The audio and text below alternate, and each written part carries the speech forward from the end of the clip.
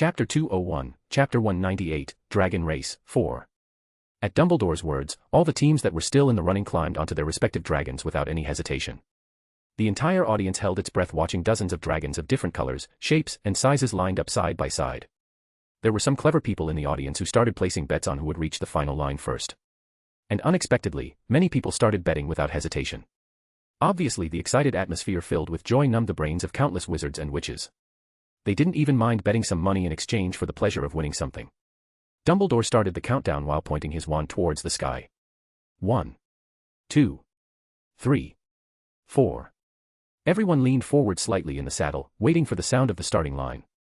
All the dragons, no matter how drugged or even enslaved, seemed particularly fierce and excited to be victorious. 5. The moment Dumbledore spoke, he flicked his wrist and white light emerged from the tip of his wand. A high-pitched, arrogant cry rang out in the sky and a white phoenix tore through the heavens with its imposing height and grace worthy of being the king of birds. Well. In the next moment, all the dragons shot forward, all using their wings as forearms while their short but powerful legs propelled their huge bodies forward. As soon as they crossed the line, a green flame enveloped everyone, including the dragons, who disappeared from the Quidditch stadium, leaving the audience still in shock at the surprising events. It wasn't without reason that everyone was shocked, the green flames indicating a large-scale Floo network, big enough to transport entire armies. The ministers of magic from various countries straightened up in their chairs at the sight of something so unbelievable. Seeing everyone looking at him with a warm gaze, as if he were seeing a beautiful woman in front of him, Dumbledore stroked his beard and couldn't help thinking that accepting the creation of the clock tower had its enormous benefits. Especially when it came to magical heritage. The noble houses had monopolized ancient knowledge and spells that had previously been extinct for hundreds or thousands of years. An accumulation of knowledge over such a long period was precious to any magical country and civilization. So, in less than 2 years of creation, with no longer a monopoly on knowledge, the clock tower benefited the whole of England as a whole. It seemed that the whole country was full of vitality with countless innovative ideas and people with a desire to explore magic even further. The Floo network, which could now be used on a large scale at once, was one of the recent inventions, although the side effects were still a little severe, as it caused an extremely strong feeling of nausea, even stronger than operating. Dumbledore took advantage of the fact that the international tournament was taking place and exposed the new transportation wizardry to the wizarding world. The reason for this? As well as expressing England's strength in the eyes of hundreds of thousands of wizards and witches, Dumbledore wanted to attract talent from other countries. And seeing the expression of the many wizards in the audience, a smile appeared on Dumbledore's lips. Asterion felt his body being forced backwards as Escalation advanced. He quickly grabbed the saddle rests and looked at his surroundings with a touch of surprise in his eyes. His body seemed infinitely thinner and squeezed through a long tube in all directions. The meal inside his body threatened to regurgitate at any moment. Suddenly, Asterion felt his body land on solid ground again, or rather, he felt Encalagon's body land on solid ground. Patriarch Black couldn't help but glance at his surroundings and assume that he no longer seemed to be at Hogwarts. More precisely, he assumed that he was no longer in England. An endless sea of sand unfolded in front of Asterion. Suddenly, a parchment appeared above Asterion and fell gently into his hands. His eyes fell on the bold title. The Way to the Golden Land. Description: the desert before you is untamed, but behind the dangers, there is a golden road that leads to immeasurable riches. Find the golden land and go on to the next level. Rules: killing is not allowed under any circumstances. If this rule is broken, the entire team will be eliminated directly from the International Tournament of Witchcraft and Wizardry. Participants can use any means to find the golden path and venture into the desert. Participants must refrain from using any large-scale spells that cause damage to the environment. The first to reach the golden path will win a bonus for the next phase. There were other rules such as not flying too high so as not to alert the surrounding Muggle governments, but Asterion didn't care. He put the parchment away and looked around. Everywhere he looked, there was sand and more sand, as if there was no end to the golden color of the sand. Apart from a few animals without magic, there was absolutely no one around, which left Asterion with a sincere headache. He wanted to join Rose and Luna to start looking for the golden path, but it looked like it wouldn't be so easy to find his teammates. Rose would be a godsend for Asterion right now. Her eyes were perfect for finding something in this endless desert of sand and death. Unfortunately, his other fiancée wasn't around. Shaking his head, Asterion held out his hand and a cursed spirit in the shape of an eye floated above his hand. Go and watch the surroundings, he muttered to himself.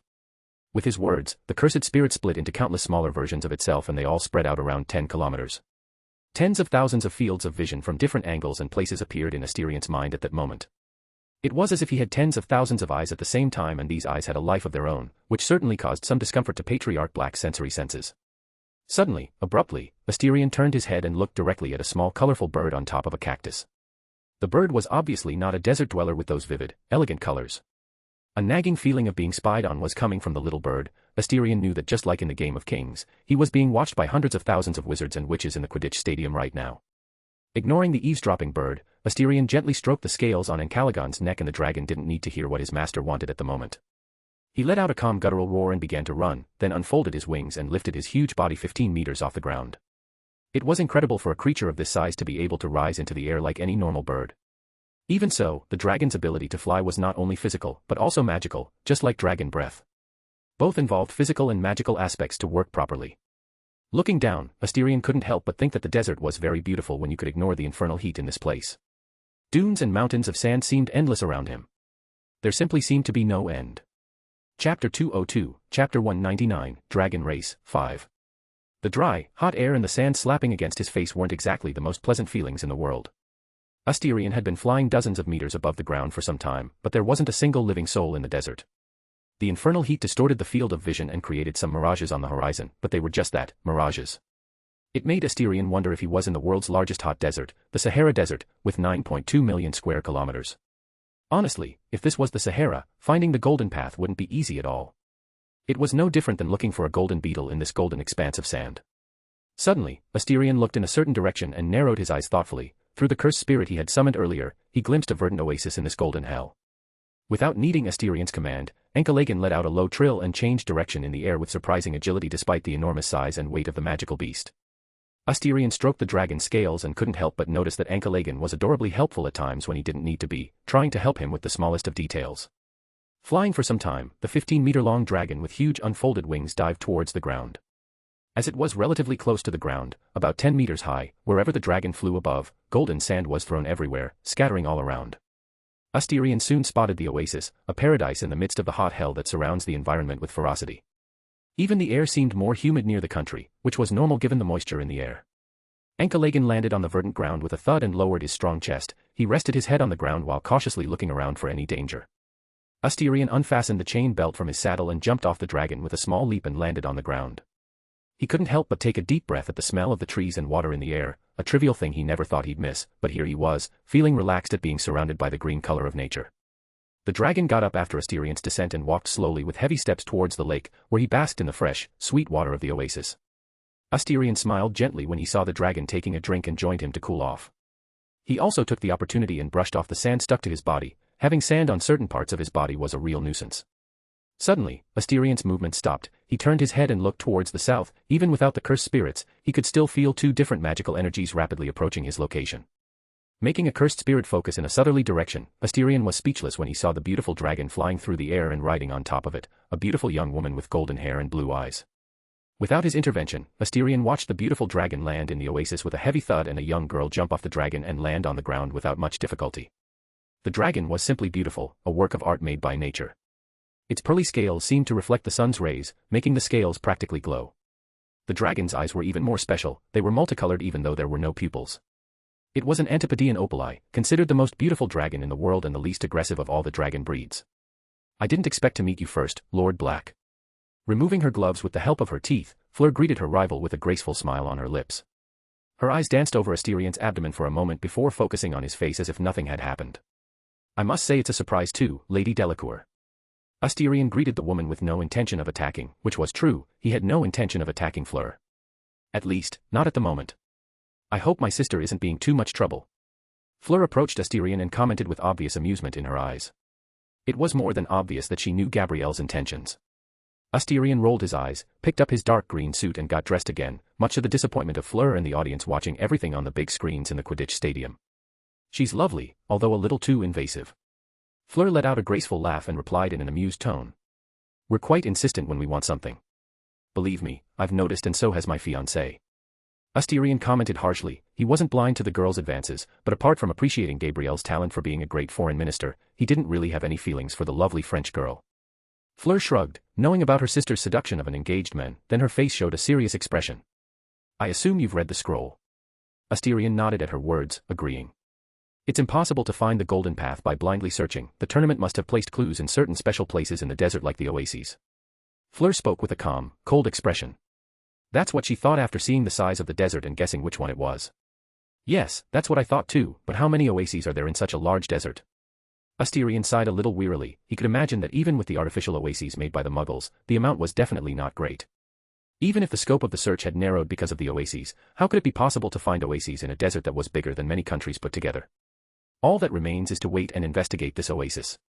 Fleur said, looking around, her eyes stopping for a moment on the huge dragon next to her, black scales with reddish tones at the edges. It looked like a monster capable of terrifying anyone with its appearance alone. Its huge body made her dragon's body look like a child next to an adult. Fleur had no idea that her dragon would be killed in seconds in an arena fight. Her beautiful dragon looked like a docile sheep compared to the black and red monster. At the same time, she saw that her dragon seemed attracted to Asterion's dragon, and that made her roll her eyes. She hadn't expected her dragon to like big guys. Your dragon seduced mine. Fleur said with an exaggerated tone of indignation, as if it was Asterion's fault in the first place. Asterion rolled his eyes, but looked at Escalation with satisfaction, like a father seeing his son dating for the first time. Asterion and Fleur stopped talking and went to investigate the separate oases, both looking for any sign of a clue left by the tournament. Unfortunately, even after a few hours of searching, nothing was found. Looking at the sun setting on the horizon and the scorching heat diminishing by the minute, Asterion knew that this search would have to stop for a moment. Let's stop, it's pointless looking for any clues at night. Fleur beside him nodded and wiped the sweat running down her face, an exhausted look appearing on her beautiful face. I want a shower, I've got sand in certain areas that I never thought I'd have. She spoke in a harsh tone full of annoyance, feeling dirty all over. Asterion nodded in agreement with her words. A bath really would be a boon right now. I'll put a barrier across the lake so that you and I can bathe in privacy. Fleur commented, taking out her wand and turning her wrist. The next moment, darkness descended from the sky and covered the entire lake.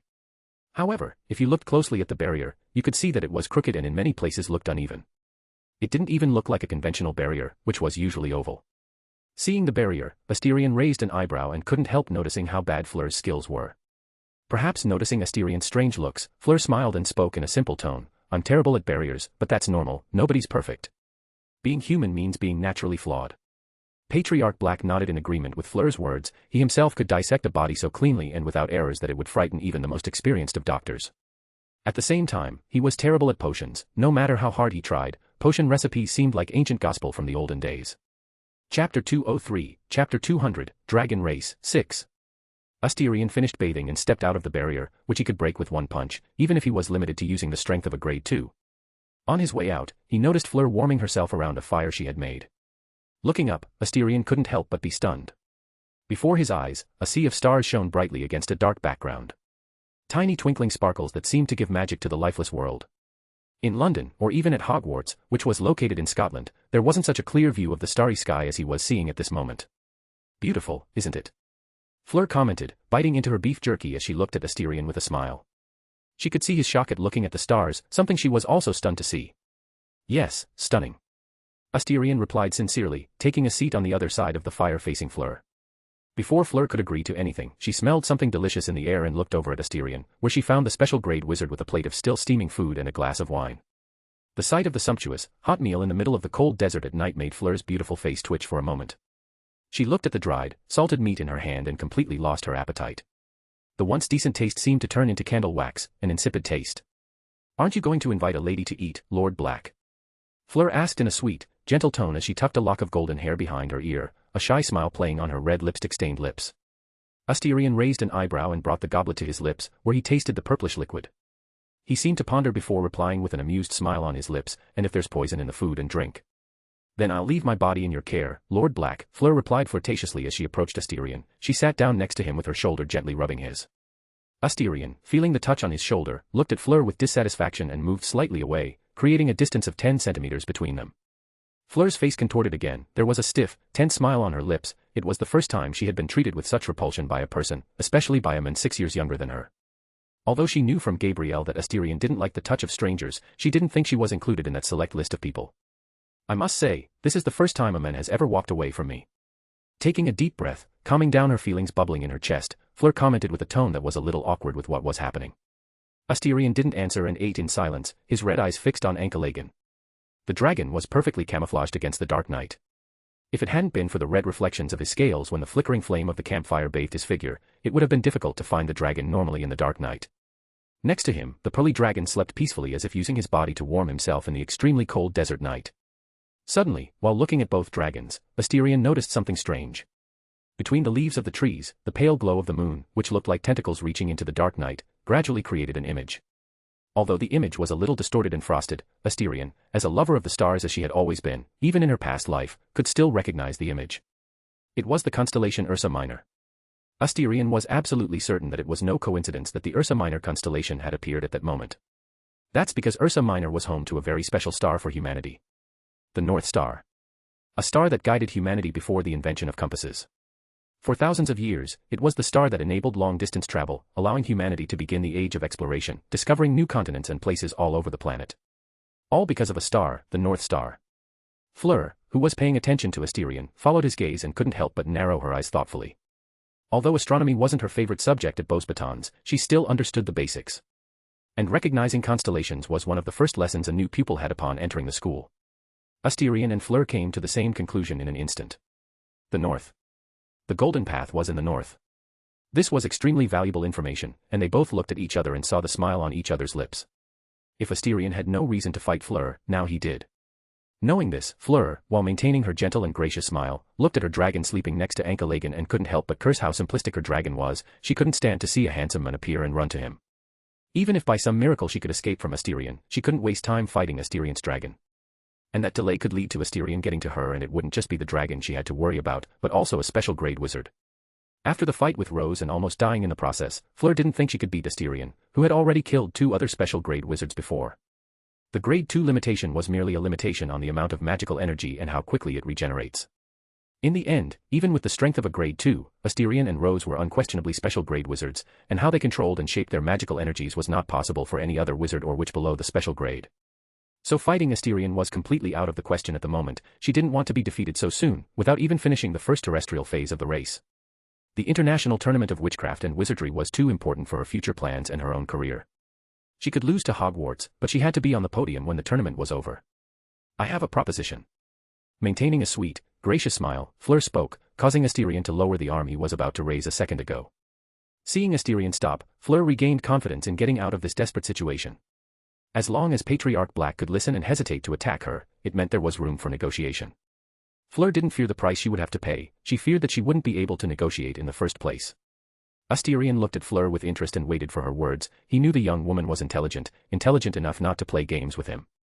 Taking a deep breath, Flur spoke. I can help you and your team with anything unforeseen.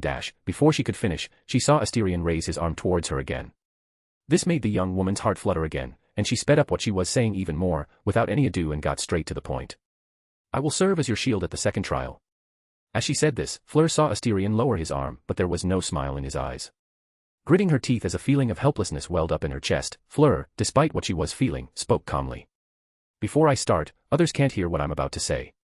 Although what she was about to reveal would be considered treason, as her father had once told her as a child, never miss a good opportunity to profit. Asterion understood what she wanted to say and snapped his fingers, a barrier covering them both in a mere instant. Flur, seeing the perfectly oval and instantaneous barrier, knew immediately the differences in abilities between the two. Seeing Asterion still waiting for her words, Flur began to speak without hiding anything about France's state secrets. Germany. The more he listened to Flur's words, the colder Asterion's eyes became. He really didn't think Germany had the courage to stand up for the 4th time. He had to admit, the nation had courage above all else. Why did you tell me that? Asterion asked with a cold, indifferent tone, the goodwill he had for Flur disappearing as if it had never existed in the first place. Although we hate the English, we hate even more the one who crushed our glory and prestige, tore high morals and washed the streets of Paris with blood. My father may think it's a good idea to ally with our former enemies, but I'm a true conservative. Flur spoke with an equally cold tone. Even if she lost Asterion's goodwill, what she could gain was much more. Besides, goodwill can be earned again. Chapter 204, Chapter 201, Dragon Race, 7. Asterion climbed onto Escalation and didn't wait for the sun to rise before heading north. As for Flur, the half-breed Vila was much more restrained around him, almost as if she was afraid of annoying him, something he could understand. At the same time, Asterion couldn't help remembering Flur's words about France and Germany. In Flur's words, both of his parents' ministers of magic were quite united during the tournament. So much so that it wasn't unusual for the German Minister of Magic, Joseph Weiss, to spend the night in the French tent. As for what they were doing inside, Asterion had 2 options, sex and conspiracies. And knowing what little he knew of Joseph Weiss, he knew that the man was using the reputation of the open marriage between Louis and Apollon Delacour to cover up his schemes and conspiracies. Honestly, Germany wanting to start a war after the attacks it suffered from Grindelwald was normal, but the nation didn't just want a war, it wanted to force the whole world against Grindelwald. And the plan was audacious, to say the least. Grindelwald is a seer, and because of Luna, Asterion knew how broken this ability was. Locating and attacking the Dark Lord was an extremely difficult task. How do you locate someone who can see the future? Still, Joseph Weiss having the courage to plot against the Dark Lord was commendable, albeit extremely stupid, but commendable nonetheless.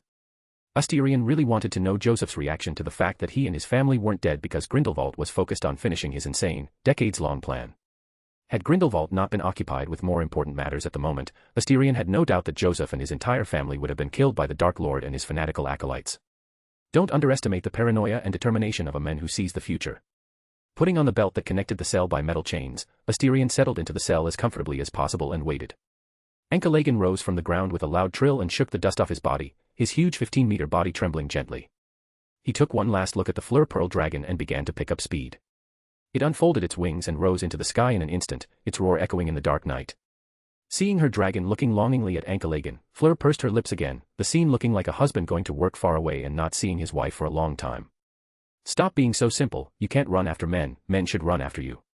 Fleur commented with displeasure to her dragon, who seemed to completely ignore her words as if they were nothing and continued to stare at the dragon's figure already obscured by the night. Letting out a tired sigh, Fleur looked at the plate of food and the glass of wine left for her by Asterion.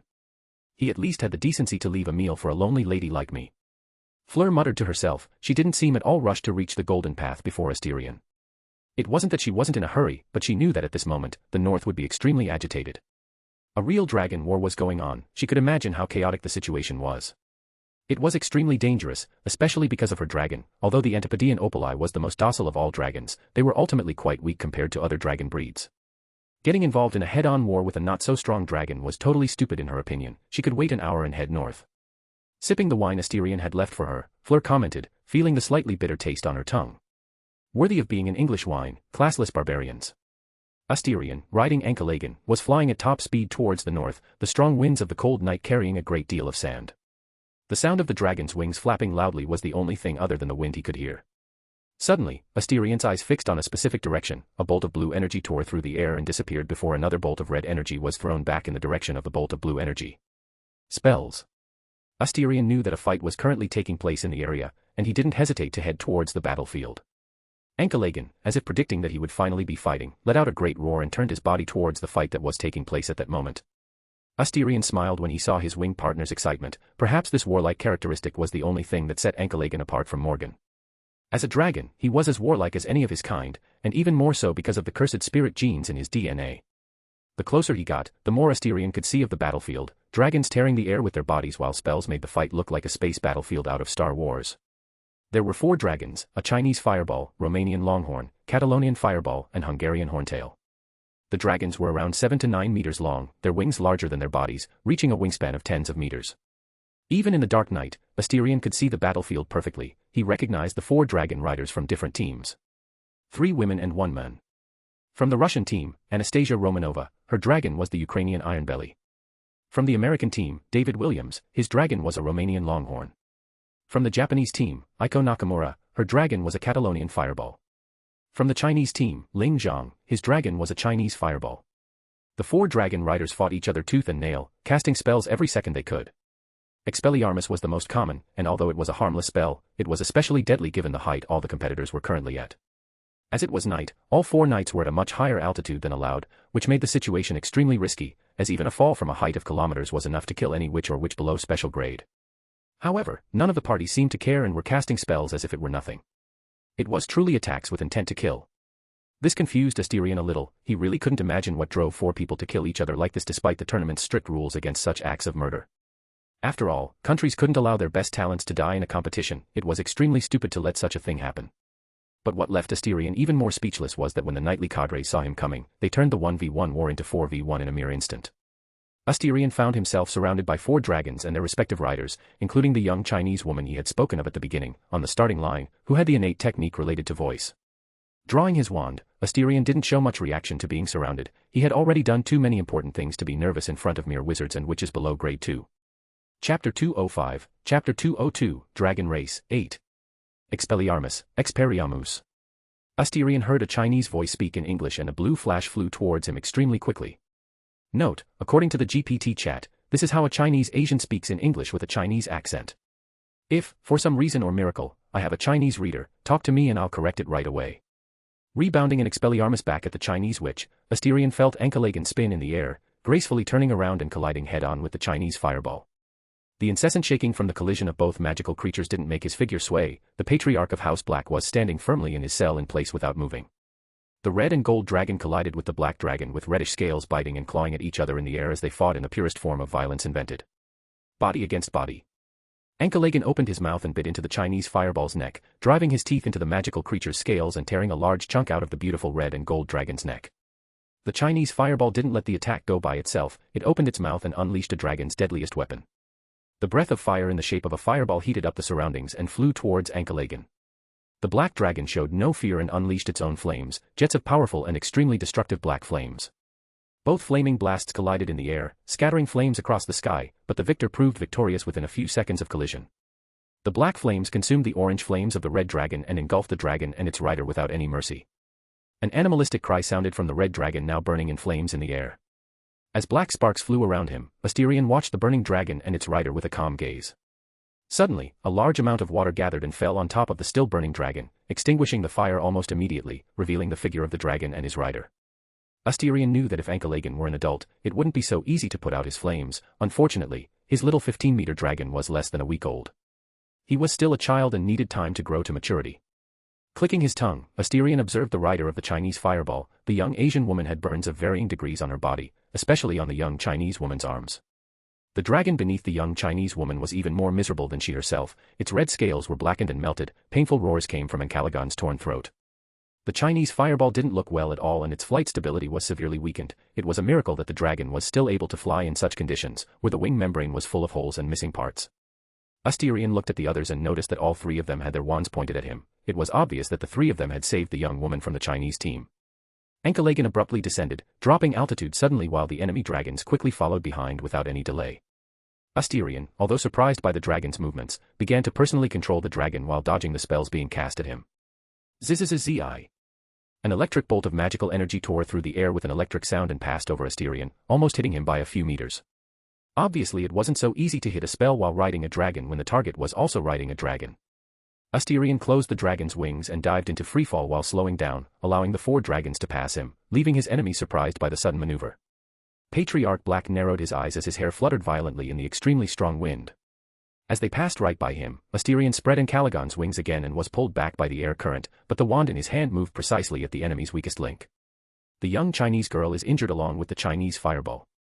Bamarda. A red beam emerged from the tip of Asterion's wand and almost immediately hit the young woman with a loud, deafening bang. What happens to the human body when a grenade is detonated near it? It basically destroys the body most of the time. Fortunately for young Ling Zhang, Asterion had aimed at the dragon, not the knight himself, or the story would have been completely different from what happened the instant after the bomb hit the dragon. Blood splashed into the air as a trill full of pain and agony sounded in the sky while the red dragon itself began to plunge towards the ground in an extremely tragic and sad scene. Asterion swung his wand again and applied a levitation spell to the girl, preventing her from falling to her death when she came into contact with the ground. But unlike the girl, the dragon fell to the ground, crashing into a sand dune and splashing the golden sands everywhere. Asterion suddenly raised his head and a black dragon appeared before him, its glowing yellow eyes staring with a bestial fury without any sanity. A flame 15 meters long gushed from the beast's mouth, an extremely hot flame that made the cold desert air warm up in mere moments. Asterion just leaned back as he watched the flame pass about 20 feelings from his face. The intense heat turned the Patriarch Black's naturally pale face slightly red. At the same time, Asterion felt the Hungarian horntail collide with Enkelegen violently, the two dragons becoming entangled in the air as a brutal and vicious fight unfolded with the purest violence imaginable. Although the Hungarian horntail was only 9 meters long, the dragon was worthy of being the most dangerous dragon in the wizarding world, and told everyone that size did not make ability. Rugrug. The Hungarian horntail exchanged bites with Enkelegen while unleashing his flames directly onto the dragon's scales. Enkelegen responded with his flames while using his powerful legs to leave a brutal tear in the dragon's chest. The two flames mixed and clashed against each other, one tried to push the other away while trying to win the duel and it was Enkelegen who emerged victorious. The Hungarian horntail's flame ran out and the dragon's mouth was flooded with black flames. Asterion seized the moment and pointed his wand towards the rider of the Hungarian horntail, who was the young Russian woman called Anastasia Romanova. With a quick twist of his wrist, a blue spell emerged from the wand, hitting the young woman who was off balance and barely holding herself in the cell as both dragons fought. Luckily for her, the dragon below her moved away slightly, but that movement was enough to knock Anastasia off Expelliarmus' collision course. Just as Asterion was about to unleash another spell, his body was violently shaken again. Another dragon had collided with Ankalagan and entered the brutal fray. Asterion looked to his left and saw a fat green dragon, the dragon's golden horn resembling a bull embedded in Ankalagan's scales and flesh. His rider was David Williams from the American team, and the young man didn't look happy at all. On the contrary, his gaze showed anger and hatred towards Asterion. It was the first time Ankalagan had been wounded in the fight, and in his life, although it was a minor injury, he was still hurt. This completely irritated the huge black dragon with reddish scales. Ankalagan, under Asterion's surprised eyes, ignored Hungarian Horntail and focused entirely on Romanian Longhorn. Ankalagan used his body to push Romanian Longhorn away and opened his mouth, biting cruelly into the neck of the green dragon with golden horns. The black dragon bit down so hard that the Romanian Longhorn's one-third neck was torn straight off amid a painful trill from the green dragon. Vast quantities of blood fell from the sky and stained the sand dunes with dragon's blood. Ankalagan didn't stop there. In the midst of the freefall, the black dragon forced the dragon onto its stomach as it fell and tore the dragon apart with the claws of its feet, first ripping off the green dragon's wing and then tearing another chunk out of the magical beast's neck with one bite. The dragon cried out and struggled in the air. At that moment, the Romanian Longhorn's cell had broken because of Ankalagan's bite, which hit the ropes on the green dragon's neck. David, his eyes filled with horror, began a free fall towards the ground. Curiously enough, the speed at which you fall is not important, and it doesn't even matter. What kills a person in free fall is the sudden stop. Any sudden acceleration or deceleration is fatal. If an airplane accelerates too quickly, the pilots could pass out, and if an airplane brakes suddenly, the passengers won't have a good day. Fortunately for David, Asterion didn't want to be disqualified and cast a levitation spell on the young man, but unfortunately Romanian Longhorn had a different fate. Due to the enormous loss of blood and the lack of a wing, when the dragon collided with the ground, it died at the same moment as the collision, killing the beautiful magical creature. Chapter 206, Chapter 203, Golden Path, 1. Asterion spun Ankalagan in the air as he passed dangerously between the two dragons, Catalonian Fireball and Hungarian Horntail, from the Japanese and Russian teams respectively. Flaming puffs tore the air around Patriarch Black as the flames blackened his clothes. His hair fluttered in the wind as sparks of flame lit up the night sky.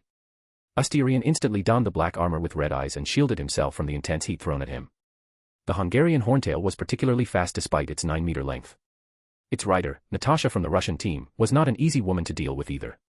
The Russian team's black dragon slid its slender, long neck through the air and instead of aiming at Ankalagan below Asterion, directed its huge mouth towards the cell where Asterion sat holding his wand.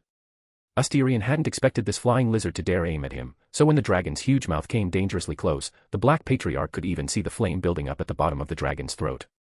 Without any hesitation, Asterion deflected an Expelliarmus that was thrown at him by the Russian team member and aimed inside the dragon's mouth. Bomarda. He muttered, then a red flash emerged from the tip of his wand and almost instantly hit the inside of the dragon's mouth. Rfwawa. As a roar full of fury and wailing pain rang out in the sky, blood and flesh fell from the sky, staining the sandy ground with a layer of dark red. Asterion found himself free for a moment and separated from the enemy duo. He looked at the Hungarian Horntail and saw the state that the lethal spell had made of the dragon. The dragon was still flying through the air, its strong wings flapping to keep the creature aloft. It looked fine, but the same could not be said for the dragon's face. Half of the draconic face had disappeared at this point. Blood dripped down half of the still intact face. Asterion could see the teeth or what was left of them. It was a horribly bloody wound. Asterion didn't know if the dragon could live normally after the tournament, but he found it hard to believe. Healing potions might work with humans, but with dragons it was a completely different matter. Suddenly, a roar sounded next to Asterion and he saw Catalonian Fireball spraying a jet of flame at Ankalagan, Asterion's vision obscured by the flame covering his entire figure. Ankalagan let out a pained roar, feeling his enemy's powerful flame melt his body and roast the dragon's own flesh and blood. Something the black and red dragon didn't take lightly, as he became even more furious. Without any hesitation on the part of the magical creature, Ankalagan crashed hard into the Catalonian Fireball, causing both creatures to once again become entangled in a barbaric and vicious fight. But unlike the Hungarian Horntail, which could go head-to-head with Ankalagan because of its 9-meter size and extremely warlike temperament, the Catalonian Fireball didn't have these advantages. As well as being smaller, at around 7 meters long, its temperament wasn't as voracious or aggressive as the Hungarian Horntail. What followed was the purest violence and brutality from Ankalagan against the Catalonian Fireball dragon. The poor dragon, who was much smaller than his enemy, was torn apart as if he were nothing, his neck breaking under the cruel and brutal grip of Ankalagan's jaw. Aiko Nakamura, the daughter of the Japanese Minister of Magic, Satoshi Nakamura, watched in shock as the dragon died. She raised her wand towards Asterion with the intention of casting a spell, but the special grade wizard himself was even quicker than the girl. Confundus. Aiko felt her consciousness shatter and darkness took over in the next second, knocking her unconscious as she and the dragon fell to the ground dying together, or that would have been the case if it hadn't been for Asterion saving the young woman, and despite wanting to let the young woman die to make the Japanese Minister of Magic furious, he still saved her, but he wasn't at all gentle like the other two competitors he had already knocked to the sand, cancelling the spell lethally 10 meters. Before it hit the ground, Ankalagan dived towards the desert, ready to start another round of attacks, but either he or Asterion were surprised to notice that they weren't attacked as they plummeted dangerously close to the sand dunes. Patriarch Black looked up and saw a small shadow gradually receding over the horizon, leaving him stunned for a moment. After the surprise, Asterion's face was indifferent to the young Russian's escape, and if he thought about it, it was obvious that it was a very intelligent decision. Asterion and Ankalagan couldn't be defeated by 4 dragons, she alone would definitely suffer the same fate as the other 3. So, rather than make the Russian team even weaker by her loss, Natasha retreated without a second thought. You can call her a coward, but compared to victory, sacrificing her own reputation was no big deal in her eyes. Besides, she had discovered a lot about Asterion's dragon, information that she could use very well to make the mighty black and red dragon fall from the sky like a shooting star. Seeing the figure of the Russian team member disappearing over the horizon in the opposite direction to the north, Asterion looked away and controlled Ankalagan to continue north with no intention of pursuing the young woman. The dragon let out a roar full of dissatisfaction and was still furious at being wounded by someone he considered weak. Even so, he made a graceful turn in the air and headed north while the red eyes that resembled hot coals reflected a hidden rage in the gaze of the huge 15-meter-long creature. Asterion couldn't help but notice the blood dripping from Ankalagan's neck. The black scales not only showed a puncture wound but were partially melted, many showing signs of breaking at any moment. It was the Hungarian horntail's flames that made the scales melt, while the puncture wound was the work of American team member David Williams' Romanian Longhorn. The green dragon's golden horns pierced Ankalagan's neck, and although it wasn't a particularly serious wound, blood was oozing out of the puncture. Asterion frowned, but didn't order Ankalagan to stop to rest and tend to his wounds. The dragon possessed the blood of Morgan, the cursed spirit who had already begun the process of divinization. Ankalagan had abilities that he himself didn't know about. Asterion just wanted the dragon to learn on its own, just as a father would let his son fall and learn to get up on his own instead of asking for his mother's help. And the next scene before him made Asterion's lips lift in a satisfied smile. He saw the flesh on Ankalagan's wound begin to expand, and within moments, the wound was completely healed, only the scales were still melted and broken in many places, something that needed time to regenerate without haste. Good job, kid. With his hair fluttering in the wind and the strong sound of the wind breeze around him, Asterion stroked the beautiful creature's neck and spoke in a gentler tone, one he used for Baskerville. A gentle, caressing trill sounded from the dragon's throat as it flapped its great wings, propelling itself upwards and sailing between the air currents. Almost an hour into his flight, Asterion noticed an oasis again, and to his surprise, there was someone he knew very well. Chapter 207, Chapter 204, Golden Path, 2. A dragon covered in silver and gray scales was lying next to her. It was a large dragon, although smaller than Ankalagan, measuring about 10 meters in length. It was possibly the largest dragon apart from Ankalagan's dragon. Asterion noticed her incredibly blue eyes staring at him with a smiling and mischievous look. She looked beautiful in her equestrian clothes. Making Ankalagan pose in the oasis with a bang, Asterion jumped off the dragon and looked at his fiancée with a calm gaze. He took off his black armor with red eyes and put it away again. Looks like you fought someone, she commented when she saw the state of the black and red dragon's scales. Moving closer, the white-haired girl stroked the dragon's long, slender neck affectionately while looking directly into Asterion's eyes. For members of different teams, I took down 3 and 1 took advantage of me fighting and ran away, Asterion replied as he stretched, feeling lighter after a battle. A look of envy shone in her eyes, and letting out a disappointed sigh, she spoke with a helpless and slightly angry tone. There was no one where I appeared. The large-scale teleportation technology was made by an amateur. You can make your contribution to the Wizarding Society later. Asterion rolled his eyes and looked at Rose's dragon. Looks like the potion you were making worked. Rose looked at the Ukrainian iron belly and shook her head. She commented with a calm look. I didn't get anywhere near what I intended. The potion merely accelerated its growth, which was far from my expectations. Apart from the size, the effects were minimal, although the side effects were milder than expected. Asterion nodded. It really wasn't easy to create a potion capable of purifying a being's bloodline. After all, we're talking about altering a being's DNA and returning it to its original state. Unfortunately, it's easy to say, it's hard to do. It doesn't matter, you've had less than a week to prepare something like this. In time you'll be able to perfect the potion. Asterion confronted Rose, who looked at him with a surprised expression. Smiling, Rose couldn't help but find it cute that Asterion was comforting her, something that would never happen before. He would probably make fun of her as his way of encouraging her to improve. Approaching Asterion, Rose wrapped her arms around his waist and claimed a chaste kiss on his lips. Reluctantly parting their lips, Rose spoke with a proud tone tinged with a touch of tenderness. Thank you for the words, darling. Asterion rolled his eyes and no longer cared about being a knight, looking at Rose with a touch of helplessness. At Hogwarts, in the Quidditch Stadium, Dumbledore, calmly sipping a cup of tea with lemon drops, glanced casually at the two of them kissing and focused his gaze on another screen. He laughed, thinking he was seeing things. After all, it wasn't possible for Rose to kiss Asterion. Bringing his cup to his lips, Dumbledore looked at the previous screen again. His smile stiffened. He choked on his tea when he saw that Asterion and Rose really were kissing. It wasn't a fucking hallucination. What the fuck? The wizard, considered the most powerful in the world, couldn't help swearing out loud at what he was seeing on the Quidditch screen at that moment. The man stood up from his chair in complete disbelief at the scene. Dumbledore felt his mind spinning, and he slumped back in his chair, his eyes dull for a moment. His mind was filled with images of Rose and Asterion together. Nice going, Asterion. Good move, boy. Dumbledore muttered to himself with a calm look, but behind his gaze, a white flame full of madness burned like never before. In his eyes, Asterion had seduced Rose behind his back.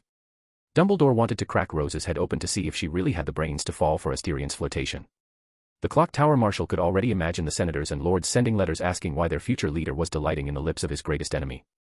Dumbledore wanted to let out a pained groan as he felt the huge storm of letters coming towards him. In the stands, the crowd began to whistle, teasing the teenage couple kissing on the big screen. Meanwhile, all the Gryffindor and Slytherin fans were strangely silent. Ron Weasley in particular was completely pale and trembling. How did it feel to see the girl you liked kissing your biggest enemy? How could she do something like that to Gryffindor? He gritted his teeth and thought with a colossal rage building up in his chest and consuming his sanity. Slytherin was completely silent. Everyone stared at the screen and then at Daphne, expecting the girl to explode with rage at any moment. The girls in particular were about to mock Daphne for not being able to hold on to her own husband, but then they all saw the smile on Daphne's lips. It stunned everyone. Even Tracy looked at her friend with a surprised look. Knowing Daphne for so long, she knew her friend's temper very well. So, to see Daphne smiling and acting so calm in the face of Asterion's blatant betrayal, caused the girl shock and confusion. Then, under the surprised eyes of everyone in Slytherin, Daphne spoke calmly. Asterion and I have decided to marry Rose. Daphne dropped a bombshell in the minds of everyone in Slytherin. At least the descendants of the noble houses knew the scandal this would bring to their society. Everyone looked at each other and saw the helplessness in each other's eyes. By Morgana's sagging breasts, as if in Merlin's name, Rose and Asterion are kissing. Sirius, in his dog form, stared at the scene of Rose kissing Asterion in complete disbelief. He tried to close his eyes and open them again, but the image of the kiss was still on the big screen in the Quidditch stadium. Remembering the disgust James had felt about Regulus, he could imagine his now deceased friend turning over in his coffin, full of rage and fury at seeing his daughter in the arms of the son of the person he hated the most. Oh James, it seems that fate likes to play with us. Who would have thought that your daughter would be dating the son of your greatest enemy? Sirius whispered to himself, but he couldn't hide the pride he felt at seeing Asterion with two beautiful girls at the same time. Worthy of being my nephew, he honored me and his father at the same time. Sirius thought with an extremely arrogant and narcissistic look, without noticing Narcissa's increasingly cold eyes falling on him. The girl has the nerve to kiss an engaged man in front of hundreds of thousands of wizards and witches from all over the world. Andromeda spoke in surprise at Rose's audacity.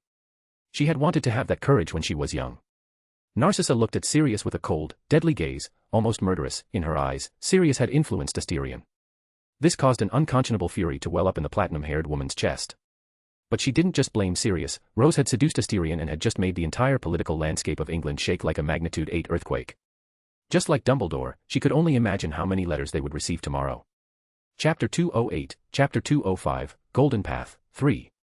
Rose looked up at the night sky and frowned. They had been waiting for 15 minutes, but there was no sign of another participant approaching. That's strange. Even though astrology isn't a very popular class, everyone can still recognize Ursa Minor. There were supposed to be more participants heading north at this time, but there aren't any. Asterion frowned at this. Just as Rose had said, there were supposed to be a lot more people heading north at the moment, but there was no one around within a 10-kilometer radius. Luna didn't show up either. Rose's expression was worried at the thought of the delicate blonde-haired girl. Especially Luna's dragon wasn't exactly the most gentle of dragons. Even if he was drugged like other dragons, it wasn't an easy task to control such a large and temperamental being. I'm not worried about Luna. If she wants to escape, not even a special grade wizard can stop the girl from escaping successfully. Asterion commented nonchalantly about the seer's situation. He really didn't see how the participants could hit Luna with her powers. She could escape before the ambush even happened. After all, if it were that easy to ambush a seer, Grindelwald would probably have been arrested decades ago. However, as you may have noticed, the Dark Lord was free and doing as he pleased. With this in mind, Asterion no longer waited for Luna to arrive. He turned and looked at the largest tree in the oasis, and as he had imagined, the shape of the Little Dipper was reflected in the moonlight. It looks like it's further north, Asterion said, his eyes shining as he thought of something. What if it's under the sand? Rose, standing next to her fiancé, couldn't help but be surprised by his words. If that's true, how could dragons navigate the sands? That's the million-pound question. We won't know until we get to the north. Asterion spoke, walking towards Ankalagan. Rose shook her head and headed towards the dragon itself. There was no point in thinking about it now, they had to get to the north first, as Asterion had said earlier. Both dragons rose from the ground and shook their bodies, scattering the sand trapped in their bodies. Rose and Asterion were fine, firmly stuck in their cells while the dragons shook. On top of the dragon, Rose looked at Asterion and saw that he was much taller than her, which was understandable given Encalagon's size, but, as someone who was competitive, she didn't like the feeling that her dragon wasn't as powerful as his. You have to eat a lot to get bigger, Oberon. You won't be able to find a wife with Encalagon around, all the females will just look at him. You have to work hard, you lazy dragon. Rose muttered to the dragon she had named Oberon, the king of the fairies. The dragon let out a high-pitched trill and ignored her words, his eyes fixed on Encalagon like an extremely hot gaze, as if he were seeing a beautiful woman, or in his case, a beautiful male dragon. This action made Rose's smile stiffen, and she stared at the dragon in disbelief. She hadn't expected her dragon to like men. If Rose had read more about dragons, she wouldn't have been surprised at her dragon's sexuality. Ancient dragons didn't care about the gender of a race, as long as it had a whole, they had a purpose. As descendants of these dragons, modern dragons, although not as sexually active as their genitors, have still retained some traces of their ancient lineage. Shaking her head, Rose put these thoughts aside for the moment and watched as Asterion took off from the ground riding Encalagon. She followed right behind without wasting any time, they both had to find the golden path and maybe Luna, if she met her on the way. Asterion looked down and saw that they were at least a kilometer above the desert, a height not allowed in the tournament, but as it was night, even if there were muggles in the desert at that moment, they would only see a small black dot in the night sky. They might even be mistaken for birds. Looking back, he saw the silver dragon with grayish tones behind him, and in the cell, there was Rose with her short hair fluttering in the wind. In her eyes, she was having fun flying the dragon. Suddenly, Asterion and Rose's faces turned at the same time, looking north with expressions clearly showing surprise. They both felt an aura of a special grade cursed spirit. Then, under his surprised eyes, an orange mushroom cloud rose into the sky. If he hadn't felt the negative magical energy, Asterion would have thought he was seeing a nuclear attack. A heatwave swept through the surroundings a few minutes after the explosion, turning the desert into a plain wherever the shockwave passed, destroying the huge golden sand dunes. At the same time, a sandstorm began to form on the horizon, heading north. Glancing at each other in the air, Rose and Asterion saw each other's intention and sped even faster towards the north. They sensed that the golden path was where the special grade cursed spirit was located. As they both went deeper into the desert, gradually the landscape began to change. Glass began to appear on the surface of the desert, showing that the impact of the previous explosion was getting closer and closer. And when they arrived at the site of the explosion, Asterion noticed a huge building rising from the golden sands, or rather the glass around it. It looked like a huge city from ancient times. In the center of the city, two pillars held up a huge gold ring in the shape of the sun. Even at night, the whole city was illuminated by the gold ring that did the sun's work. But whether it was Rose or Asterion, they didn't care about the city, their eyes were entirely focused on the huge monster entrenched among the city. It looked like a huge grotesque worm with rings on its huge soft and sticky body. It was all red while the worm's mouth resembled a hole filled with huge teeth. Every time the worm's body contracted, incredible amounts of heat spread throughout the city, which seemed completely intact despite the intense heat waves capable of easily melting iron. Note, something like the dune sandworm. Rose and Asterion's eyes began to glow intensely. Asterion's eyes in particular showed two black pentagrams spinning in his eyes, both of which analyzed the entire special grade cursed spirit. Rose frowned at the incredible amount of information. This is definitely not part of the tournament, this cursed spirit was born in this city, there's no way Dumbledore chose this place to be the Golden Path. No, this really is the Golden Way, the golden ring in the center of town is full of modern runes from the Flur network. Asterion commented, looking at the golden ring erected by the two pillars in the middle of the mythical city. It was the same technology that brought them to this desert in the first place. How could Dumbledore not have noticed a special grade cursed spirit in that city? Rose spoke with incredulity evident in her voice. No special grade wizard could not sense a special grade cursed spirit. It was too obvious not to notice fluctuations of negative magical energy in the air. Maybe it was sealed away and when the city was dug up, it broke free or was placed here after Dumbledore left. Rose spoke, she narrowed her eyes and looked at the special grade cursed spirit with a cold stare. She remembered the wizards who attacked Hogwarts, especially that special grade wizard who wanted her eyes to fulfill his crazy dream of finding the root of all magic. Asterion frowned and couldn't help but think of Mustafa or Herpo, whatever you want to call him, he knew the men wouldn't give up on achieving his goals. The Horcrux Maker really was a difficult opponent to face, especially when he was in the dark and he was in the sunlight. What are you going to do? If a fight takes place in this place, perhaps the portal will be destroyed. Rose asked, feeling a headache coming on. Whether it was her or Asterion, they both had most of the large-scale attacks, and even if they restricted the power of his attacks, do you think a cursed spirit would do something similar? Can you teleport the cursed spirit somewhere else? Asterion asked, his voice also carrying a touch of helplessness. In the end, not everything could be solved with force. Rose looked at the worm that was at least a few kilometers long and another 50 thick. She hesitantly nodded to Asterion, confirming that she could do it. It's possible, but with the amount of magical energy I'm limited to, it's possible that I could make a mistake and start a fight in the city. Not only did she have to accurately calculate the spatial coordinates while carrying an extremely heavy and large monster, which practically doubled the difficulty of the action. What's more, with the amount of magical energy she had, she could run out for several minutes before regenerating completely. Do it, I'll protect you in any case. Asterion spoke with a serious look. He looked at the cursed spirit and thought about how long he could exorcise such a being with the grade 2 strength he was limited to at the moment. I can cheat if possible. Morgan could resolve the situation discreetly by becoming invisible. Asterion muttered to himself with an increasingly determined look on his face. Chapter 209, Chapter 206, Battle in Desert City, 1. Mounted on the dragon, Rose raised both hands and almost brought them together as if she were holding an invisible ball. Her eyes were brighter than ever. A gigantic equation began to form in her mind. An equation that involved manipulating space over large areas while jointly calculating the weight and mass of the object she wanted to send away. Without the red worm noticing that it was being targeted, the space where the worm was began to shrink in a way that was almost visible to the naked eye. Each time the space shrank, so did the space between Rose's hands. Sweat began to trickle down her face as she tried to concentrate, feeling the massive headache ravaging her brain at the moment. Seeing Rose's pained expression, Asterion's face turned grim. Under normal conditions he could put an end to this cursed spirit by summoning one of his cursed spirits like the fate serpent Ouroboros or even the dimension-devouring Almisa Mercury, but both of these summons were special-grade cursed spirits that expended insane amounts of magical energy to be summoned into the real world. Honestly, if he wanted to, he could summon one of the two. It wouldn't be as strong as it normally was, but it was enough to fight a special-grade cursed spirit. But Asterion didn't. He looked at Rose struggling and decided not to summon Almisa Mercury. Don't misunderstand, he didn't want to see Rose get hurt, but as he had promised earlier, he had to protect Rose, who, once she had finished teleporting the special-grade cursed spirit, would take a few minutes to regenerate her magical energy reserves. A period that would be no different from that of a muggle without magical energy.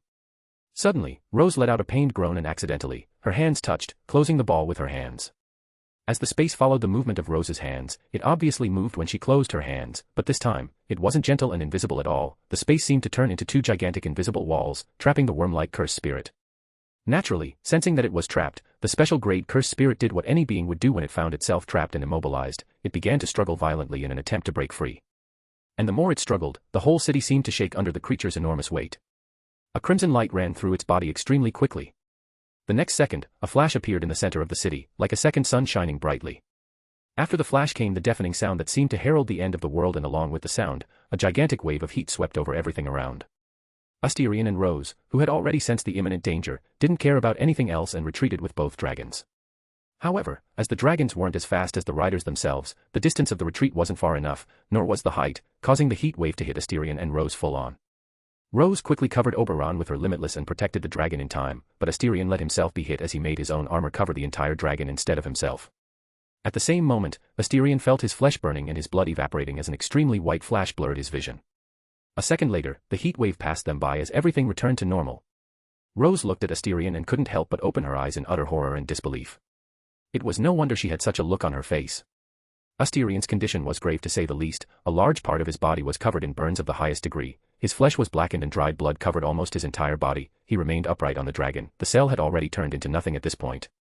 Breathing heavily, Asterion looked down at his body, but what he saw was only darkness. At that moment, he was completely blind.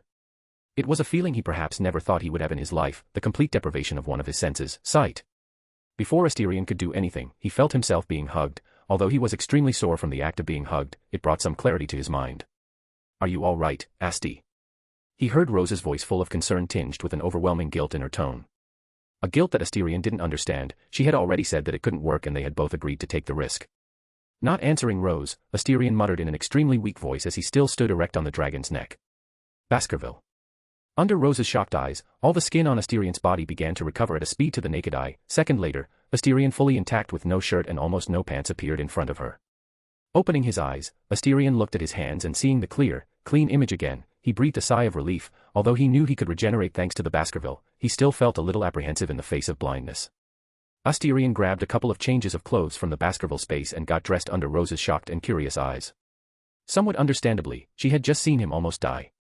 At the same time, he himself couldn't help but notice how fragile humans are. Even though he was one of the strongest, in the face of a magical attack, his flesh was completely insignificant. This feeling of helplessness for a strongman like him equally unnerving. A thought appeared in his mind. Should I follow that insane plan? No. I don't want to be Leto too. Asterion thought of something, but dismissed the thought the instant it appeared. Note, if you understand the reference and have read the Dune books, no spoilers. Turning to look at Rose, who was on Ankh-Alagan still showing a guilty expression, he simply jabbed her in the forehead, making the white-haired girl hold her own forehead and show a pained expression. Stop blaming yourself for something normal, we knew it could go wrong, we bear the consequences of our actions, Rose. Asterion ignored the dissatisfied look coming from the girl and spoke in a calm tone. Rose rolled her eyes and muttered unsatisfactorily to herself. It hurt a lot, and I was only worried about you. Ignoring an upset Rose, Asterion's eyes focused back on the desert city, his eyes fixed on the huge special-grade cursed spirit in the shape of a worm. A cold look passed through Asterion's eyes. It was the second being that had caused him to suffer such a high degree of injury in his life, the first being Salazar Slytherin. Honestly, Asterion no longer cared if the entire city was destroyed, he would kill that damn worm. Rose, focus on recovering your magical energy, I'm going to exorcise that special-grade cursed spirit. Making his armor return to his body, Asterion didn't look at Rose and spoke in a calm voice. Without waiting for her reply, he flew without Ankh-Alagan towards the city while the red cloak on his shoulders fluttered in the wind. You always like to have all the fun. Rose gave a disgruntled pout at Asterion's words, but didn't move and focused on recovering her magical energy. Although it wasn't empty, it was dangerously close. Now that I think about it, it'll probably be the first live exorcism of a special-grade spirit. A smile appeared on Rose's lips at the thought of this. Even if she wasn't the shrewdest politician in the world, she could see the benefit of something like this. She could imagine that the status of a special-grade wizard will be even more dazzling in the wizarding world after this exorcism. The reason for Rose assuming something like this was simple: the population will know that all special-grade wizards fight against these extremely powerful and destructive aberrations, which could destroy a city so easily. It may not sound like much, but don't forget that the witch population has rarely seen a special-grade wizard or even once seen a special-grade cursed spirit fighting in person. Special grade in the eyes of most people in the world was a distant scenario that they never had the chance to observe. Now, they could get a taste of what it was like. Chapter 210, Chapter 207, Battle in Desert City, 2. Asterion, floating above the city, looked down with his red eyes, his gaze fixed on the huge creature entrenched in the bowels of the ancient desert city. At that moment, he already knew that this city was very special, because even an all-out attack by a special-grade cursed spirit the entire city was still perfectly intact. The special-grade cursed spirit that Asterion called the sandworm seemed to sense the wizard above the city, as the worm began to move, accumulating energy with its body and sending waves of heat towards Asterion above the city. Baskerville. Asterion stretched out his hand and a huge curtain of pure darkness formed in front of him. From the huge curtain of darkness, a gigantic dog with hundreds of eyes emerged from the curtain of darkness with its mouth open, showing its gigantic, sharp teeth. In a single mouthful, Baskerville swallowed the attacks and smiled sadistically as he let out an evil laugh into the air. Knowing the trash that dared to hurt his master, he simply manifested himself in the real world in his true terrifying form. A huge black dog with red eyes all over its body. Feeling the consumption of magical energy, Asterion frowned at Baskerville. His intention was to summon Baskerville for a moment and start fighting Sandverve head-on, but the demon dog had different plans. However, sensing the colossal fury in the demon dog, Asterion didn't undo the summoning and flew at the special-grade cursed spirit entrenched in the city. He also wanted to vent the anger he was feeling at being so seriously injured. In an instant, Asterion, clad in his armor, appeared above the cursed spirit while holding a sword that could cut magic at an atomic level. He looked coldly at the monster and struck a blow at the sandworm. A gash almost 100 meters wide appeared on the worm's long soft body. A huge geyser of blood spewed into the sky, bathing the nearby houses in a cloud of purple blood. A sharp, painful roar came from the worm. However, its roar soon stopped. Baskerville had attacked the special-grade cursed spirit without any hesitation. The demon dog had bitten into what would have been the monster's neck, digging its teeth into the worm's soft, sticky flesh. The demon dog began to devour the worm as it squirmed to escape. Not only that, it began to devour even the enemy's negative magical energy as if it were sucking water through a straw. Taking advantage of the time, Asterion began to attack with his sword, delivering blow after blow, tearing into the body of the cursed spirit. Asterion noticed that the more the worm moved, the rings of flesh on its body seemed to glow with a crimson sheen, as if it was generating energy at every moment and this energy could be used by the worm. But there was something strange. It didn't seem to be an innate technique, something that humans and cursed spirits possessed in a similar way, but different. The worm's heat generation was more like a natural process than a technique of its own. Another point he noticed was that the cursed spirit wasn't regenerating as it should be. It was too slow. Even a grade 4 cursed spirit could regenerate faster than the worm. Almost as if it were artificially made. Asterion swung his sword and muttered to himself with an increasingly incredulous and shocked look on his face. What's the concept of creating special-grade cursed spirits artificially? If everyone was like the worm, a civilization could have infinite batteries. Looking at the city, Asterion wondered which civilization it belonged to. The most famous civilization in deserts was Egypt itself, but although the civilization had its unique magical characteristics, they were nowhere near creating special-grade cursed spirits artificially. Asterion put these thoughts aside and focused on the moment. He had to destroy the special-grade cursed spirit before it exploded once again. He was pretty sure that the Muggle army hadn't come to check the explosions because the local wizard government was preventing it. He had to hurry, or even with a perfect excuse, he could make countless Muggles suspect that there was something supernatural at the scene. Unfortunately, he wasn't in the United States, or he could leave such things to the conspiracists who think everything has to do with little green men in space. Baskerville, knowing Asterion's intentions, his 100 eyes narrowed with sick pleasure as he accelerated his actions, immobilizing the worm as it devoured everything in its path without showing any sign that it would stop anytime soon.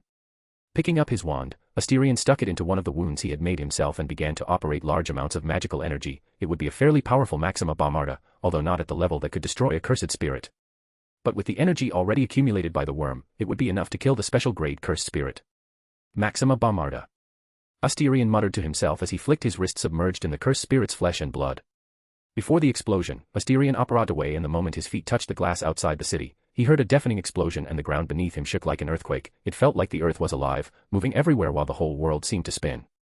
Note: I've never felt an earthquake in my 23 years, so I don't know what it's like when one happens. Let me know if I'm wrong. Looking up, Asterion watched as a second sun was created by him in the middle of the desert. It was gigantic and colossal, an energy ball of pure magical energy and heat rising into the sky like a star. Asterion prepared himself for the strong winds and intense heat, but to his surprise, it never happened. It seemed that all the remnants of the explosion had completely disappeared, which confused him for a moment, but he didn't care anymore. Dumbledore will have a hard time explaining that, but it's not my problem. Asterion muttered to himself as he watched the ball of light gradually dissipate and the atmosphere gradually return to normal. Suddenly, a crash was heard next to him. Asterion saw that it was Oberon and Ankalagan, with Rose still sitting on his dragon. I must say, that was quite a show. Rose jumped off Ankalagan and landed on the ground next to Asterion. She looked at her fiancé and commented with a hint of envy in her voice. Although it didn't last long, it was really cool to watch. It was like watching an action-packed movie. Asterion didn't speak and used his few reserves of magical energy to apparate into the city again. Looking at the still-living worm, Asterion showed no reaction and held out his hand. A huge blue dome appeared covering the worm's entire exploded body, gradually melting it into a crimson ball in Patriarch Black's hands. Watching the orb in his hand, Asterion couldn't help but narrow his eyes. It's really artificial. He muttered to himself while still finding the idea of creating a special grade cursed spirit incredible. Something wrong, Asti? Asterion heard Rose's voice behind him. Turning to face her, he asked. What do you make of that? Rose looked at the crimson orb with curiosity. Asterion hadn't hidden how the innate technique worked from him. He had even demonstrated it to her and explained the horrible taste to her, an unnecessary part that she didn't want to remember. Looking at the orb, Rose gradually frowned. Don't misunderstand, it was a legitimate special grade cursed spirit, but this one was different.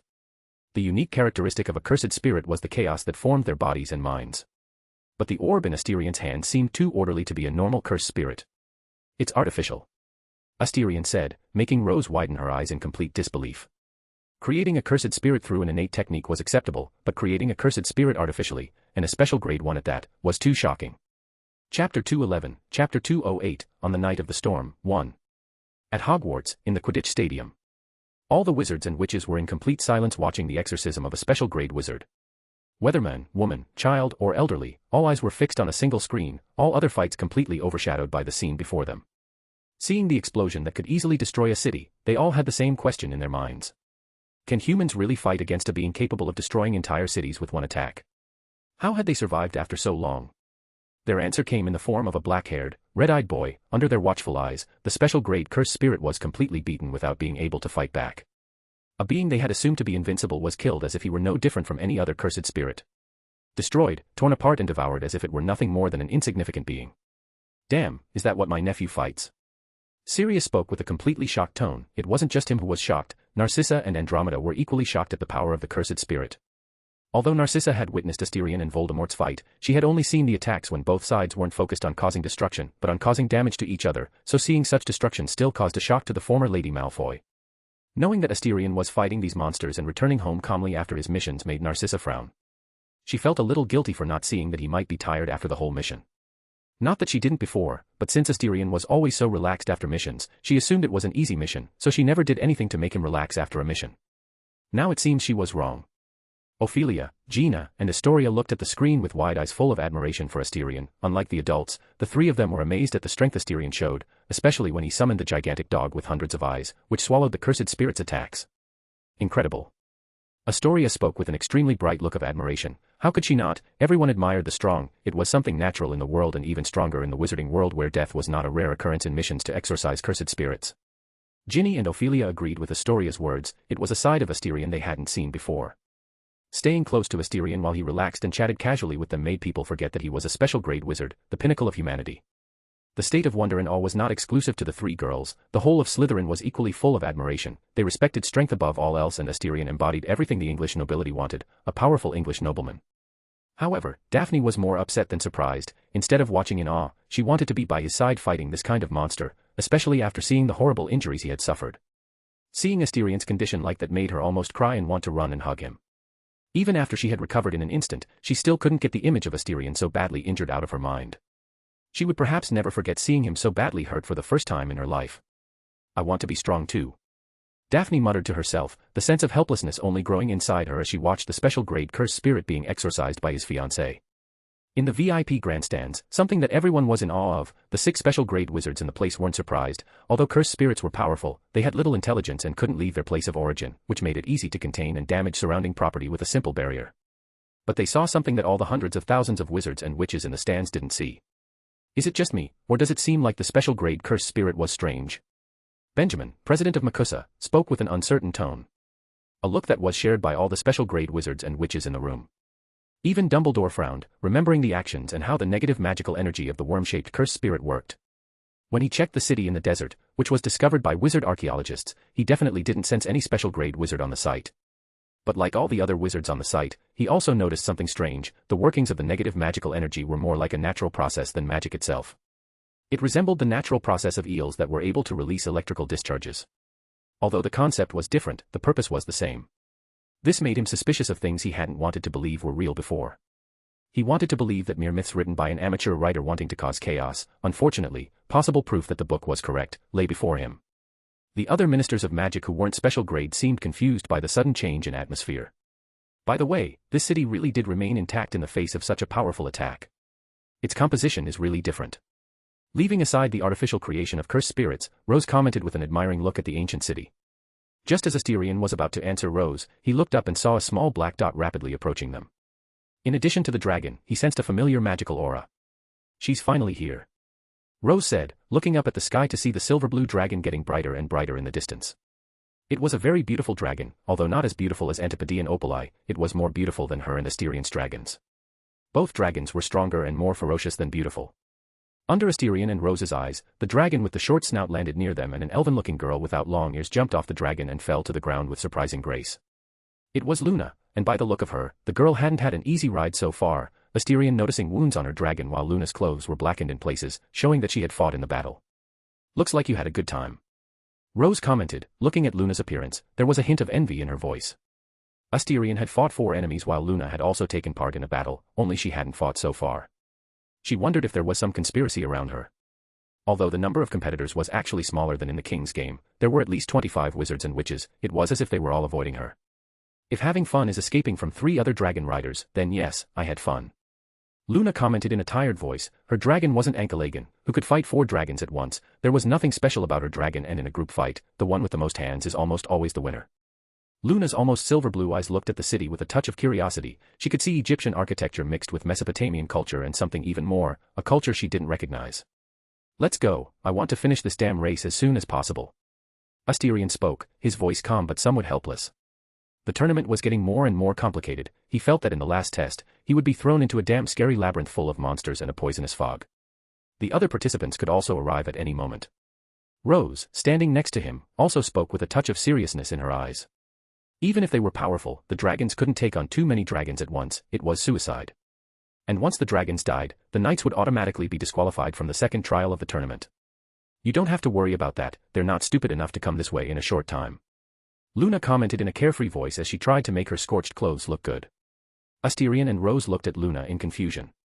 Rolling her eyes, she looked at them both wordlessly and replied in a strange voice. Do you think everyone is a special grade wizard or witch? Only a fool would run into a special grade cursed spirit. No grade 1 wizard or witch would be crazy enough to carry out such a suicidal attack.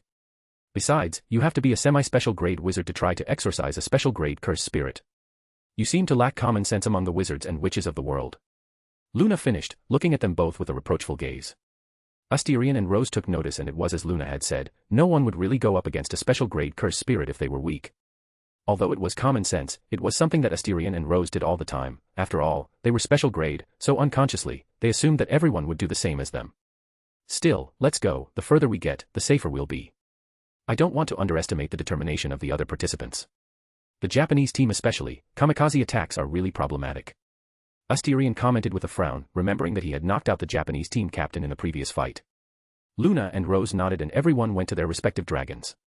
Once in the air, all 3 dragons passed through the golden ring in the shape of the sun. The moment they crossed, green flames consumed them and they disappeared from the desert. When Asterion opened his eyes again, he found himself in front of an immense blue. Above him, lightning ransacked the sky and the deafening sound of thunder rumbled in the sky. He was at sea in front of a gigantic storm. Chapter 212, Chapter 209, On the Night of the Storm, 2. With the resounding sound of thunder, Asterion balanced himself on the dragon while Escalation was thrown slightly backwards by the 150 km/h winds. Even the dragon seemed to have trouble moving in the face of a storm. The rain felt like a snake bite when it touched the skin of Asterion's face. Turning his face to look at the horizon, he saw that the inky sea seemed to be covered in stormy clouds, lightning dancing in the clouds like serpents before tearing through the air with brutality in mere moments. Waves of 9 meters broke on the sea and became even bigger again. At the same time, a tornado linked the sky and the sea in a waterspout capable of frightening even the most voracious sailor. A truly apocalyptic scene. Asterion recognized where he was. He had already exorcised a special-grade cursed spirit in this infernal sea off the coast of Brittany in France, although he had not entered French territory. Sea of Erewas. Frowning, Asterion looked around, but apart from the darkness of the night and the dripping rain nearby, there was no one beside him. Rose and Luna were missing and probably knew nothing of their surroundings or even where they were. At that moment, like Rose, he also cursed the technology of mass apparition. It still needed a lot of polishing to be used in case a war happened. Suddenly, Asterion's eyes caught a flash of red light in the corner of his vision. Turning his head, he noticed the red flash again, but this time, he realized it was magic, someone calling for help or trying to locate themselves in the storm. As there was only Rose and Luna, Asterion assumed it was one of the 2 women. However, the place where she was very dangerous. It was practically next to the water spout. Escalation, who didn't need Asterion's orders, moved his body through the strong winds and approached the spot, struggling to remain stable in the face of the extremely strong and brutal winds, although something like this proved to be a difficult task. As he got closer to one of the most energetic events on the planet, Asterion could feel the wind increasing and the amount of water in the air was simply colossal. The pain of the water droplets turned from a snake bite to sharp knives, a considerable pain, to the point of forcing him to resummon his armor. After all, unlike Escalation, he had no natural scales to protect him from too much damage. Drawing his wand, Asterion managed to raise his arm because of the armor. He chanted a spell in the next second. A bolt of crimson lightning shot out from the tip of his wand and tore through the air with electric bursts and spread for miles. He made the spell as thin as possible so that it would travel a greater distance, practically shouting everywhere that he was in that place. His response was a blue spell letting Asterion know who the unlucky girl was to be teleported next to a water spout in the middle of a storm in one of the planet's violent seas. It was Luna. As Asterion expected, he located Luna's magical aura and her dragon. Knowing the exact location of the seer, he put a huge protego around Escalation, helping him to fly in the storm, and rush to the scene. Luna's dragon wasn't as strong as Escalation or Oberon de Rose. It was a normal dragon, and in the face of the force of nature, a hatchling dragon definitely couldn't withstand much in the face of one of the most energetic weather events on the planet. After a few minutes that seemed too long in his perception, Asterion saw a silver blue streak in the air not far from him, but at that moment, he noticed that he was just under 50 meters from the water spout. Even the protego that protected Escalation was deformed in the face of the extremely strong winds and water trying to drag it down and swallow it whole. Knowing that he couldn't go on like this or he would be dragged into the water spout, Asterion summoned his special-grade cursed spirit. Saddlemelech Albus. Asterion muttered and a 10-meter curtain of smoke appeared behind him, from which emerged a humanoid cursed spirit, if it weren't for the tail in place of the cursed spirit's legs. Saddlemelech Albus looked like a human woman with blue skin and long hair made of water, which rippled like waves on the sea. Her generous bust was hidden by 2 white shells. But unlike a normal human woman, instead of legs like any normal person, there was a fishtail covered in blue ladders full of beauty and brilliance. In her hand, she held a golden trident. She looked like a sea goddess full of sacredness rather than a cursed spirit. Saddlemelech was about 10 meters tall, her enormous body like a masterpiece made by the gods. His tail moved with surprisingly graceful movements, and a voice reminiscent of a mermaid's song hung in the air. Saddlemelech seemed very happy with the current environment, and knowing her mission, the cursed spirit swung her trident, making the water in 100 meters practically bow before her. The range would normally be kilometers, but as Asterion wanted to save magical energy, he decreased the range. Under her will, the water in 100 meters began to form a thin but incredibly resistant film, covering an area of 100 meters. Asterion sighed with relief as he felt the atmosphere calm down, at least inside the dome created by Saddlemelech. Hearing the sound of wings flapping next to him, the Black Patriarch looked up to see an apparently very tired dragon flying around Escalation. Riding the dragon, Luna waved at him with a tired and very exhausted expression. Apparently, even her magical energy was almost depleted, showing that she had had to use a lot of magic to protect herself. Asti, I don't know about you, but when I meet Dumbledore, I'm going to make him regret being born into this world. He'll see the power of a seer when we get angry. I swear he won't sit in a chair safely, I promise pain and anger for that old man. Luna commented with an exhausted tone on top of the dragon, the girl's eyes practically screaming with vengeance. The hatred for Dumbledore in her eyes was louder than ever. In this damned race she had only suffered and gained nothing. In the desert, she was chased by 3 dragons, in the sea she almost died because of a huge water spout. By the time she reached the third part of the race, she would probably die. Asterion pursed his lips at Luna's words, the girl had really suffered a lot in this dragon race. Let's try to find Rose and find the portal to the third part of the race. Luna nodded and muttered to herself. Just you wait, Dumbledore, your ass won't come out intact in the face of my wrath. Ignoring Luna's grumble, Asterion controlled Saddlemelek, and while both dragons moved away from the site near the water spout, the water dome made by Saddlemelek followed them both, driving away the strong winds and the cutting water at those speeds wherever it went. 10 kilometers away from the water spout, Asterion cancelled Saddlemelek's invocation and the water dome broke apart, exposing him and Luna once again to the strong winds and splashing water that hurt worse than knife cuts. Luna felt very upset by the dampness all over her body, the clothes stuck to her body, making her extremely uncomfortable. She had decided, she hated rain with all her might from that moment on. And she began to hate Dumbledore even more for letting her suffer this sadistic torture while the man sat comfortably in his chair drinking a cup of tea to warm himself on the cold night. Suddenly, Luna noticed Asterion trying to talk to her with signs. Let's go. Find Rose. And go to some island. Luna muttered to herself, trying to decipher Asterion's signals in the middle of the darkness and in the middle of a bloody storm. She showed an OK sign and controlled her dragon with the reins to move further away from the storm above her. Asterion made Ankalagan overtake Luna's dragon and took the lead without a second thought, making Juan's dragon surf through the vacuum created by Ankalagan. Luna noticed this and showed a grateful expression, only she knew how tired the poor dragon beneath her was getting. She stroked the dragon's scales and spoke in a low, gentle tone. I'm sorry for forcing you to take part in this, but when we're done, I promise I'll find the best dragon breeding reserve with the most beautiful female dragons in the world so you can have a huge harem. Chapter 213, Chapter 210, On the Night of the Storm, 3. Rose looked to the side as her blue eyes seemed to glow in the darkness of the stormy night, the lightning that bathed the sea made her feel nothing but very noisy. Apart from that, she was really enjoying riding a dragon in such a violent storm, it was like being on a roller coaster, only much more dangerous and exciting. If I were a portal in the sea, where would I be? Rose muttered to herself as she looked around with a thoughtful expression. Asterisk sound of thunder. Asterisk. With the deafening sound making her whole body shake, Rose felt her vision blurred by the intense glare as she smelled ozone in the air along with a ferrous taste in her mouth. A bolt of lightning had passed dangerously close to her. If she had been 5 meters to the left, the lightning would have struck her full on without any mercy. She would have been fine, Limitless would have protected her automatically, but Oberon would have been in serious trouble. Dragons were not lightning-proof, which easily had millions of volts, a voltage capable of killing anything in the flesh. Put aside the search for the portal and focus on finding an island, then find Asterion and Luna. Rose muttered to herself again as she brushed away the hair stuck to her face, obstructing her vision which was already badly affected by the storm and the darkness of the night. Although she said it, Rose discovered that it was easier said than done. How in Merlin's name could she find an island in the middle of a storm at night and risk her dragon being killed at any moment by a bolt of lightning? In short, she was fucked, and she didn't mean it in a good way, at least that's how Daphne put it. Suddenly, Rose's eyes caught the red lightning tearing through the dark night, which contrasted sharply against the dark surroundings. From the red beam, she noticed the magical aura that belonged to Asterion, her fiancé. A very visible sign, fortunately it's only us in the second part of the race. Rose commented as she controlled Oberon, heading towards Asterion's magical aura. She could imagine the skies full of dragons, all fighting among themselves as they tried to kill each other while in the middle of a storm. It would be real pandemonium. They needed to find the second portal quickly and get to the third and final part of the race before chaos broke out in the sea below them.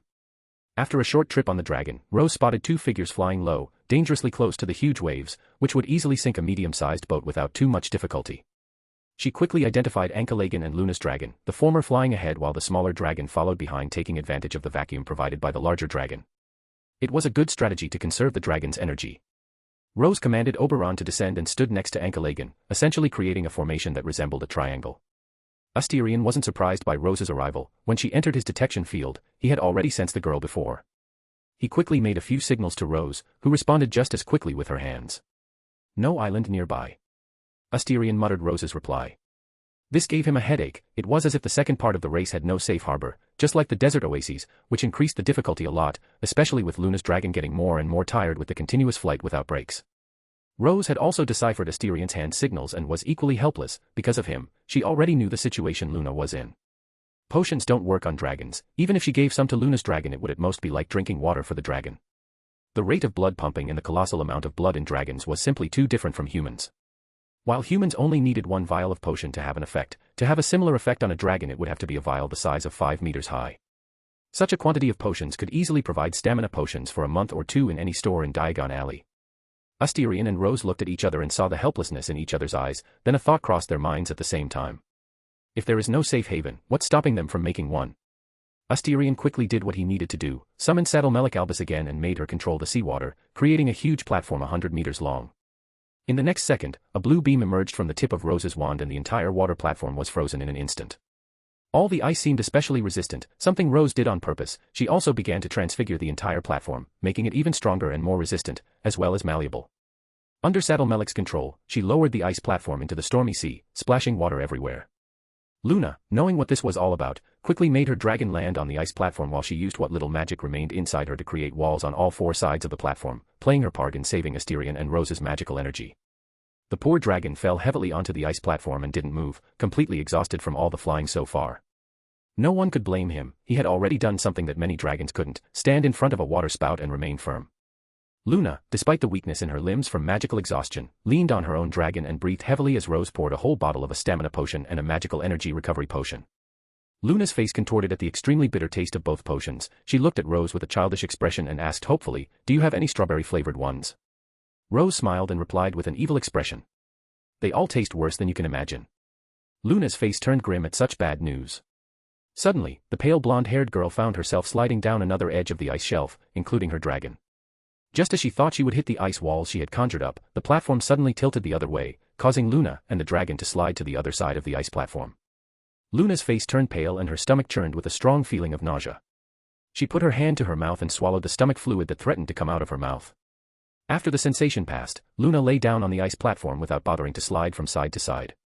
"I hate Dumbledore," Luna commented aloud without hiding her resentment towards the Hogwarts principal. If there was a favorable rating above her head, Dumbledore would have -100 with Luna. Finally, Luna's dragon regained some strength and dug its claws into the platform, holding itself in place, something Luna thanked Merlin for and leaned on the dragon. Ankalagan and Oberon were fixed in place with the same method used while Asterion and Rose got back on their respective dragons as the whole ice platform swayed from side to side. "What are we going to do?" "Luna is recovering while it will take a while for her dragon to fly again." Rose spoke, her voice tinged with subtle concern. The longer they lingered in this place, the more the other participants might arrive for the second part of the race, and when that happened, it would be a dragon war in the middle of a storm. Something she wanted to avoid if possible. Asterion knew this, but there was nothing he could do until Luna and her dragon had fully recovered. Until that happened, they couldn't go to the second portal. "We'll wait a while, but our priority is to find the second portal." Asterion put aside these worries and focused on finding the portal, something they had to find as soon as possible. Rose frowned and replied in a confused voice, "I tried to locate the portal, but there was nothing, not even a piece of rock in the sea. We don't have a clue as obvious as the oases in the desert." "Obvious." Asterion muttered that word, thinking it was the key to finding the second portal. As Rose had said, the direction of the first portal was obvious, just head north with the help of the Ursa Minor constellation. In theory, the second part of the race should be similar, but there were no stars above them because of the storm and no islands apparently created as well as the artificial oases. "Obvious, obvious, obvious." Asterion muttered as he looked at the storm clouds above him and the water spout receding into the horizon. "Wait a minute. The water spout." Asterion exclaimed as he looked towards the giant tube of water connecting sky and sea with the primordial fury of nature. Hearing Asterion's shout, Rose wasn't slow to understand her future husband's thoughts, yet she couldn't help cursing loudly. Fuck, Dumbledore wouldn't be crazy to put the second portal in the water spout. The more she thought about it, the more she was sure that the second portal was inside the water spout. Luna's face was even more bitter. The second portal was more like a sorting line to separate the strong from the weak for the finish line. Unfortunately, she was on the side of the weak. Chapter 214, Chapter 211, On the Night of the Storm, 4. 30 minutes later, Luna and her dragon had regained some strength after a short rest, although not much. It was enough to start making their way towards the water spout further and further away on the horizon. "Do we really have to go inside that?" Luna asked once again, looking at the water spout connecting the sea and the sky.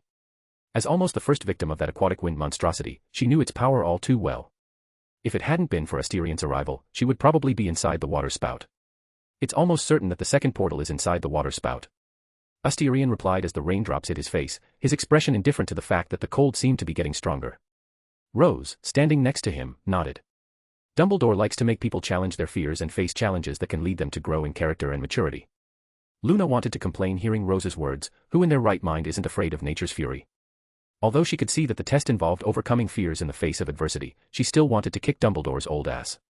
Suddenly, Asterion and Rose looked in a certain direction at the same time. Rose showed a helpless expression while Asterion showed an indifference with a touch of coldness in her gaze. They've arrived. Asterion spoke. In his senses, 3 completely different magical auras appeared in different places within a radius of 10 kilometers.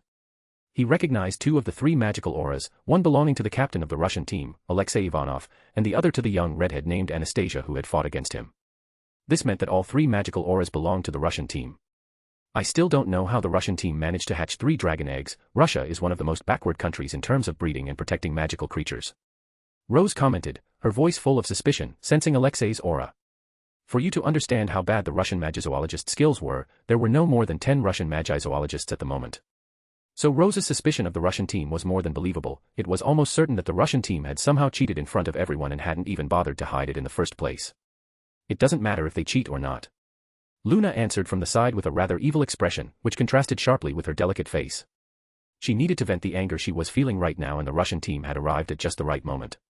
Rose also showed an excited expression, apparently happy to finally be fighting. Let's wait a few minutes and attack. Their dragons will probably be exhausted from flying for so long in the storm. If they're foolish enough to approach the water spout, it's even better, it'll save us time. Rose cracked her tense neck and spoke, her voice extremely animated. Her plan was simple, attack when everyone is tired. Asterion agreed with Rose and Luna's plan. They had the advantage of almost an hour. They knew the strength of the storm. The Hogwarts team just needed to wait a while and ambush their enemies at their weakest moment. Turning to look at his teammate, Asterion looked at her and spoke with an unquestioning tone.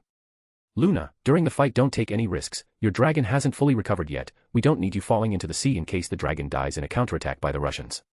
I'm not a child, Your Grace. Luna replied without showing any weakness in the face of Asterion's blatant protection. She wasn't a glass sculpture that would shatter with a simple touch from someone. Although she really wasn't as strong as Asterion or Rose, or even the captains of the other teams who possessed grade 1 strength, she still had the power to fight anyone without any fear. If she was willing to pay the price, even grade 1 wizards and witches couldn't dream of touching her clothes, although the price for that was being tormented by whispers and voices in her mind for a few months. Asterion couldn't help but look at Luna with an expression of surprise on his face. It was the first time Luna had responded to him so forcefully. Rolling his eyes at the girl's clear dissatisfaction, he spoke in a calm tone, I'm not calling you weak, Luna, just be careful. Me, Rose or Cedric don't want you to get hurt. Luna pouted and looked away, but nodded, and if she looked closely, she could see that her lips had curved into a beautiful smile. Seeing this, Rose gave her a mischievous look and spoke in a deliberately loud tone. How lovely, it's like father and daughter. Are you sure you don't want to adopt Luna, Asti? Luna and Asterion looked at Rose at the same time. If their eyes could judge anyone, Rose would be behind bars for such a bad joke. Let's go, I'll get old if I hear one more unfunny joke from Rose. Luna commented as she made herself comfortable in the saddle. Rose snorted loudly, expressing her dissatisfaction with her words. She had an excellent sense of humor, but how could mere mortals appreciate her jokes? Asterion rolled his eyes at his fiancée and settled at the base of Ancalagon's neck. As his saddle had been destroyed by the worm in the desert city, he had to make do with being relatively comfortable. The 3 of them remained silent, all waiting for the right moment to attack the Russian team unawares. Asti, it's very likely that others will arrive in a few moments, so let's take out all the members of the Russian team and quickly run towards Water Spout, otherwise we'll be the focus of everyone when other teams arrive. Rose whispered, watching her fiancé's completely wet face. She wanted to reach up and remove the lock of dark hair stuck to his face, but she refrained, concentrating on the moment. Asterion nodded, his eyes shining with a touch of coldness. They had to be quick and deadly, without giving the Russian team room to react or even counterattack. Quick and deadly, he said to the 2 girls, who nodded in agreement with his words. Ancalagon was the first to take off, followed by Oberon and Luna's nameless dragon. All 3 members of the Hogwarts team set off on the hunt. Alexei, mounted on a beautiful 7-meter-long Antipodean opali, narrowed his eyes trying to locate any sign that might indicate the direction of the second portal, but in the face of the darkness of the night and the storm, his eyes weren't much help. He tried to sense anything with his senses, but it was useless too. He wasn't a special grade wizard capable of detecting even the slightest pulse of magic in the air. To make matters worse, the prolonged flight was tiring his dragon out faster than expected. He estimated that the dragon would run out of steam in 20 minutes. Being one of the weaker dragons, the opali wasn't exactly known for its physical strength or strong breath. It was beautiful and one of the weaker dragon breeds. Another thing that was bothering Alexei was that unlike the first phase of the desert, the second part of the sea seemed even crueler, with no safe haven to rest or even a place to land. In other words, the entire second part of the race was a race against time. Failure meant falling into the sea full of gigantic and potentially deadly waves. Suddenly, a chill ran through Alexei's body. The intense cold of the storm seemed insignificant in the face of the coldness he was feeling at the moment. It was like standing in front of a superior predator without being paralyzed and unable to do anything but watch as it devoured you. Alexei knew the feeling. It was the feeling from when he faced Asterion Black. Even within his domain expansion, he was helpless in front of the boy infinitely younger than him. He was beaten from head to toe while his domain expansion was only able to do some damage to the enemy's armor. The black-haired, red-eyed boy broke his pride and crushed him like he was nothing. Even though Asterion couldn't use his full power, limited to the strength of a mere grade 2 wizard, he still crushed him like he was nothing. However, Alexei's monologue was interrupted by the sound of flapping wings, and before he could react, a huge mouth emerged from the darkness as the beast's teeth dug into his dragon's neck. The Antipodean opali flailed in the air as it spun upside down, but unfortunately for the beautiful dragon, Escalation didn't let go of its neck as he drove his teeth even deeper into the dragon's flesh and scales. Still shocked by the repeated events, Alexei woke up to hear his dragon crying, and before he could do anything, the sound of bones breaking rang out in the rainy atmosphere. An even louder cry rang out as the dragon fought for its life. Alexei found himself plummeting from the sky as he looked up, noticing the red eyes staring coldly down at him. Drawing his wand, Alexei was ready to cast a spell, but was interrupted with a powerful kick to his face, which made his head reel as he lost consciousness for a moment. Escalation had no mercy for the Antipodean opali, as he ripped the beautiful creature's head off without showing a shred of compassion. Hearing the strong wind, the water crashing into his face and the deafening sound of thunder, Alexei woke up while they were still plummeting from the sky like a shooting star towards the stormy sea. With the help of his instincts, he quickly removed the belt holding him to the saddle and separated from the dragon. As it fell from the sky, he saw the beautiful Antipodean opali lifeless, the creature headless and falling with it. Alexei felt sorry for the dragon's death, but using his wand, he applied a floating spell, falling gently into the stormy water. Floating in the sea, Alexei looked up and saw only the huge shadow in the air before disappearing into the darkness of the night. Asterion Black. Chapter 215, Chapter 212, On the Night of the Storm, 5. As Asterion took down Alexei and his dragon, Luna stared at the third member of the Russian team, the famous Quidditch player, Viktor Krum, riding a Ukrainian iron belly, about 8 meters long, looking especially strong and powerful flying against the strong winds of the storm. His dark hair fluttered in the wind, and heavy rain beat against his face. Unlike Asterion, who had attacked head-on without hiding, Luna couldn't attack head-on, not when her dragon wasn't in perfect condition and not as strong as the greatest dragon race in the world. So she did what every weak person in the world did. She ambushed the strong man and attacked at his weakest moment, a strategy that surprisingly worked most of the time, considering how arrogant strong men and women were. After all, who in their right mind would attack someone as strong as they were? Taking advantage of the storm, a perfect element to hide and disguise her tracks, Luna followed Viktor Krum like a wolf stalking its prey in the shadows. Poor Viktor didn't even notice a pair of silver eyes staring at him in the shadows of the night. The young Quidditch player continued to search as fast as he could for anything that might point to the second portal. He knew he was in a race against time and that other teams could arrive at any moment. At the same time, he prayed to some ancient deity that he wouldn't run into the Hogwarts team at this delicate moment. It wasn't just his dragon that was tired, he was too. During the first part of the desert, he'd been attacked several times by other dragon riders and had injured his arm, not too badly, but still affecting his coordination. The movement of drawing his wand was stiffer than usual, and he began to feel some pain in his injured arm and some hives at the site of the wound. That's why, in addition to finding the second portal, finding an island was of the utmost importance to him. Finding the second portal, however, was proving more difficult than expected, especially as his dragon's speed was slowing, and even using the air currents to conserve energy, the dragon was becoming increasingly tired. This was bad news for him, and Viktor knew it, for while he was searching for the second gate, he was also searching for an island where he could rest and perhaps heal his wounds. Unfortunately, fate seemed to be cruel to him, as there was no island, natural or man-made, as far as he could see. At the same time, he couldn't help but complain about the stinginess of the Russian team. Potions could have helped his situation enormously, but unfortunately, apart from the potion bottles given in the King's game, the potions given for the dragon race were not enough. Especially when fighting was extremely frequent and the chances of getting injured were extremely high. Unfortunately, he did not have any potions with him at the moment, all of them having been consumed during the first part of the race. He had the misfortune of having to fight 3 times in a short space of time, which depleted his supply of potions. As Viktor worried about his injury and fatigue, he didn't realize that a worse fate awaited him. Luna, who had watched Viktor long enough, put her worries aside and decided to attack, seeing her enemy's dragon growing weaker and weaker as it fought against the storm. And that's exactly what she did. She drew her wand and turned her wrist, a blue spell came out of the tip of her wand and shot towards Viktor, completely unaware of the attack. It was an Expelliarmus, but the result was not at all what Luna had hoped for the spell had been cast wrongly. The iron belly had descended slightly and was moving sideways like any normal bird in the world, meaning that Luna's spell had missed Viktor by a wide margin. This must have alerted the young Quidditch prodigy, because when a spell passes you by, you have to notice it. Concentrating on finding an island or the second gate of the second part of the race, Viktor was stunned to see the blue light pass over him. The blue glow and the remnants of magical energy in the air were simply unmistakable to the eyes of any witch or wizard. Knowing that he was being attacked, Victor quickly drew his wand and glanced over his shoulder to the side and quickly spotted a dark figure flying behind him. Although he couldn't see it clearly at the correct distance of 20 meters, he knew it was the shadow of a dragon. There was no other option given the competition he was taking part in. Without hesitation, he unleashed a flurry of spells at the enemy, who quickly moved away, leaving Victor completely defenseless as he no longer had the enemy's field of vision and could now be attacked from all sides. Basically, he was in the light and the enemy was in the shadows, waiting for the right moment to attack. To be honest, the situation was quite unnerving. As the seconds passed, seconds that seemed like hours to him, the more Victor felt that he was being watched by the shadows and he knew that his instincts weren't wrong. There was an enemy hunting him in the shadows. Knowing that he couldn't stay in this extremely dangerous situation, he did something that his team captain had ordered him not to do. Raising his wand to the sky, Victor didn't hesitate to shout loudly. Lumos Maxima. A huge ball of white light emerged from his wand and soared into the sky. Everything within 100 yards lit up as if there were a second sun on Earth, dispersing the darkness of the night and revealing everything that had been hidden.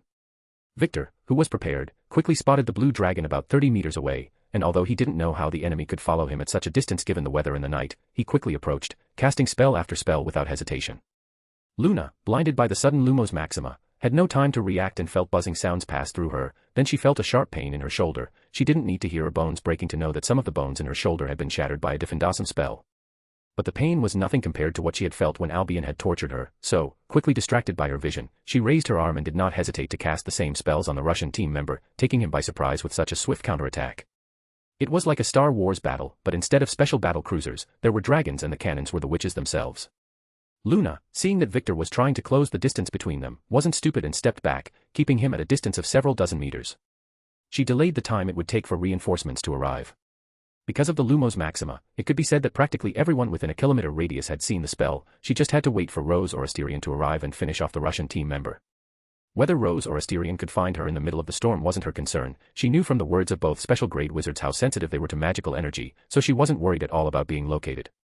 Victor, on the other hand, was in a completely different state than Luna. Apart from using countless spells to illuminate the area in order to locate the enemy accurately, he had to keep his concentration and dodge any spells that were cast at him, and he had to admit that the enemy was cunning and would cast spells at moments when he lost his concentration or even made a mistake. Although the question of how the enemy could see him from so far away, in a storm and in the dark of night, still remained a mystery in his mind. However, he had better things to concentrate on than solving this mystery, for his dragon was not only consuming a great deal of magical energy, but was also becoming increasingly tired from the all-consuming battle, especially on his part from chasing after the enemy. Victor was at a great disadvantage at the moment, for if he stayed and fought the enemy, he would be bombarded with spells and exhausted to exhaustion, and if he decided to run, he would be chased and bombarded with spells from afar in the same way. He also didn't think he could escape with a tired dragon and the enemy could see him from a distance. In short, he was completely screwed and his only option was to pray that someone from his team would come to his aid, which soon proved to be the exact opposite as his fear of attracting the other members of the enemy team came to fruition. As he cast a random spell in one direction, trying to illuminate his surroundings so that he would not be ambushed again, he caught a glimpse of a vague figure in the distance, and although it was vague and almost impossible to make out, he saw that it was a dragon. When asked if it was an enemy or a friend, he quickly answered as he caught a glimpse of the Ukrainian Iron Belly, who was rapidly approaching him. In the Russian team, he was the only one with a Ukrainian Iron Belly. Without hesitation, the young Quidditch prodigy decided to abandon the fight and run as far away as possible. As Victor's despair grew, the smile on Luna's face widened as she saw Rose coming towards her in the future. She didn't let the Russian get away when she finally had the upper hand. Rose, who had spotted the Lumos Maxima from afar and hadn't fought anyone yet, quickly arrived on the battlefield and saw the spell exchange, as well as Victor Crumb trying to run away from the battlefield, something she obviously didn't want to do. "You're not going to run away." The white-haired girl flashed an excited smile and took control of Oberon, not hesitating to attack at high speed, using large amounts of magical energy to propel Oberon forward. Victor only felt his world spin as the dragons collided in the air, clawing and biting each other brutally. Quickly recovering from the initial shock, he glanced over and what he saw instantly extinguished his hope. Rose Potter was smiling at him as she pointed a wand at him. "Diffendawesome." "Blyad," was the only thing Victor said before he was brutally thrown from his saddle and dropped from a terrifying height without a parachute. His chest sank with the impact as he saw his dragon still fighting Rose's dragon. Quickly casting a levitation spell, Victor felt the darkness consume his mind before he hit the water. Rose, seeing that Victor was still okay, albeit unconscious, went back to watching the dragon fight with great interest. Both beasts were simply brutal. They didn't care about their own injuries and concentrated on hurting each other as quickly as possible. Knowing she couldn't wait any longer, Rose decided to help Oberon by aiming her wand at the enemy dragon. Chapter 216, Chapter 213, At the Highest Point of Heaven, END Dragon Race. Asterion, riding Escalation, looked to his left and smiled. In his senses, Rose and Luna were fast approaching. He realized that Luna's magic was weak, showing a great consumption of magical energy. Obviously, the girl had been involved in a battle, even though he had told her not to take unnecessary risks in a foolish fight. She's almost like my rebellious daughter. He muttered to himself with a groan of frustration escaping his lips. A few minutes later, Asterion could already see the figure of both dragons flying after each other in the middle of the storm, Luna's dragon surfing in the vacuum created by Rose's dragon, Oberon. A few moments later, all three dragons were flying close together. Asterion, let's go. Rose shouted loudly, but whether it was Asterion or Luna, they heard her voice clearly. She was using magical energy to propagate her own sound. Quite a useful thing, but it would give away her position if they went to war. Even the most stupid of wizards could notice the magical frequency being transmitted through the air.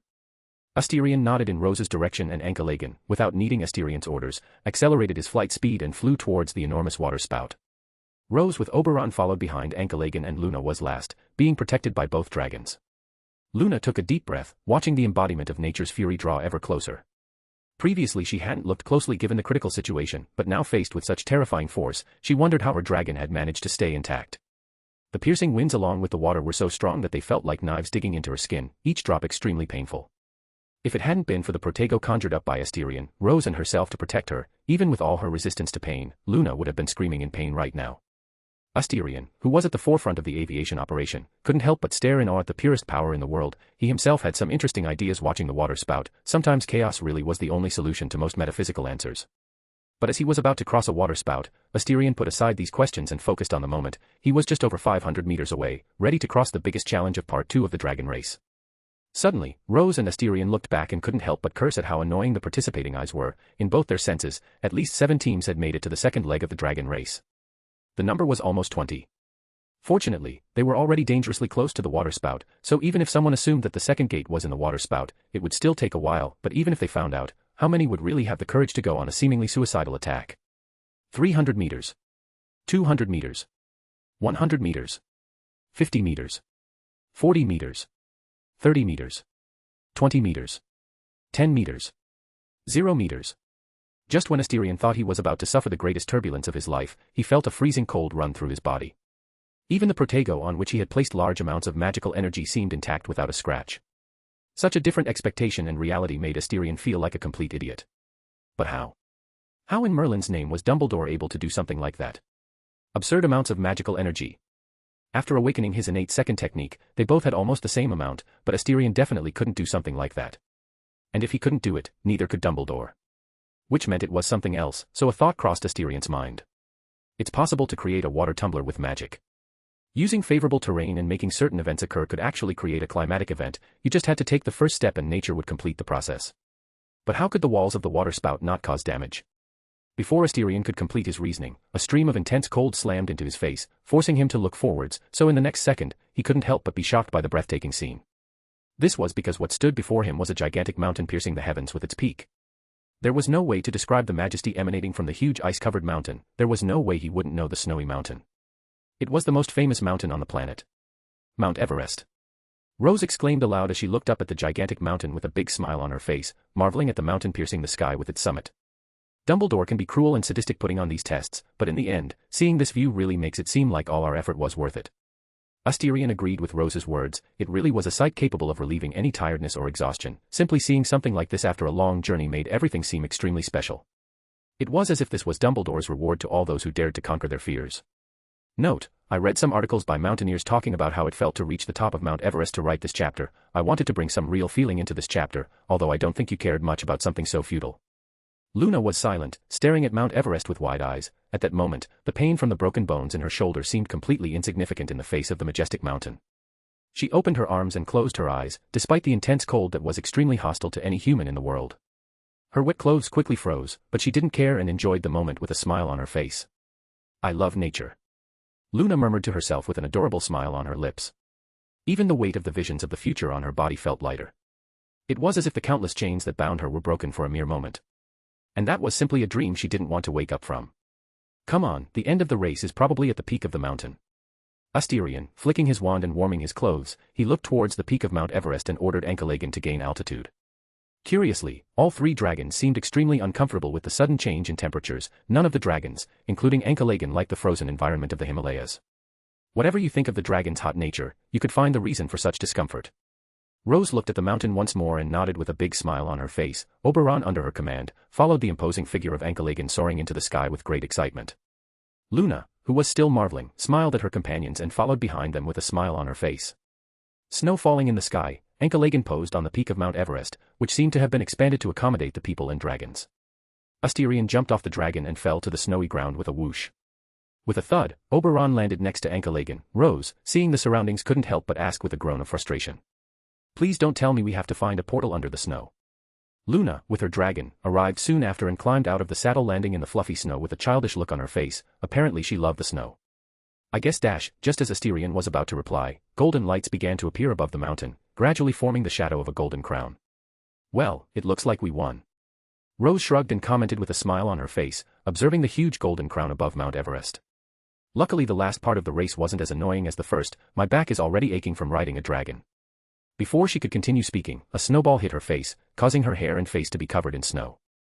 Looking at Luna, who stared at her with an innocent look, Rose took a deep breath and drew her wand, and with a flick of her wrist, dozens of snowballs rose from the ground behind her. Luna's face changed dramatically at the sight of the dozens of snowballs floating behind Rose. You're cheating, she shouted as she ran towards her dragon, wanting to use it as a shield, but her legs were much slower than the magically propelled snowballs. In the end, Luna was lying in the snow with a large amount of snow above her, only her head still sticking out, her expression not the happiest in the world. There was a bitter look on her face, glaring at Rose with indignation. Humph. Rose raised her face proudly as she looked at the buried Luna with an amused smile on her lips. It's fun to have a moving target. I'd like to have more on other occasions. Luna just snorted loudly and ignored Rose. Asterion looked at the two girls speechlessly. They were standing in front of hundreds of thousands of wizards and witches from every possible country, but they were still acting so childishly. Just as he was about to interrupt their banter, Asterion turned his head and looked to the north with an interesting look. 2 magical signatures had appeared around Mount Everest, but he and the rest of the Hogwarts team didn't have time to check who had arrived, as green flames consumed their figure and they disappeared from Mount Everest. Chapter 217, Chapter 214, The Spark of Chaos, 1. Asterion felt his body being moved, stretched, compressed in every possible direction and, before he could do anything, he felt his feet touch the ground again. When he finally heard a thunderous sound of clapping and shouting, mixed with some thanks that he was confused to receive. With his eyes getting used to the light, he looked around and found himself in front of hundreds of thousands of wizards and witches, all focused on him. The Quidditch Stadium. He had returned to Hogwarts. Asterion frowned and looked around. He saw Rose sitting in the saddle in perfect condition, as if operating was no different to breathing for her. Having an innate technique involving space really helped in that regard. Patriarch Black looked at Luna and saw that the fair-looking young woman was completely pale from the experience of operating together. Suddenly, green flames appeared not far away, revealing 2 dragons and their riders. Asterion noticed Fleur and another girl from the French team. Honestly, Fleur's condition was decadent to say the least. One of her arms was completely twisted backwards while blood dripped from the wound. There was a particularly serious wound on her stomach, as if she had been hit by something at high speed. If there was a tally showing how much hatred any team had, the French team would undoubtedly be at the top, the consequences of Fleur's actions having shown up in the dragon race. It was no surprise that she was attacked together after what happened in the Game of Kings. Fleur's companion was even worse off than the captain herself, her face pale as she held one of her hands wrapped in a cloth. Her hand had obviously been severed during the dragon race. Both girls' dragons were not much different from their riders, both were severely injured. The worst was Fleur's Antipodean Opali. The poor dragon was completely unrecognizable, the scales were blackened while one of the dragon's legs had completely disappeared. Asterion assumed that Fleur and her teammate had been attacked by at least 3 other dragons, possibly even more. He watched as the Hogwarts medical team led by Madame Pomfrey, the gentle-looking blonde woman, seemed extremely serious about their work, rushing both girls to intensive medical care. It's good to see that French bitch suffering so much. Rose commented, taking off her belt and climbing down from the dragon, her eyes gazing at where Fleur had disappeared. She didn't hide the dislike in her tone. If it had been before, Asterion might have said something to defend Fleur, but after learning what Fleur's father and the German Minister of Magic were up to in the shadows, he no longer harbored any goodwill towards the young woman with the quarter vila blood. Speaking of conspiracy, Asterion looked at Dumbledore in the VIP seats and sent a message through magical energy to the men sitting down. It was translated into voice form, so Dumbledore could understand, and even if other special grade wizards noticed, they would just ignore it. Dumbledore, who was about to bring the cup of tea with delicious lemon drops to his lips, stopped his movements, but then went back to drinking his tea in silence the next moment. As he had his back to all the ministers of magic and the president of Makusa, no one noticed the extremely cold look in the eyes of the man considered to be the most powerful in the world. Looking over his shoulder at Louis Delacour and Joseph Weiss, Dumbledore found it difficult to quell the growing murderous intent in his chest. It was the first time in his life that he had reached out to help someone and that someone had actually dared to plot not against him, but against his country. Honestly, Dumbledore wanted to kill them both right now, but his rationality prevented him from doing anything like that. If Lewis and Joseph were planning a third Wizarding World War, killing them would only make France and Germany declare war on England. And if that really happened, believe him, the Third Wizarding World War would begin, because just as in the First Wizarding World War, England had trade and protection treaties with numerous countries.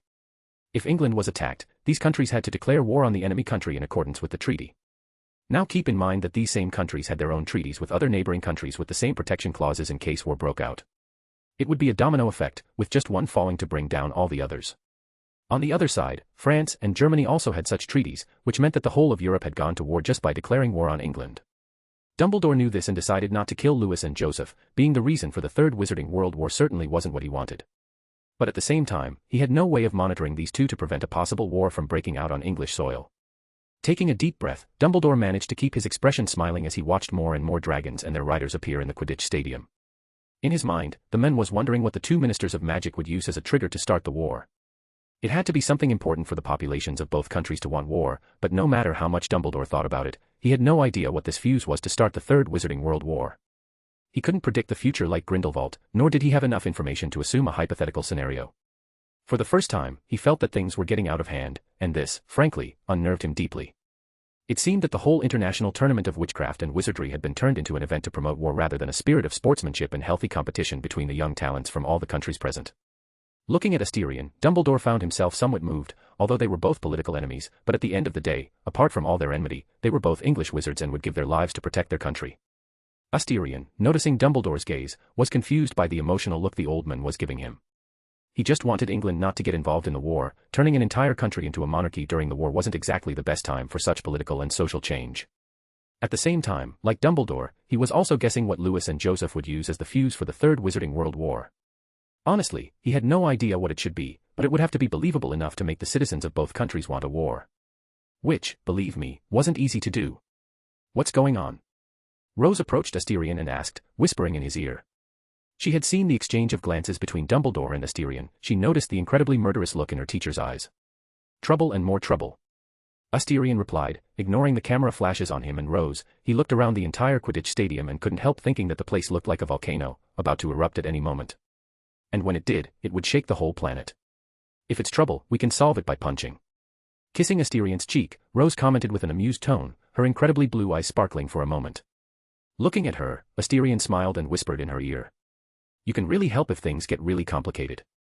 He wasn't lying. A beautiful and powerful woman really could be a great advertisement for war should it occur, which seemed to be inevitable at the moment. I feel like you're thinking something incredibly rude. Raising an eyebrow in doubt, Rose asked with a tinge of suspicion. It wasn't something rude. I wanted to make you a war hero. Asterion rolled his eyes at the subtle accusation against him. Were women's senses really so acute? He thought as he looked at Rose with a gaze full of interest. Would you two kindly stop flirting in front of so many people? Luna, who had climbed down from the dragon with a still pale expression, didn't fail to comment in a slightly irritated voice. Only she knew what it was like to live next door to a couple. Fortunately for her, Asterion, Daphne and Rose weren't exactly the most loving couple, even in private. Let them be jealous. Rose replied with an indifferent tone, her lips curved into a smile full of sarcasm. If she cared about the others, she probably wouldn't have even started the three-way relationship with Asterion and Daphne. Chapter 218, Chapter 215, The Spark of Chaos, 2. Note, I'll skip the speech. I've done it too many times and my head can't think of other ways to talk about another speech. Forgive my lack of motivational speeches. Asterion looked at all the participants who had managed to complete the dragon race. The number of people had reached 13. 7 teams, some even with just one person, these being the Japanese team and Russia. The Chinese team had just 2 left, France 2, Brazil 2, the United States 2 and England 3. At the same time, Dumbledore's next words surprised Asterion. In 3 days, it will be the last stage of the first edition of the International Tournament of Witchcraft and Wizardry. Dumbledore spoke as the audience applauded loudly. The crowd was more than happy not to wait too long like the dragon race, which they had to wait a week to start. But Asterion frowned at Dumbledore's words. Although he couldn't be involved in the decisions of the tournament for more than obvious reasons, he could still get some confidential information as one of the most powerful and influential men in England. As far as he knew, the days between the 3 trials of the tournament were a great solution for increasing the flow of trade during the time the tournament was taking place. As was quite normal when an event of this scale was taking place, Diagon Alley had never been so crowded with wizards and witches since its creation. Many people have profited from this and made real fortunes. So moving up one of the most important events of the tournament was really a way of undermining the interests of some people who wanted to profit even more, which could give Dumbledore a huge headache during the Senate in the Clock Tower. But, after thinking about it, Asterion understood the reason for bringing the tournament forward. The longer Louis and Joseph are in the country, the more the chances of the Third Wizarding World War occurring increase. And like Dumbledore, the Black Patriarch didn't want another war to occur on English soil. It would practically be the fourth in less than 50 years. Even though England was a powerful country, 3 wars had already done great damage to the country's foundations, especially when it came to the birth rate. The number of witches in the country was the lowest it had been in 300 years. Which was an extremely important point in every country in the world, given that the birth rate of witches and wizards was much lower compared to muggles. Another war would simply cause the number of witches and wizards in England to fall to a level that would be extremely dangerous for any government. Asterion really wanted to kill Louis and Joseph for putting him in this kind of extremely dangerous situation, but his rationality won out over his own desires. He could even smell the gunpowder in the air. A simple spark would make the gunpowder explode like the sound of the first shot, heralding the arrival of the Third Magical World War. Taking a deep breath, Asterion calmed his feelings and began to presume numerous war scenarios with his second innate technique. Perhaps a function that Salazar had never thought of doing with his innate technique, but it was a very useful skill for a general like him to have in times of war. Honestly, war was almost inevitable in Asterion's eyes. The conspiracy of Louis Delacour and Joseph Weiss was almost impossible to prevent without causing a world war. Both men want to use war to promote their own countries in a war that will probably be the bloodiest this world has ever seen. Killing or making them both disappear would make the war happen. What do you think the politicians of both countries will do when they find out that both ministers have disappeared on English soil? Attack when they left the country? That would just paint them as the biggest suspect. Even if they deny the accusations, France and Germany won't believe them and will declare war just the same. Asterion didn't believe for a moment that the politicians of France and Germany didn't know about the conspiracies of both their ministers of magic. Both countries wanted war no matter what England did to mediate the situation. If war happens, you'd better run far away, because I'll be sending special grade cursed spirits into both countries. I want to see how you deal with it on numerous battlefronts. Asterion muttered to himself as he looked towards the VIP seats, the Black Patriarch's gaze completely cold. A look that Dumbledore also shared. They both looked at each other and saw each other's intent. Because of Louis and Joseph's actions, Asterion would have to change his plans, something he didn't like to do, as it could increase the chances of something going wrong even more. Asterion had no doubt that he would be a general if the war happened, and with Grindelwald's plan about to be completed, the future he foresaw was not at all pleasant. At least for the citizens it would be a difficult life. He would probably become a war machine with his more than 20 special grade spirits. Not only that, Asterion had to deal with Organization R while he also had to be careful not to be attacked by Herpo the Dirty. He was surrounded by enemies. Calming the turbulent feelings bubbling up in his chest, Asterion corrected his posture as he raised his head proudly, feeling an incomparable weight falling on his shoulders. It felt like a mountain trying to make him bend over and go crazy with so much responsibility and pressure. He was only 14 and would be bearing the weight of an entire country on his shoulders. Great-grandfather, if you're in hell, you're probably proud of me. I'm going to be the strongman you raised me to be. Asterion muttered to himself as he clapped his hands together with everyone else, celebrating the end of the dragon race. Rose looked at Asterion clapping and couldn't help but notice how incredibly serious her adorable fiancé was at the moment of celebration. Others might not have noticed, but she did notice the tension in his body, the cold look in his eyes and the undeniably serious expression on his face. Although she didn't understand why Asterion was so serious, Rose held his hand and smiled, showing her impeccably white teeth as she sent him a look of comfort. Smile, little star, let's face the applause together. Asterion looked stunned at Rose and suddenly realized that he wasn't alone. He had people by his side who shared his burden. Rose, Daphne, Narcissa, Bellatrix and so on. Asterion had a serious problem with wanting to do everything himself without asking anyone for help, which is perhaps why he would have countless gray hairs in the future. A powerful family is a united family. Asterion muttered, and for some reason, the weight on his shoulders didn't seem as heavy as before. After resolving his internal doubts, Asterion became even more determined and no longer bothered to think about the consequences that a war would bring. If everyone else didn't care, why should he? Maybe that's how a leader should be in order to lead a nation in times of war. Very well, if you want war, don't regret it later. I will bring you much pain and suffering. Asterion muttered to himself, his lips curving into a cold, murderous smile. I will bathe your countries in the blood of your soldiers. I'm ready for war. Are you? Asterion thought, looking towards the VIP seats. In the medical center, Apollon looked at her daughter and let out a sad sigh at the state of her beautiful daughter. Is it really worth suffering to fulfill an ideal? Why not settle for the status quo? Fleur looked at her mother and replied with an answer that left her completely silent. I want a world where Gabrielle can walk down the street without feeling the stares of disgust and hatred. Even if I drag this whole planet into war, so be it. Even betraying your own father. Apollon held her daughter's hand and asked in a low, worried tone. At that moment, she no longer seemed like the beautiful, elegant, and confident woman, just a mother worried about her daughters in this increasingly chaotic world. You and I both know that Luis only cares about his damn presidential throne. He pretends to be happy in an open marriage to subtly turn you into a prostitute to gain allies. Fleur spoke with a fierce tone of anger and resentment towards her father. No one could believe that she was the man's most beloved daughter. Fleur. Apollon bit her lower lip in anguish. I'm a terrible mother, aren't I? No, you're an excellent one, Mom. You made me the confident, strong woman I am today. Fleur squeezed her mother's hand and spoke in a genuinely grateful tone. When the war starts, take Gabrielle and go to Granny's house. She's a woman who has survived for 200 years. She knows like no one else how to hide in difficult times. Fleur commented in a serious tone. She didn't think that Asterion or Dumbledore would be able to stop the war from starting, because it wasn't just the wish of both ministers of magic, there were other people orchestrating the war behind the scenes. What about you? Apollon couldn't help but ask, shocked to realize that Fleur had no intention of leaving. Fleur spoke with a smile, although that smile contained more sadness and uncertainty than happiness. France needs another Jeanne d'Arc. Chapter 219, Chapter 216, The Spark of Chaos, 3. After the victory speech for the Hogwarts team and the other foreign teams, Asterion wasted no time and without even saying hello to any of his family, he followed Dumbledore to his office. It was an emergency meeting that they both needed to attend as soon as possible. In the headmaster's office, Dumbledore and Asterion were sitting opposite each other, both wizards showing cold, murderous expressions. Dumbledore in particular looked especially murderous. You could see the fury burning in the man's eyes. When it happens, it won't matter whether Lewis and Joseph are alive or not, I'll kill them both. He spoke, his tone cold, despite the fiery aura surrounding his body. They'll flee the moment it happens. I think it's hard for you to kill them before they get away. Asterion commented, downing an entire glass of wine in one go. Even if he couldn't get drunk, he could still relieve the fatigue from the previous ordeal. It doesn't matter, Paris and Berlin won't go anywhere. Dumbledore replied with a cold smile.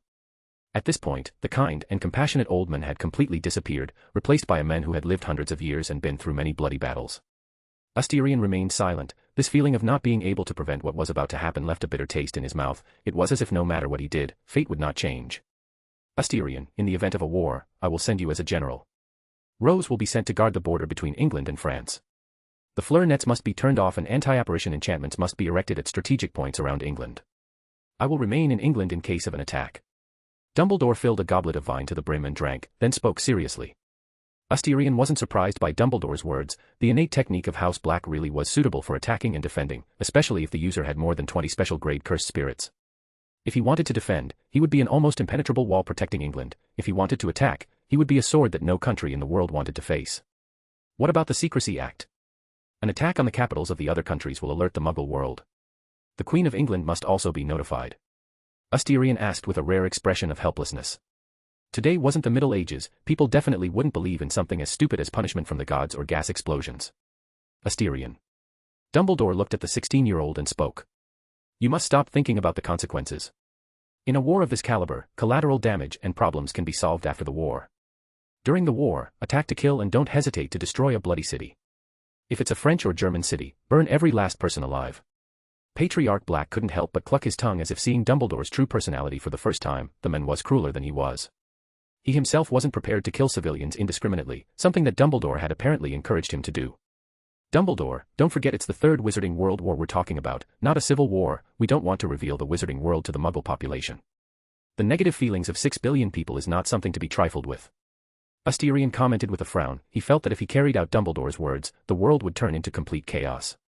He could control England with the help of the English Muggle community, but the same couldn't be said for the other countries.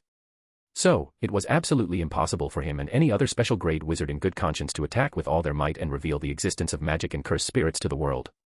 Chaos was indeed a good thing for the ambitious, but too much chaos was something totally out of control. You're still very young, Asterion. You'll understand that whoever is plotting against the whole world from the shadows doesn't care what happens to the world. They just want their profit regardless of the consequences of their actions. Dumbledore shook his head and let out a tired sigh. He looked up at the ceiling of his office with a calm gaze. After calming down and analyzing the information he had, Dumbledore knew very well that Lewis and Joseph were far from capable of starting a wizarding world war with just 2 countries. There was someone behind them and the most likely suspect was the recent criminal organization he had discovered. Of course, Asterion knew that Dumbledore's words were true. The people who were really orchestrating this war didn't care about anything but themselves. We have to worry not only about enemy countries, but also about Organization R and the masterminds of the Hogwarts attack. We're surrounded and our enemies are in the shadows waiting for the right moment to fire their poison-filled arrows at us. Asterion stroked his forehead and sat slumped in his chair, his voice filled with an audible weariness. Despite this, his eyes were more determined and calm than ever. Dumbledore frowned at his words and nodded. As Asterion had said, they really were surrounded on all sides. Many enemies expected England to weaken even more than ever. Just as he was about to speak, the office door opened and Rose entered with a calm but strangely intimidating look on her face. Seeing the heavy and hostile atmosphere in the office, she asked in a casual tone. "Are you two fighting again? Is it because of me?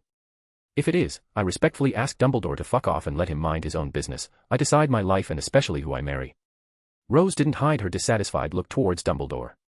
The Hogwarts principal just snorted coldly at the mention of Rose's marriage. "Although it dismays me to see you marrying my political enemies, it's not about you, Rose." Rose raised an eyebrow in confusion at hearing this. She had stormed into his office thinking that Dumbledore had been annoyed by her actions, but seeing her teacher's calm and cool face, the girl changed her mind. There was something very serious going on. Walking over to Asterion and claiming her rightful place on her fiancé's lap, Rose ignored his helpless stare and sat down on the Black Patriarch's lap quite naturally. Seeing their actions, Dumbledore regretted that he was getting old. Young people these days weren't ashamed to show affection in public.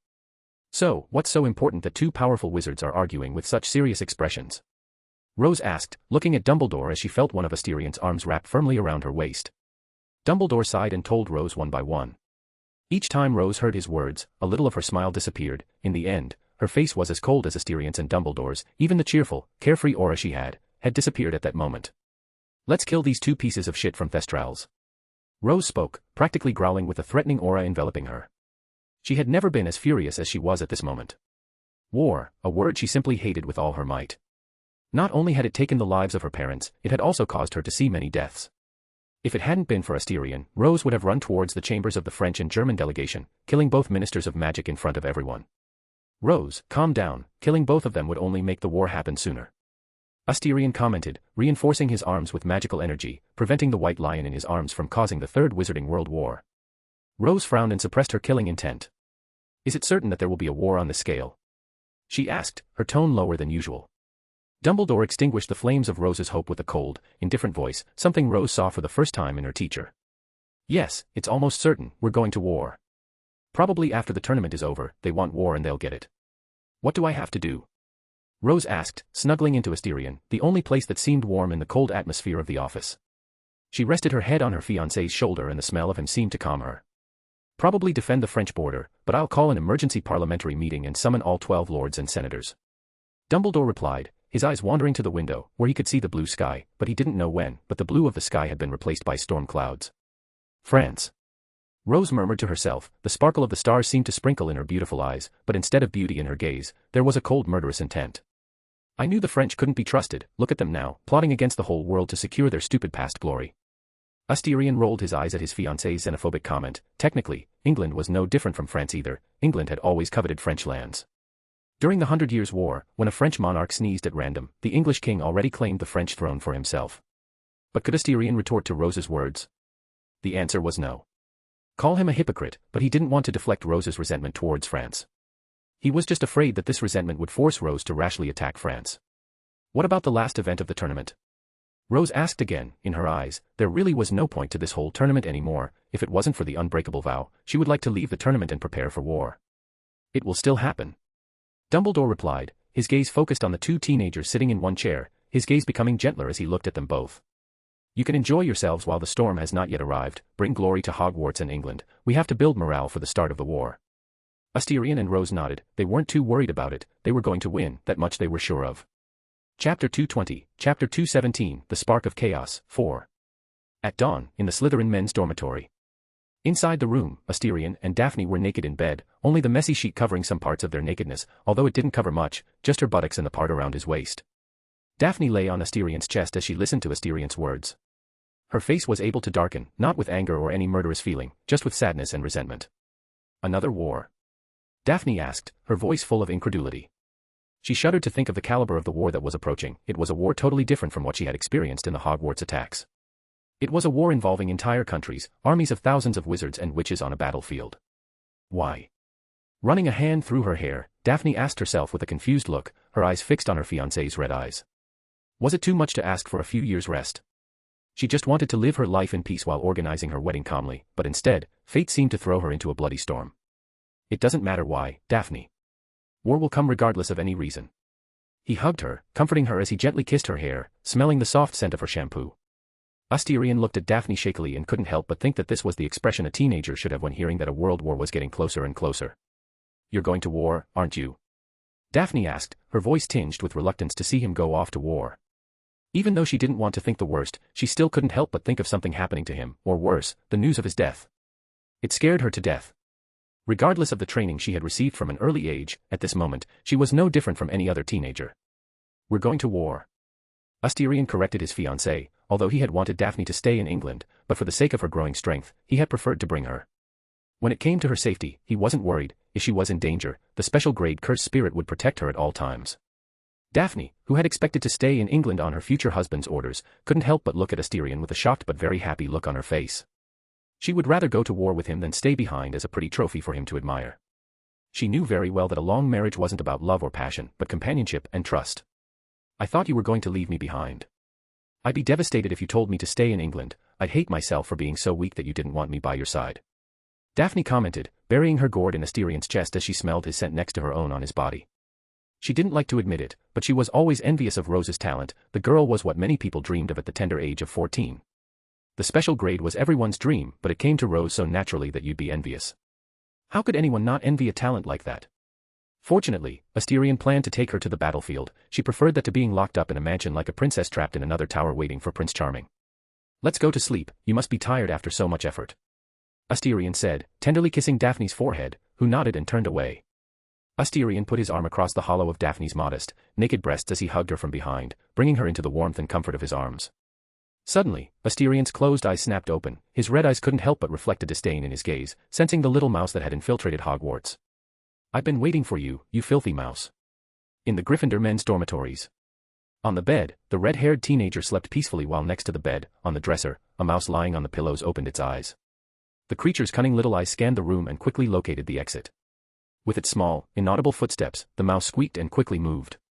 Crossing the room at speeds almost impossible for any other rodent, its small body quickly jumped off the dresser and walked across the wooden floor as it crossed under the bed.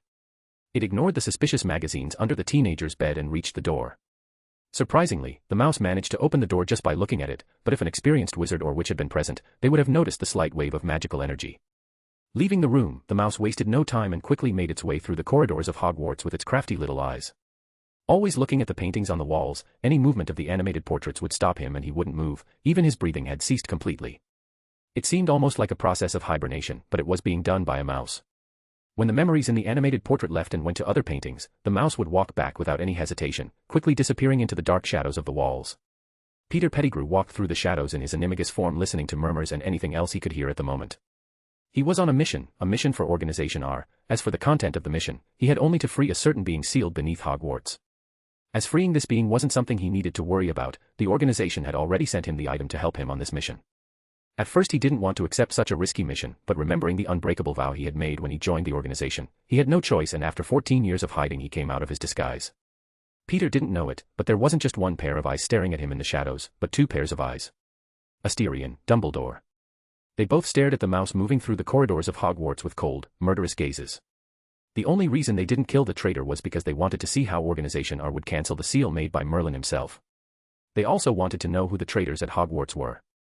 Whether it was Asterion or Dumbledore, when they learned that someone would try to remove the seal from Albion, they didn't let their guard down for a moment and put numerous security measures in place in the corridors of Hogwarts. If before the castle was difficult to attack from the inside, now it was even more difficult.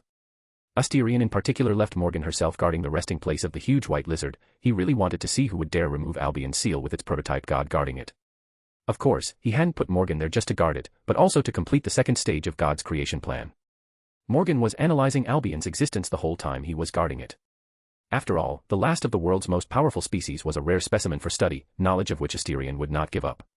Poor Peter didn't know any of this at the time and thought he was very safe, unaware that two pairs of eyes were staring at him from the shadows. What do you think it is? It would have to be something on the level of the Hogwarts core to cause damage to Merlin's seal. Asterion, wearing simple pants and a white shirt, asked, looking at the small mouse walking through the shadows. I have no idea, but it must be something ancient. And to know that something like that got into Hogwarts without me noticing makes me very angry. Dumbledore replied, his voice devoid of any warmth or kindness. Anyone who had their house broken into would be furious, least of all Dumbledore, one of the strongest men in the world. Asterion nodded, his eyes focused on Peter, a sadistic smile appearing on his lips. Let's steal the item and return it to the owners as a rather nice present. He whispered to himself, if there was one thing that had been annoying him for a long time, it was Organization R. Since war was coming, Asterion planned to hold a public execution for almost all the captured members, to reveal the existence of this cursed organization to all the wizards and witches in the world.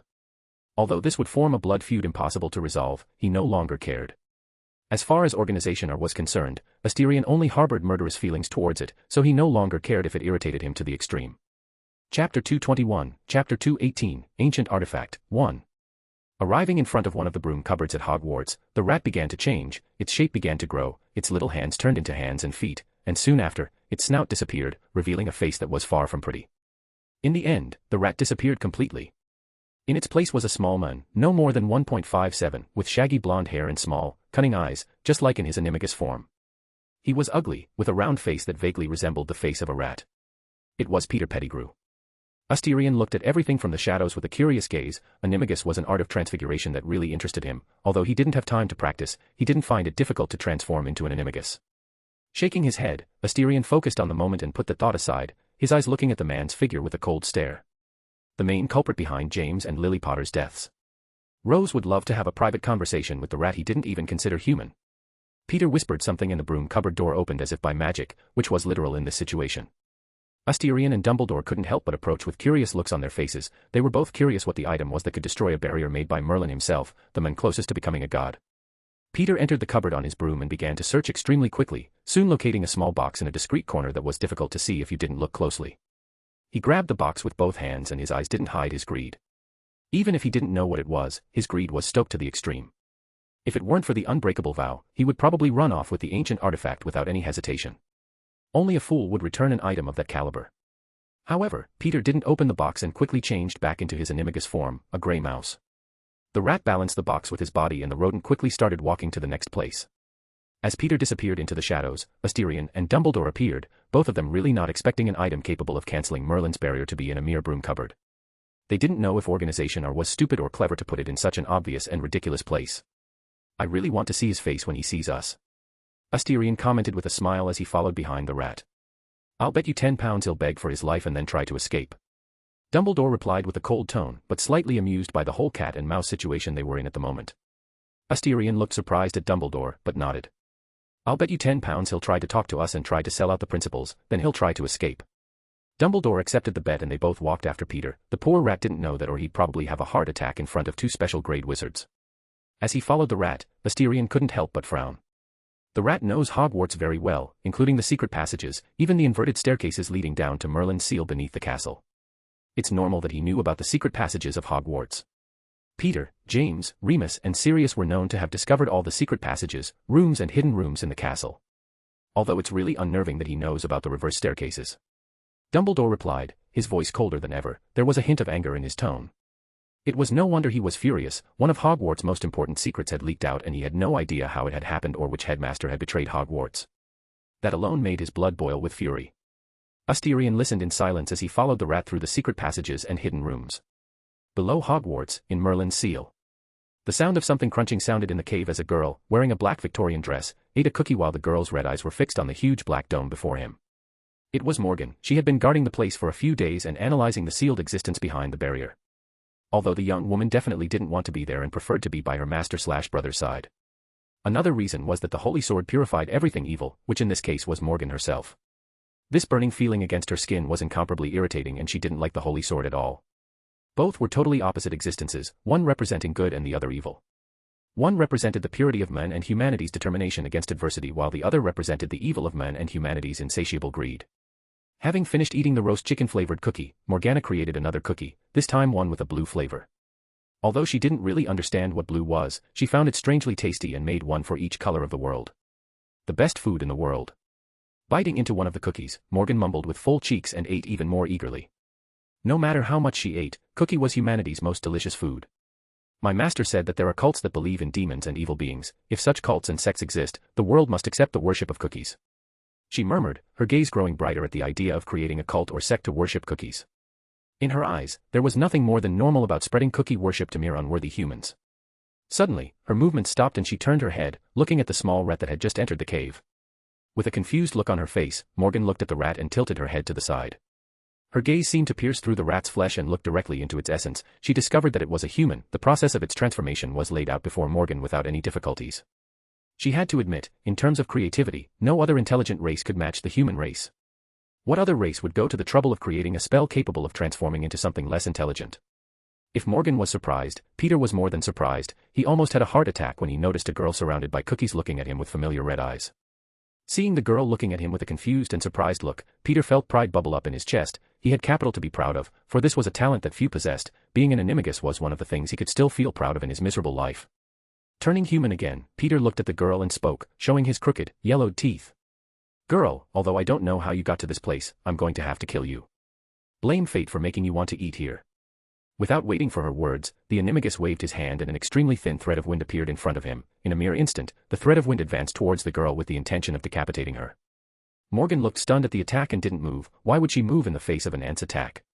She didn't even bother to analyze such a weak attack and parry it.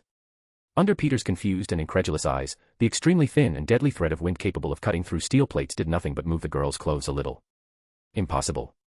Peter shouted as he condensed dozens more strands of wind, but the result was the same. The girl was still intact in the face of his blows. Looking into her red eyes, a shiver ran through his body. Just as he was about to flee, Morgan moved, and with a simple glance from her, Peter's legs magically transformed into something resembling cookies. It might have looked funny to a child, but it was extremely terrifying in the eyes of the animagus.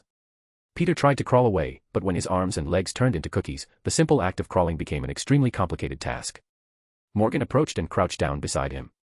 My master ordered that anyone entering should be immobilized. She spoke, her voice cold and indifferent, the girl's red eyes fixed on the cookies made from human flesh. Licking her lips, Morgan grabbed Peter's left arm, which had turned into a cookie, and took a bite. Peter's eyes widened in complete horror and fear. How would you react to seeing your arm being eaten in front of you? He was completely horrified as he desperately tried to get away from the monster in front of him. When Asterion and Dumbledore arrived unhurriedly at the cave, they both took in the scene and remained silent.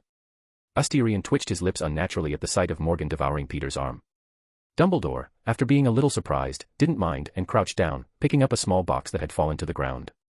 The box was no more than 10 centimeters long, made of dark polished wood with the coat of arms of a house that Dumbledore couldn't identify. It was a three-headed dog. In his memory, there was no noble house around the world with such a coat of arms, but it was definitely Greek because of the three-headed dog. Chanting an Alohomora duo using the Wand of Wands, the box opened with a click, drawing Asterion's attention. Seeing the item resting preciously in the purple stew of the box, Asterion and Dumbledore finally identified the item. Chapter 222, Chapter 219, Ancient Artifact, 2. Inside the box was a ring, black, simple and rustic, without any precious stones, just an apparently normal ring. It was made of a material that resembled obsidian, and its surface showed some irregularities. However, whether it was Asterion or Dumbledore, they both looked at the ring and showed extraordinarily dignified expressions. From the object, they sensed such a large amount of magical energy that it would make you wonder if the ring was really a ring and not a nuclear bomb. Asterion took the ring under Dumbledore's calm eyes and examined it with a calm gaze. After a while, he came to the conclusion that the ring was not the ring, at least not the only form of the ring. Injecting a little magical energy into the ring, Asterion and Dumbledore were surprised when the ring transformed into something similar to a spear, but with 2 points instead of 1. It resembled a trident, but with only 2 blades. It was a bidant. Asterion and Dumbledore looked at each other and saw the surprised looks on each other's faces. They both already had an idea of how Organization R was going to break Merlin's seal. That's a witch god's weapon. Asterion commented, stroking the shaft of the bidant. He could feel the intense cold that the weapon emanated. It was a frightening cold that didn't resemble something climatic, but a pure feeling of coldness involving death. I have to admit, I underestimated this organization. Dumbledore commented while watching the weapon with a glare. I never imagined that rats could have something so valuable. Dumbledore wasn't lying in his words, he really wasn't giving much thought to such a secret organization that liked to lurk in the shadows. He even despised such organizations, but now he had discarded that mentality. Organization R wasn't just a secret organization with an extremely large ego, they had the capital to be arrogant and had even conspired against him and Asterion. It looks like we've really pissed them off. I never thought they'd use something so valuable to break the Merlin barrier. But if you think about it, if their plan works, they won't have to worry about the hatred of 3 special grade wizards. Asterion said. He ceased the supply of magic and the bidant changed back into a plain-looking black ring. According to the crest on the box, we know who this weapon belongs to. He continued as he put the ring back in the box. Dumbledore nodded, agreeing with Asterion's words. The identity of the witch god wasn't really difficult to know. In addition to the 3-headed Cerberus crest, the magical energy contained in the ring was contaminated with another cold and indifferent energy. It was the aura of death. Hades, a witch with an innate technique related to death, is said to have raised an army of undead so large that it could occupy a quarter of the European continent. With his army, the man was practically unstoppable. Hades was known as one of the most powerful of his time, along with Zeus and Poseidon, making it a trinity, which would later be known as the Age of the Three Kings, at least in Greece. It was a name that brought terror in times gone by, now the weapon of that same being was in his hands. I really want to see what their faces look like when they find out they've lost something so valuable. Asterion said, his lips curving into a smile that seemed very amused by the whole situation. Closing the box, Asterion handed it to Dumbledore, who accepted it without a second thought. The man looked at the wooden box for a while and said, I'll see if the seer or the box have any enchantments that our organization can use to track or even make the item apparate on its own. Asterion nodded and focused his gaze on the rat that had been hiding at Hogwarts. During the time he and Dumbledore had been talking, Morgan had eaten all of Peter's arms and legs. The man was completely terrified. That he hadn't pissed himself was already a great achievement in the eyes of Patriarch Black. Hello, Peter. Asterion greeted the man with an icy stare, his red eyes looking at him with a clear sadistic pleasure reflecting in them. Help me, I beg you. I don't want to be near that monster any longer. Peter tried to crawl towards Asterion, his voice difficult to hear accurately because of the crying and sniffling. However, his response was a magic-reinforced kick to the face. Peter's nose was broken and teeth were thrown into the air as the man lost consciousness for a moment before waking up again to a pain in his face. He let out a groan of pain and blood covered his face. I beg you not to address my lovely sister like that. And you don't deserve pity or mercy, I'll give you to someone who will love to know you. Asterion spoke, his foot still on Peter's face, prolonging the worm's pain. Please let me live, I beg you. I will be your slave, your humble servant. Peter didn't care about Asterion's words, he just went on begging endlessly, making promises as empty as the man's character, although his words were more incomprehensible babble than words. Asterion snorted coldly and realized that he had lost the bet with Dumbledore. Something the old man noticed and smiled. I expect 10 pounds on my table at the beginning of the day, Asterion. With that said, the man looked disgustedly at Peter on the floor and walked off carrying the box, leaving Asterion and Morgan alone with Peter. Now alone, Asterion turned his gaze to the huge black dome covering almost the entire cave. The cave was about 3 kilometers long, which showed the colossal size of the monster inside the seal, Albion, the white dragon. Morgan. Approaching the barrier, Asterion spoke in a calm tone.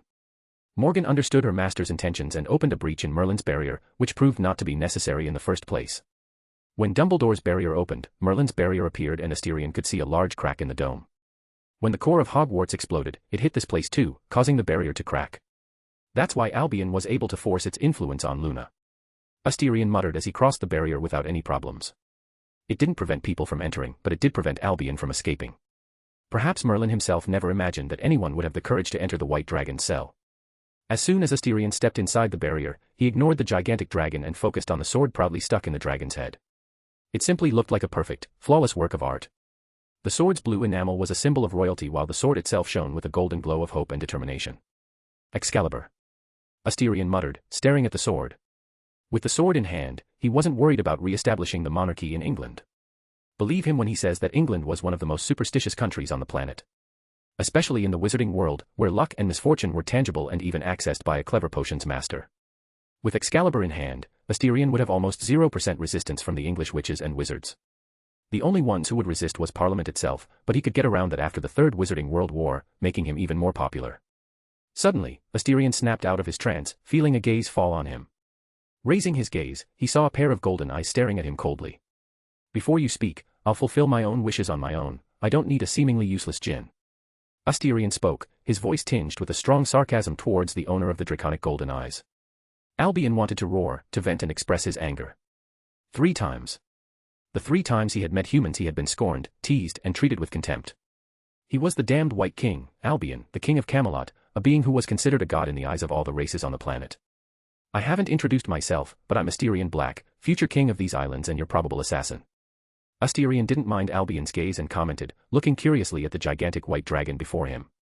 Enchelagan looked exactly like Albion, the only difference between them being the absence of forelimbs, which his dragon didn't have.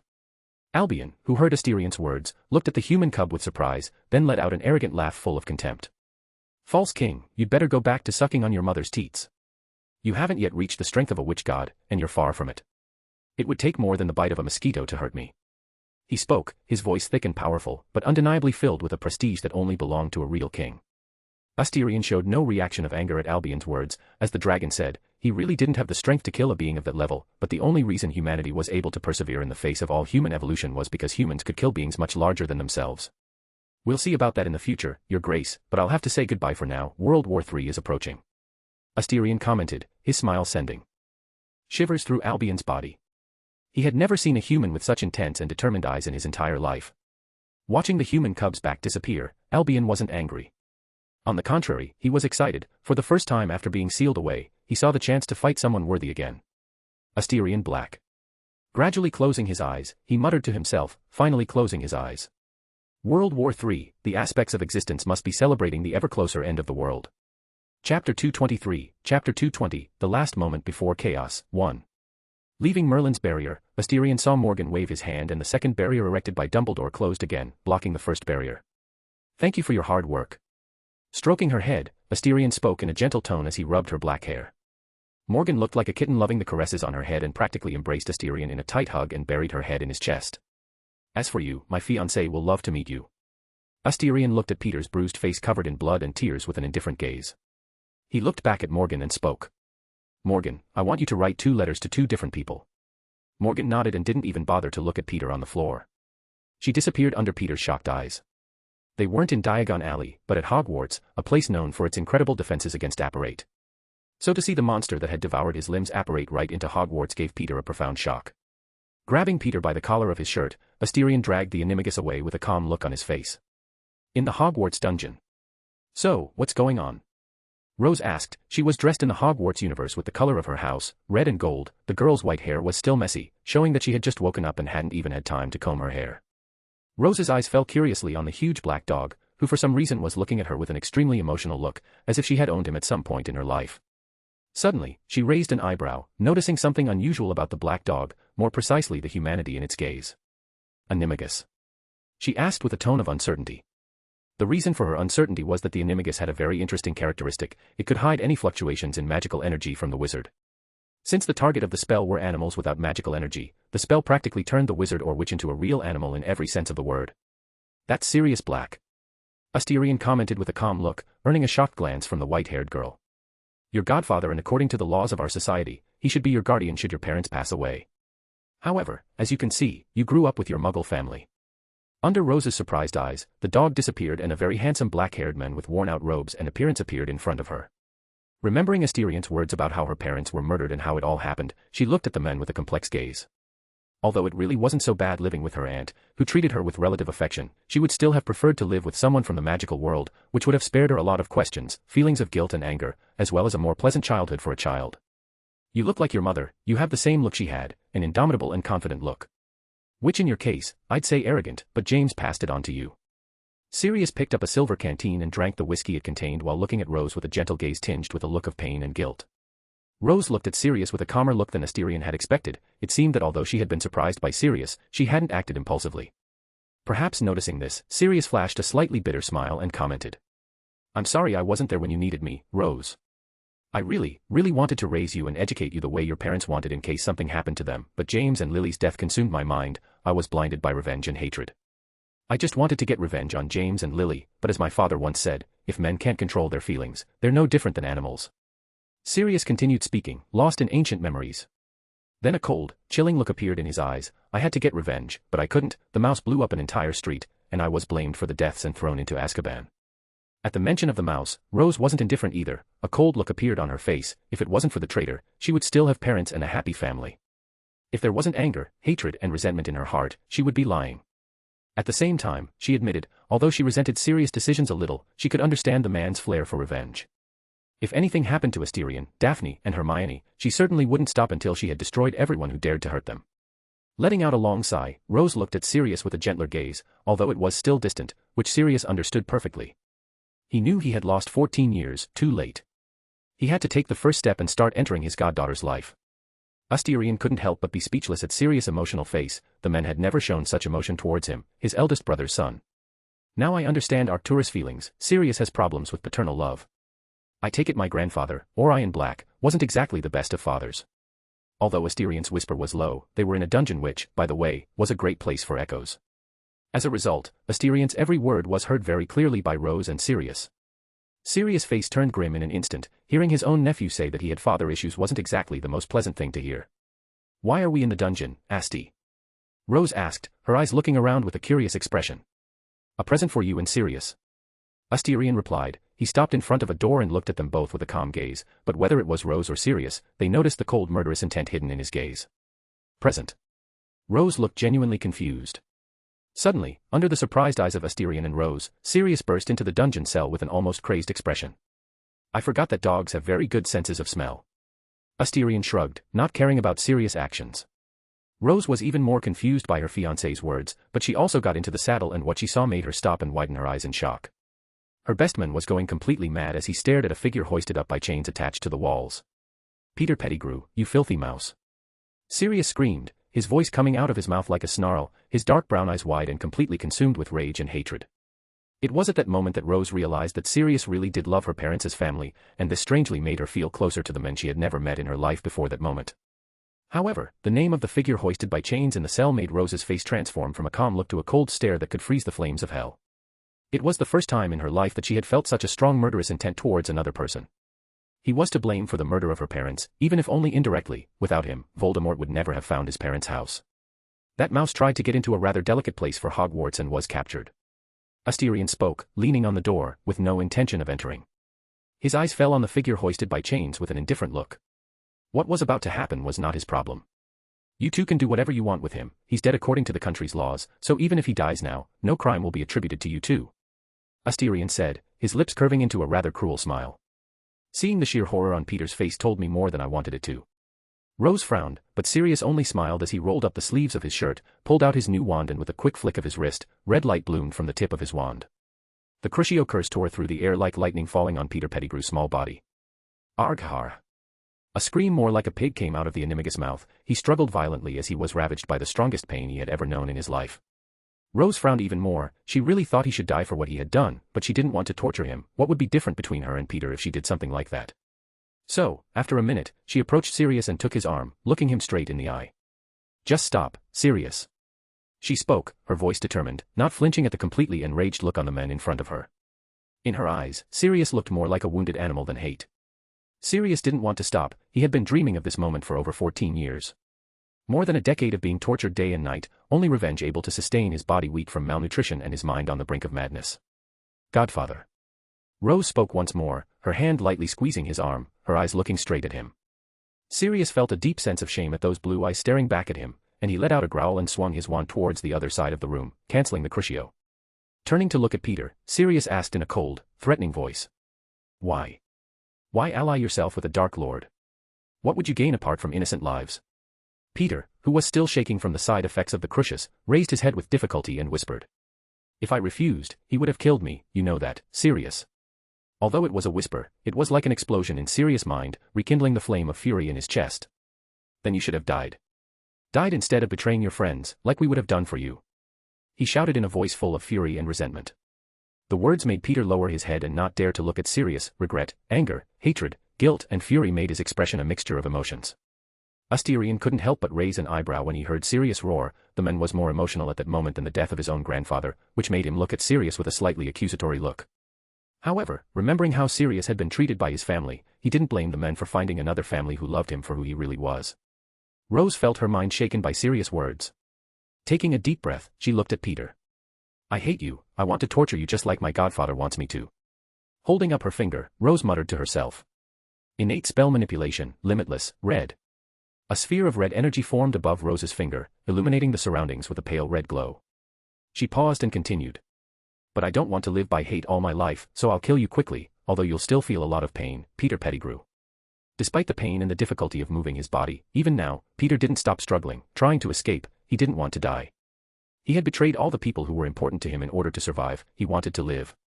However, no matter how hard he tried to struggle, the red glow blurred his vision. He felt like his body was being pressed down by a mountain. His flesh sank, all his bones broke in an instant, his eyes exploded directly. Blood dripped from his ears, nose, and eyes.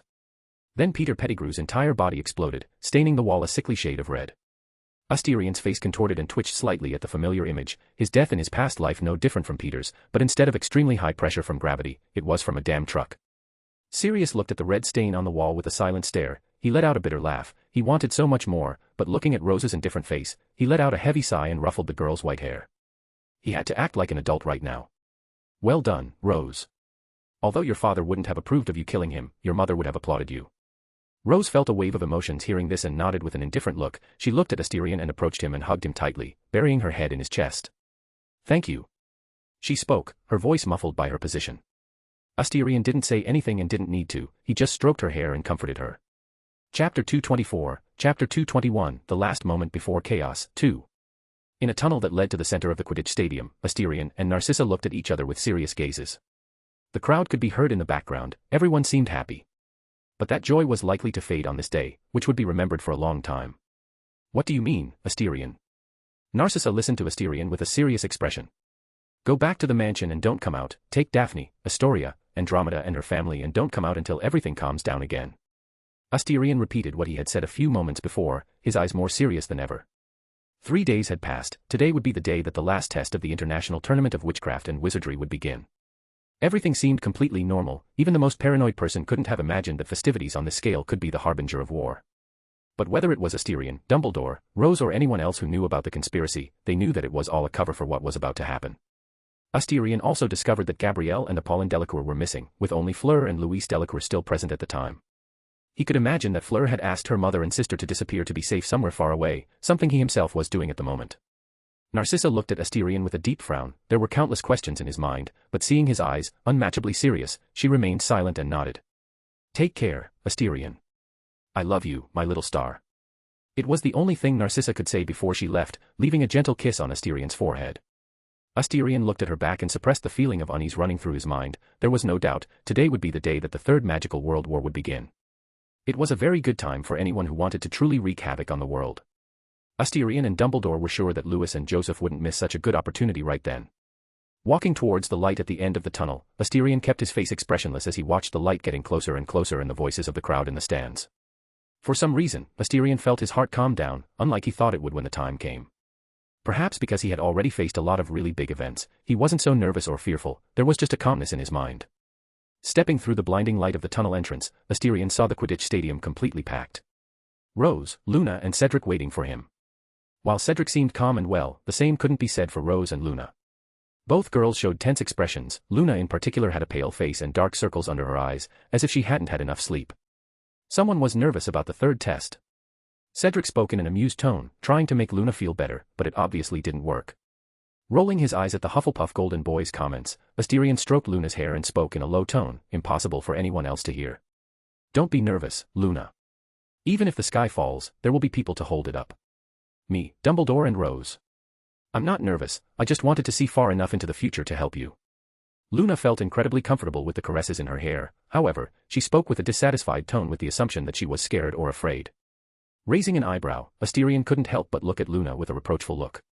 Seeing the future was such a burden on the mind and body, many seers went mad in the later stages of life.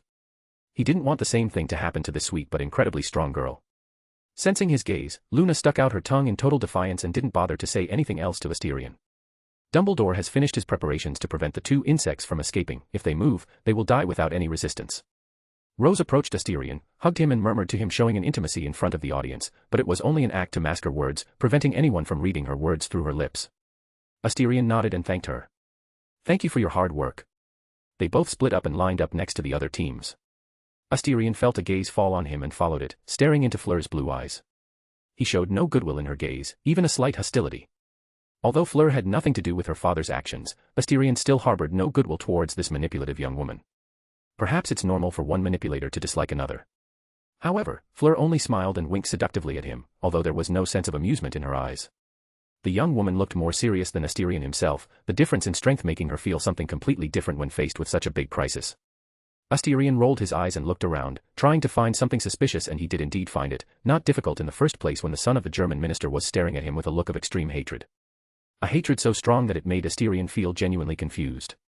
He didn't really remember when he had offended Hans Weiss so deeply, although losing an arm was a real big deal, but it was Rose who had destroyed his arm, not him, so Patriarch Black was genuinely confused as to where such strong hatred from Hans came from. Suddenly, Asterion noticed something unusual about Hans, apart from the obvious murderous intent towards him. He couldn't sense any magical energy coming from Hans' body, which completely confused him. Alchemical item. Asterion quickly shook his head, denying the possibility that Hans had used an alchemical item to hide his magical energy so perfectly. They were at a tournament and Hans had obviously been searched when he entered the Quidditch stadium. Besides, hiding the magical energy was like putting Hans under a spotlight in front of everyone. The German team captain's lack of magical energy was extremely obvious. However, Asterion didn't move and let the young man act as he pleased. He would die anyway, so it didn't matter if he was cheating or not. Yes, Asterion decided to kill all the members of the German team. No one would return to his homeland. Originally, the French team was supposed to suffer the same fate as the German team, but since Flur had betrayed her own father, country, and talked about the conspiracies on the walls of Hogwarts, Asterion wasn't going to hurt the French team, not at the moment.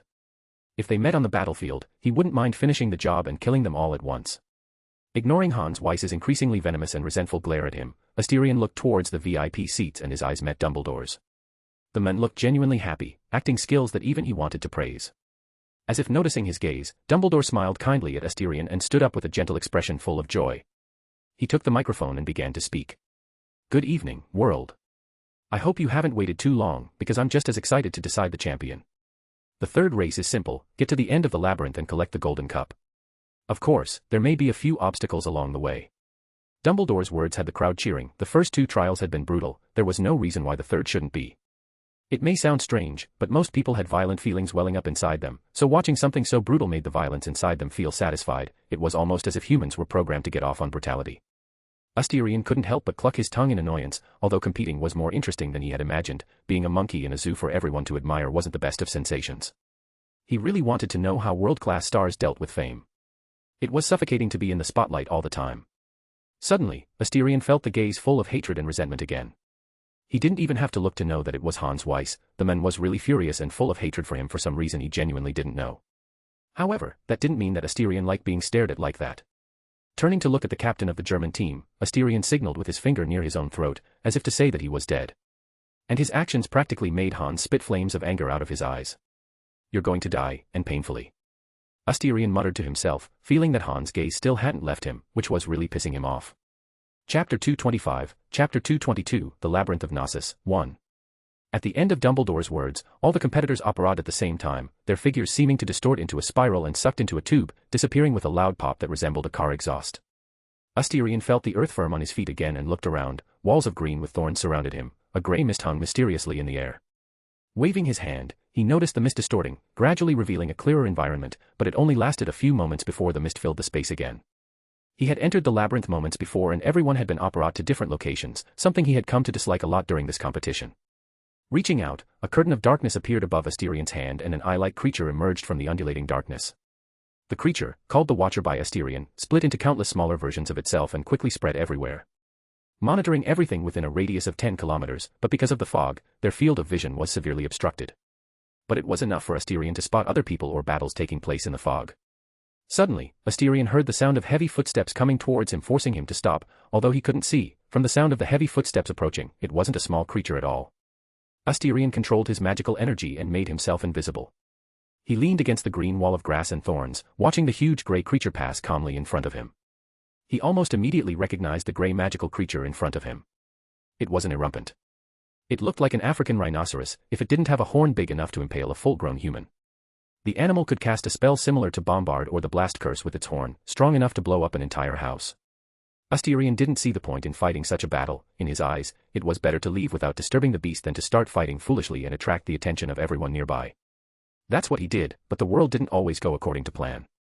In front of Asterion, footsteps were heard approaching, not the footsteps of any magical beast, but human footsteps. Although the footsteps were low and cautious, they still alarmed Erumpent, who was not at all happy about appearing in an unfamiliar place.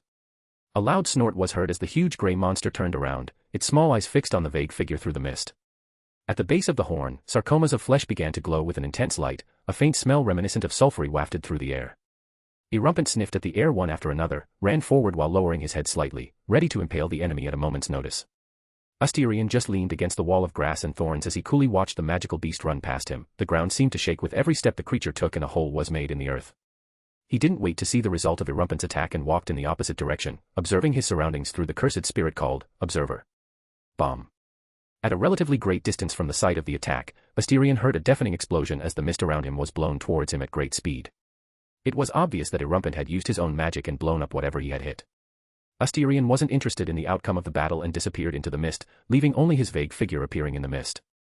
On the other side of the mist labyrinth, a small, delicate girl held her wand looking at the monster in front of her. The girl had blonde, almost white hair and beautiful eyes that resembled a shade of silver, although the blue could still be seen in her gaze. It was Luna, and in front of her, a beautiful purple and blue serpent with feathery wings seemed to cover the path she had to take to advance through the labyrinth. The snake was so large that it easily covered a distance of 15 meters. Akemi, Luna thought with a helpless expression. The winged serpent wasn't the friendliest of the magical serpents on the planet, and she could imagine that the specimen in front of her wasn't at a good moment, as it had been placed in a completely unfamiliar place. Normally, she would have avoided this kind of creature with her gift, but after spending an entire night trying to see the future of the war, her mind and body were completely exhausted, so she hadn't been able to see Akemi before and consequently came across him at this moment. Taking a deep breath, Luna knew she couldn't stay still, and putting a levitation spell on herself, she jumped into the air and floated forward. The mist was gently pushed away with her movement, but nothing too drastic to make the winged serpent notice anything wrong. Luna's face was slightly tense, passing over the dangerously close to the beautiful creature. She could even smell the snake's characteristic scent from how close she was to the creature. Suddenly, Luna's face showed a helpless expression. In front of her, the snake's purple eyes stared at her with a cold gaze. A shiver ran through her body. Those eyes looked as if they would strike at any moment. Look how thin I am. I barely have any meat. If you want meat, Rose is more suitable than me. I'm like a stick. She spoke, her expression showing an innocent touch as she gestured with her arms, showing off her thin arms. Clearly saying that it didn't taste good, just crumbs of meat. Then Luna's face changed dramatically, her gift warning her of the imminent danger. She didn't care about the consequences and used her gift without any hesitation. In an instant, she saw her being killed by a dagger to her throat. Without hesitation, Luna moved to the side, watching with calm eyes as the dagger passed just a few centimeters from her face. The same dagger that would have taken her life if she hadn't dodged it earlier. The icy blue eyes stared at her with a cold gaze. Luna quickly backed away and no longer cared about paying attention to Akemi. There was something more dangerous than the snake in front of her. It was a monster that she felt no trace of magical energy. Looking at the captain of the German team, Luna's eyes narrowed with a cold stare. She held her wand tightly as she spoke. You're not Hans Weiss. Her certainty came from the fact that there was no magical energy in the supposed Hans Weiss in front of her, although there were indeed items that hid someone's magical aura, but these items couldn't hide a wizard's magical aura so perfectly. The only two items known to do so were the helmet of the wizard god of death himself, Hades, and the invisibility cloak, one of the 3 relics of death. Although if you were an animagus, you could obtain the same ability, but this was a rare ability that few in the world had. However, if Germany had such items, it wouldn't have behaved so discreetly in the English magical civil war a few months ago. They would have attacked in full force and given England no room to recover or get out of the civil war so easily. You're an abortion, or rather, you were born without any magic, but you've gained an incredibly strong body and keen senses. Luna commented, keeping her gaze on her enemy's body, not daring to underestimate someone who could kill her with any mistake or hesitation on her part. The mention of the name made the young man's face turn slightly colder, although it was imperceptible. It was more than clear to Luna that this was the confirmation she wanted. It seems you betrayed Dumbledore and England as a result. Luna commented, already discovering the identity of the attacker. There were no other people she knew with such a peculiar situation in England. She had watched the young man fight Asterion in the magical self-defense tactical training class. He's allied himself with the monster. How can I follow a man like that? He replied, his voice so cold that it sent shivers down Luna's small body. There was such an amount of hatred in his voice that it really made her wonder why he felt so much hatred. You call him a monster, I call him a hero, better than you, who betrayed his country for revenge. Luna didn't mince words and commented, her voice full of sarcasm as she didn't hide her contempt for the young man in disguise. Hero. Neville seemed to hear the biggest joke in the world. The burnt skin on his body began to burn, as if remembering the pain Asterion had caused him. If Asterion had heard Neville's thoughts, he would have rolled his eyes at his hypocrisy. House Longbottom still existed because he had more important matters than killing a decrepit old woman and an abortion without magic. Besides, he hadn't caused his injuries. It was Bellatrix. I'm going to kill you. I'll enjoy seeing the look on his face when he learns of your death. Neville contracted his muscles and got into attack position. Kill me. Luna showed an expression of surprise, but that expression soon turned into the most contemptuous face that could appear on anyone's face. Putting the tip of her wand to her lips, Luna's lips curved into a smile tinged with sarcasm. She tilted her head to the side and spoke each word with such contempt that it made one wonder how such a sweet girl could turn out to be so prejudiced. A worm with no magic and a filthy abortion like you can never touch me. You should go back to the hole you crawled out of and contemplate your utter insignificance, you traitorous mouse. Chapter 226, Chapter 223, The Labyrinth of Gnosis, 2. Easily dodging the dagger in the hands of the traitorous mouse, Luna turned her wrist and a bombarda exploded in the air, but didn't hit the mouse. Although there was no magic, Neville certainly wasn't weak, especially in hand-to-hand combat. He could attack and retreat with ease with his incredible reaction speed and physical strength. Are you going to keep running, Squib? I wonder what your parents would say when they found out they had an Squib child. We're heroes, but with a son so useless he can't even throw a Lumos. Luna looked at Neville circling her like a wolf, waiting for the right moment to attack her. Her voice was tinged with sarcasm and provocation. The young woman's silver eyes shone with a phosphorescent glow. Neville's face was cold, he looked like a wounded animal at Luna's words, but he didn't attack immediately. But he wanted to attack her, to make her pay for every word she had said to him. He wanted to see her scream in pain as his dagger pierced her heart. However, he refrained. Who he thought was the weakest member, proved to be a difficult and tricky opponent. Seeing Neville still staring at her with no intention of attacking even with her humiliating words, Luna was not disappointed. She could see the future, and that included what was about to happen. Unfortunately, although an extremely strong power, it was beginning to weigh on her body. Especially after the night before. If you keep hesitating, other people might be drawn into our fight. Luna commented, bringing her wand close to her body. Her lips lifted in a very sly smile. Imagine if Rose comes, or worse, Asterion. Asterion, although what I'm about to do will cause chaos, I know you and Rose will manage. Luna thought, looking at Neville with a cold stare. She was becoming more and more exhausted by the continued use of her gift. If the fight continued, her ultimate fate would be to be killed by the squib in front of her. When his name was mentioned, Neville's face darkened, although he knew that Luna was provoking him to attack. As she had said, he had no choice. Other participants could come at any moment, and if Rose or Asterion arrived, he would definitely be dead. Slash. Without any more hesitation, in an instant, Neville disappeared from where he was and reappeared in front of Luna, his dagger violently tearing through the air at speeds that broke the barrier of sound. The knife was heading for Luna's heart, the blade ready to penetrate her body. Boom. With the thunderous sound of air breaking, the scene Neville had expected to happen didn't happen at all. What appeared before him was the tip of Luna's wand pointed at him. The girl smiled sinisterly at him as she made a very specific movement with her wand. It pulled to the side, descended slightly downwards and continued to the right and then upwards. Neville watched in slow motion as the demonic blue fire gathered at the tip of his wand and exploded into a great quantity of blue flames in the air. In a mere instant, his instincts alerted him to the great danger of the blue flames. Mustering the strength of his body, Neville managed to stop his forward momentum and threw his body desperately to the side, but he was still hit. The flames touched half of his left face. The heat and pain the flames caused was so great that Neville couldn't help but let out a pained groan.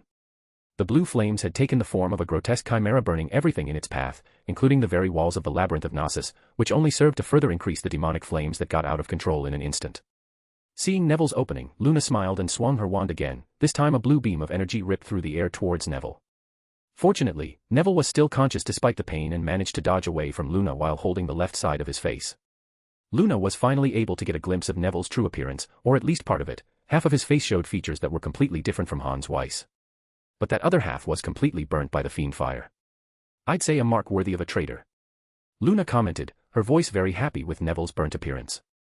At the same time, her entire surroundings were gradually being scorched by the demonic blue flames she had summoned. The air was thin as blue sparks hovered around her. I'm going to kill you, you bitch. The words that came out of Neville's mouth sounded like a growl. The humiliation and pain made his face completely distorted by the intense emotions. He had almost been killed by the person he considered the weakest on the team, yet he had almost died, and so far, he hadn't even been able to touch Asterion's clothes. I think you need to worry about yourself before you worry about killing me, mongrel. You'll become a roasted dog just like in China, Luna said, gesturing to their surroundings, which were being devoured by fiend fire's flames. It wouldn't be long before they were both engulfed by the blue flames.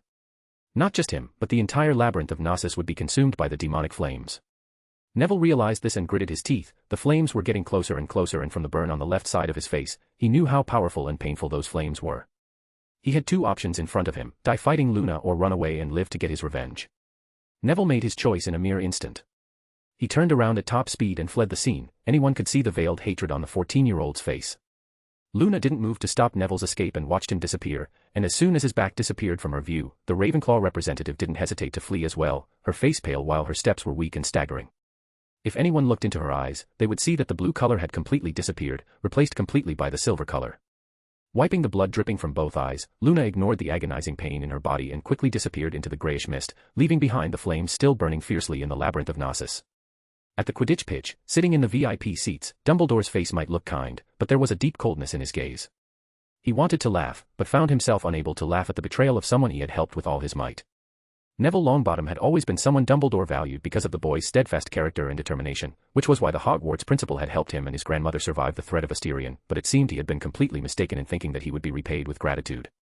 However, there were things he should be worrying about more at the moment. Turning to face Joseph Weiss, Dumbledore asked in a gentle, warm tone.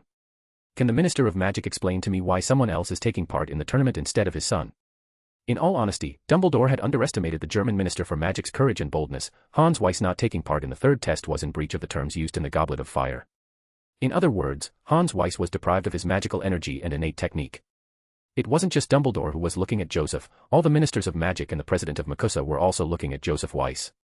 The consequences of such actions were naturally clear to everyone present. They couldn't imagine why Joseph would sacrifice his son's talent at this moment. Joseph sat indifferently in his chair, ignored the eyes of the 6 special-grade wizards and witches in the room and focused entirely on Dumbledore. He spoke in a calm tone and spoke directly. Unfortunately, my son fell ill and was unable to take part in the last test.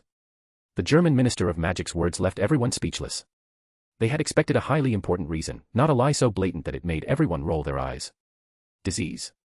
There were few diseases in the wizarding world that couldn't be cured with a potion, so Joseph's excuse was lazy and full of loopholes.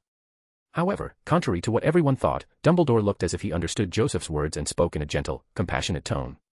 I see, I wish young Hans well, I hope he stays safely at Weiss Castle in Frankfurt. After all, the world has been very chaotic recently, no one can imagine what might suddenly happen. Perhaps the sun will explode in the next moment. The faces of the Ministers of Magic and the President of MACUSA couldn't help but show strange expressions. Although Dumbledore's words seemed kind and concerned, everyone heard the brazen threat in the words of the strongest men in the world. Joseph's face still remained indifferent in the face of Dumbledore's gentle gaze. The man didn't hesitate to speak his next words. The sun is often eclipsed by the vastness of the world. As Joseph's words faded, everyone present sensed that something was very wrong, the exchange of threats too clear for all to see. It made them realize that something big was going on, something they had no idea about. Chapter 227, Chapter 224, The Labyrinth of Gnosis, 3. Asterion looked up and was surprised to see the flames dyeing the sky a demonic blue. He could hear roars and screams coming from the flames. Apparently there were many magical beings and wizards hit by the flames. Honestly, he wanted to see which idiot had thought that using a fiend fire inside a maze of grass extremely prone to burning was a good idea. Feeling the temperature begin to rise, Asterion knew he wouldn't have much time. The whole labyrinth would be consumed by fire and everyone inside would die if no one escaped. Letting out a weary sigh, he really wanted to kill whoever used a fire spell inside a labyrinth. Asterion glanced once more at the cloud of blue fire and quickened his steps. He practically ran, dodging any witch, wizard, or magical animal in his path. When he reached the end of the labyrinth and touched the goblet of fire, his restrictions would end at the same moment.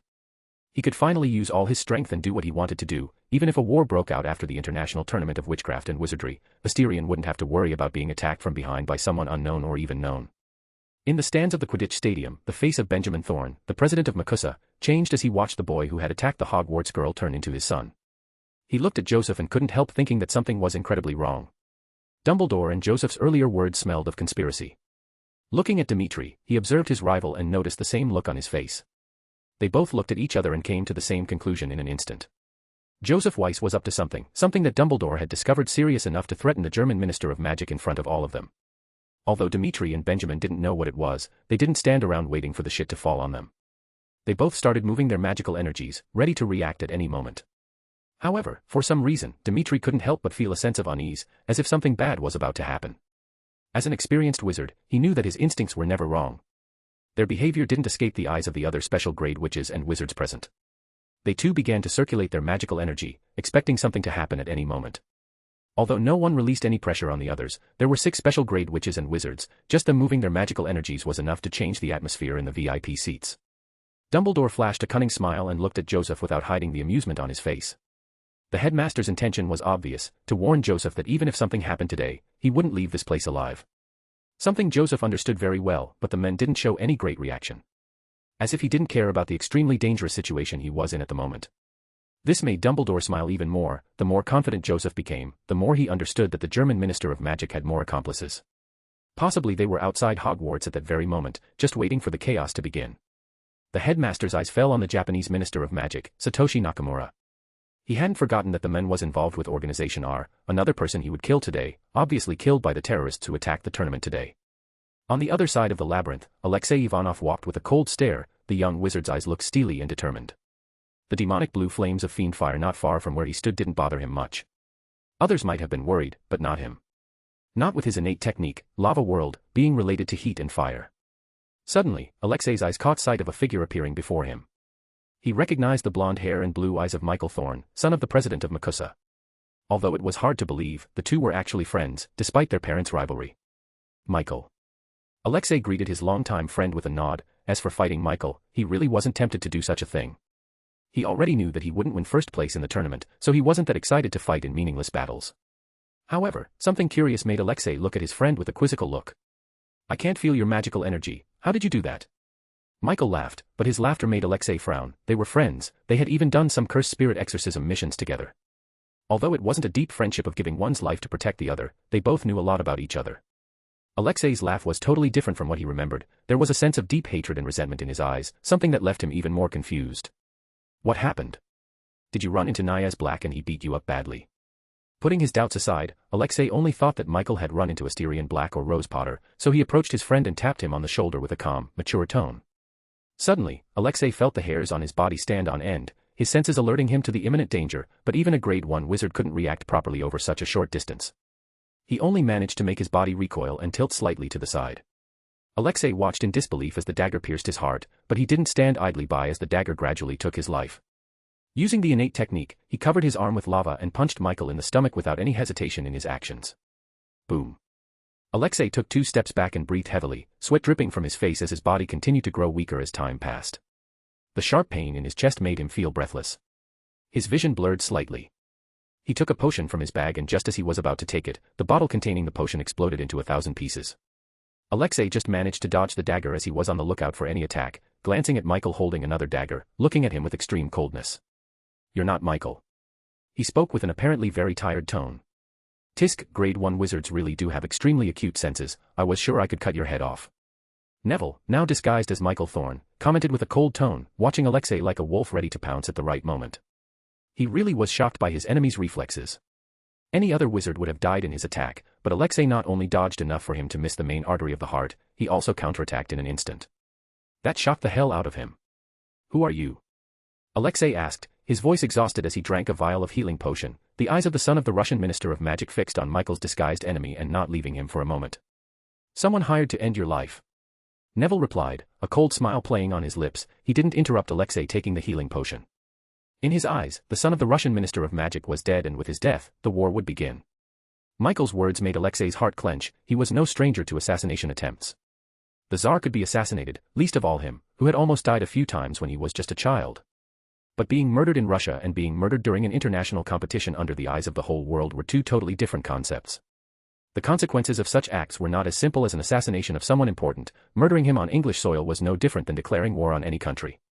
Alexei no longer cared about the competition. He couldn't die in England. The trouble he would bring to his own father and country was not something he wanted to have to carry after death. Making a seal with his hand, Alexei muttered to himself while not sparing any of his magical energy. Innate spell manipulation, lava world, end of the world eruption. Goom. It was as if a bomb had exploded. A deafening sound rumbled across the skies of Scotland. A pillar of volcanic lava emerged from the ground and rose into the sky. Gigantic balls of lava rained from the sky, tearing through the air at extremely high temperatures as the entire labyrinth of Gnosis was destroyed by the catastrophe. Neville didn't show any fear. On the contrary, his smile grew as he watched the Russian wizard's large-scale attack without moving. Alexei looked confusedly at the assassin, but suddenly his vision darkened for a moment as he fell to the ground with an incredulously black blood began to overflow from his mouth. The young man felt cold all over his body as he choked on his own blood. His body convulsed violently as he stared at the killer with a look full of anger and humiliation. Poison, you coward, Alexei thought as darkness overtook his consciousness. Father. No. Be. Stupid. No. Start. A war. It was Alexei's last thought before darkness consumed his consciousness. Watching the young grade 1 wizard losing all vital signs, Neville smiled sarcastically and fled the scene without any hesitation. He knew that when he killed Alexei, he would have to run as far away as possible. The wrath of a special grade wizard was not something he could bear. As soon as Neville fled, a tall man wearing traditional Russian clothes appeared next to Alexei. He ignored the surrounding lava and looked at his lifeless son drowning in his own blood with a calm gaze. The man's lips trembled without being able to utter a single word. Images of his son growing up flashed before his eyes. Dmitri couldn't ask for a better son than Alexei. The boy was everything he wanted in a son. Talented, charismatic, and astute like any veteran politician, but now, seeing the pain in his son's expression from his dead body, he felt the greatest pain in his life. Even when his wife died, he had never felt such overwhelming pain. Twisting his lips, Dmitri tried to speak to his son. Alexei, if you get up, I promise I'll let you marry that muggle girl you love. The Minister of Magic's voice was hoarse and shaky, but there was no sign that Alexei would wake up. Touching Alexei's pale, lifeless body, Dmitri kissed his son's forehead and closed his eyes. After denial came anger. Dmitri made a seal with his hands and muttered in an icy, chilling tone. Innate spell manipulation, world of lava, eruption of the end of the world. The world really did seem to be destroyed. For the third magical world war had begun. Chapter 228, Chapter 225, A Dark Day, 1. Boom. Asterion, who had just touched the goblet of fire, felt the entire ground shake as the whole world seemed to spin. A gigantic explosion sounded as the ground seemed to ripple like the waters of a raging sea. Looking up, he saw a gigantic pillar of lava rising kilometers high. It was so much bigger than Alexei Ivanov's previous attack that the two couldn't be compared. One looked like the eruption of a small volcano, powerful, certainly, but still small. While the second was as if the end of the world would happen in a mere instant. It seemed as if the entire atmosphere of the planet would be scorched by the rain of fire and lava. Dmitri. Why did he use his innate technique in such a crowded place? Asterion muttered to himself, clearly confused by the Russian Minister of Magic's actions, but he didn't care why and acted quickly. He had to parry the attack or the whole place would simply be wiped off the face of the earth. Ouroboros. Asterion muttered to himself as a gigantic curtain of darkness appeared above the labyrinth of Gnosis. An incredible amount of magical energy was automatically consumed within it. Then, under the eyes of all the participants, a gigantic silver serpent emerged from the curtain of darkness. The snake moved its body gracefully through the air while the beast's silver eyes began to glow, and what happened in the next second made everyone feel extremely strange. It was as if their bodies refused to listen to his command and began to rewind time. Projections of participants identical to their own appeared around each wizard and witch, which caused even more strangeness, because it was as if they were seeing their future, but they were all just going back in time. Dmitri might have noticed this if he had been of sound mind, but he didn't care, he just wanted to kill his son's murderer and did it again. Innate spell manipulation, lava world, end of the world eruption dash. Just as the Russian Minister of Magic was about to start using House Ivanov's innate technique again, a hand took a firm hold of his arm. Asterion, who had arrived at Dmitri's side, took a firm hold of the Russian Minister of Magic's arm. He looked at the trembling man full of sadness and spoke with a calm but sympathetic voice. Minister, I know you must be suffering, I know the pain of losing a loved one, but bear in mind that we are not weak muggles or wizards who have the right to let off steam. We're too powerful, many would die because of our fury. He spoke, looking at Alexei Ivanov's lifeless body. His face was full of pain even in death while black lines could be seen in the blood vessels of the heir of House Ivanov. He was poisoned by a knife to the heart. As an experienced coroner, Asterion came to the conclusion of the cause of death in an instant. It was a poison strong enough to kill a grade 1 wizard. Which was quite rare, given that the senses of a wizard of this caliber were strong and could even warn of the danger of drinking or eating something poisoned. Dmitri shivered at Asterion's words, closed his eyes and slowly lowered his hands. When the man opened them again, there was a chilling calm in the eyes of the most powerful man in Russia. Beneath the semblance of calm, there was a fury like a volcano about to explode. Seeing this, Asterion breathed a sigh of relief. He didn't want to fight Dmitri, especially at this moment. Having more enemies was too worrying, he didn't want to have one more. I want to know who killed my son and why. Dmitri looked at Asterion and spoke calmly. At that moment, he knew that Asterion, Dumbledore, and Joseph were involved in his son's death. 3 options. An organization called R. Louis Delacour or Joseph Weiss. Just choose who you want to destroy. Asterion replied in an equally calm tone, but anyone could see the murderous intent in Patriarch Black's gaze. As soon as Asterion had finished speaking, Dmitri disappeared from where he stood. Asterion shook his head and raised his wand upwards. At the same moment, a red beam of energy crossed the sky. On the other side of the labyrinth, Rose, who had rescued another participant in the tournament, raised her head and looked at the beam of red energy with a serious look on her face. She looked at Luna being helped by Cedric and disappeared from where she was. Cedric, take care of Luna, I have business to do. Cedric was surprised by her words, but just as he was about to ask, he saw Rose had disappeared, leaving him alone with Luna and the other injured foreign students. It started. Lying looking at the moon, Luna with her eyes closed, muttered to herself with a calm look. What started it? Cedric asked confusedly. The Third Magical World War. Rose, who had teleported to the Quidditch Stadium, looked at the hundreds of wizards and witches in silence and raised her hand. Her eyes began to shine, making them even more beautiful than they normally were. She began to use the innate technique of House Potter without scruples. From the very beginning, she had been assigned to evacuate the entire Hogwarts audience to a place far away and safe. She was doing just that at this moment. A special grade wizard battle was about to take place. If these wizards and witches remained in the place, they would all be killed. A gigantic amount of magical energy began to be consumed, but Rose didn't care. Without the limiters, she had infinite magical energy. She could regenerate it faster than she spent it. Innate spell manipulation, limitless. Rose muttered as the space around the entire Quidditch Stadium began to ripple, which naturally caused chaos in the place. Wizards and witches began to scream in fear, but it was all gone in an instant, all the hundreds of thousands of wizards and witches gone in a second. Letting out a warm mist through her mouth, Rose felt her magical energy reach almost its bottom. She was recovering quickly, but this was the first time she felt she had run out of magical energy. At the same time, her brain hurt like hell, so much so that the white-haired girl held her head with her hands as she let out a pained moan. However, Rose tried to ignore the pain and stared at the stands with a cold gaze. In the VIP seats, the atmosphere was completely silent. Benjamin Thorne was livid with rage. No, to say he was angry or furious was an understatement. At the thought that it could be his son lying lifeless, Benjamin wanted to tear Joseph Weiss apart at that very moment. Even though they were rivals, as a father, Benjamin could never wish for a father to lose his son. It was a pain he wouldn't wish on his worst enemy. Joseph put his coffee cup down and looked at everyone with a calm gaze, his eyes focused on Dumbledore. What did you expect? Did you expect me to remain silent while you two treated my country as a battlefield? Do you think I've forgotten that my brother died because of you? The humiliation, the pain, and the lives lost, do you think I would forget? Or perhaps you thought I wouldn't dare conspire against the great and powerful Albus Dumbledore. Don't be childish, Dumbledore, I can play that game too, even at the cost of my life. Joseph commented, his voice indifferent before the eyes of 6 special grade wizards, 7 with Dmitri Ivanov. His every word made the atmosphere terribly heavy. Although they knew something was happening, they didn't expect it to be this. Joseph may have been calm, but Louis Delacour wasn't showing the same calm. Cold sweat poured down the French Minister of Magic's face, and he felt like his heart was about to explode with the anxiety he was feeling at the moment. I really didn't think you'd dare plot against me, but that shows I'm getting older. My old self would have killed you a long time ago. Perhaps if I had, this wouldn't have happened. Dumbledore leaned back in his chair and replied, his voice calm and cold. Do you know what I'm going to do to your country? I'm going to bathe you in blood. I'm going to make you watch on your knees as you watch the deaths of your people and the war you've brought to this world once again. As Dumbledore spoke, the temperature in the room began to heat up, but it wasn't because of Dumbledore, but because of a tall, burly man in traditional Russian clothes. Dmitri, his face cold, arrived in front of Joseph in an instant.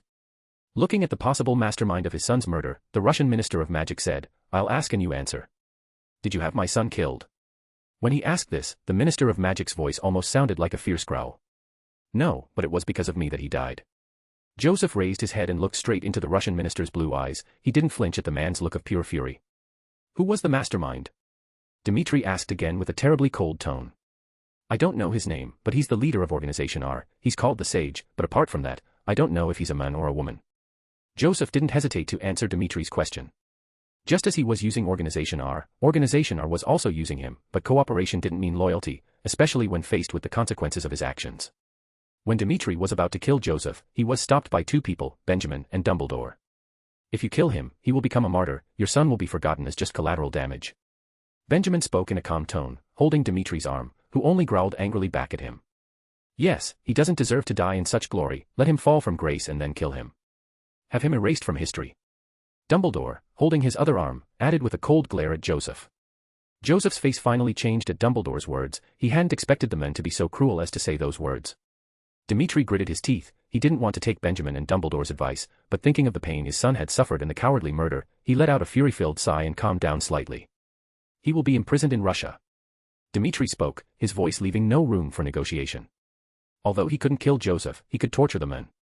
As soon as Germany finds out that their Minister of Magic has been kidnapped, they will declare war.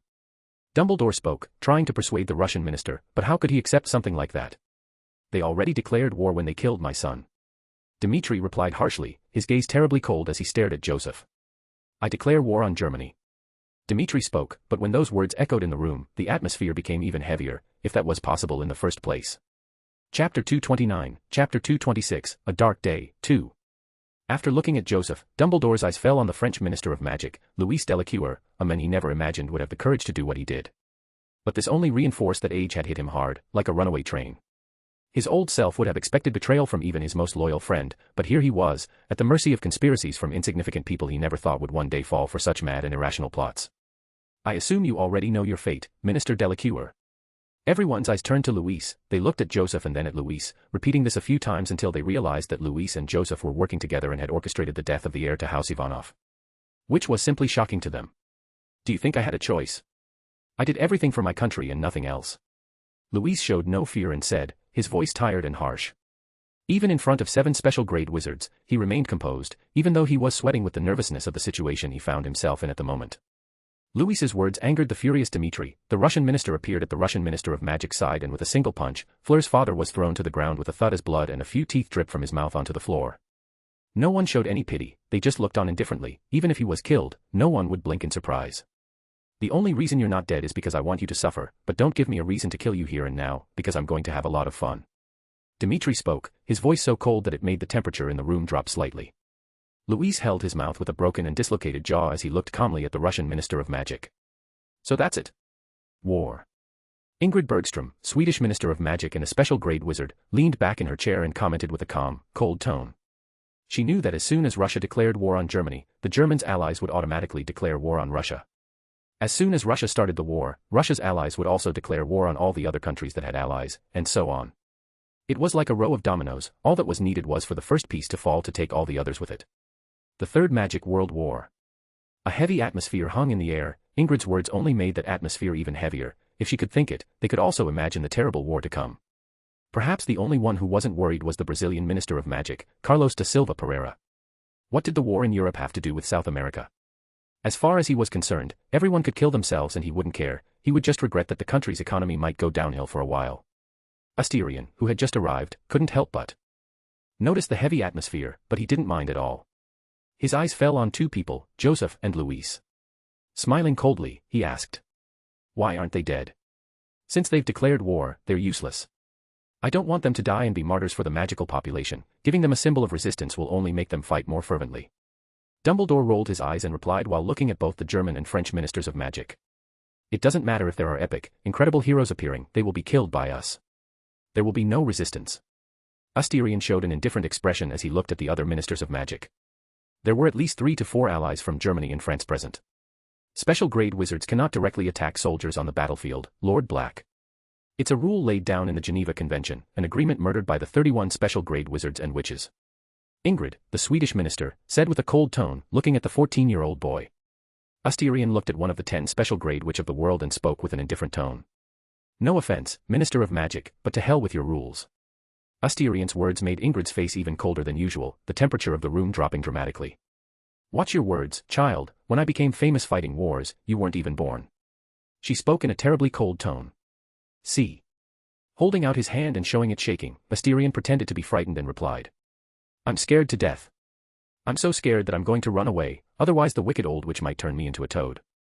I've already told you not to accept things from old suspicions." "Maybe she wanted to give you a poisoned apple." Asti Rose, who had been listening in, appeared and stood next to her fiancé. She commented with a tone full of sarcasm and provocation. If before Ingrid's face had been cold, at this moment her face was completely devoid of any emotion. An ice-blue magical aura began to emanate from her body. The walls, ceiling, and floor of all the VIP seats were gradually freezing. "You ignorant, arrogant, overbearing brats. I'll teach you that the world isn't decided on the amount of magical energy." Ingrid spoke, her voice icy to the point of freezing one's soul. Her influence began to change the whole atmosphere. Snow and ice began to appear all over the Quidditch stadium. The ministers of magic who weren't special grade didn't hesitate to leave, leaving 9 people in the place, 9 special grade wizards and witches. Russian Minister of Magic, Dmitry Ivanov. Austrian Minister of Magic, Helena von Strauss. Swedish Minister of Magic, Ingrid Bergström. Japanese Minister of Magic, Satoshi Nakamura. The President of Makusa, Benjamin Thorne.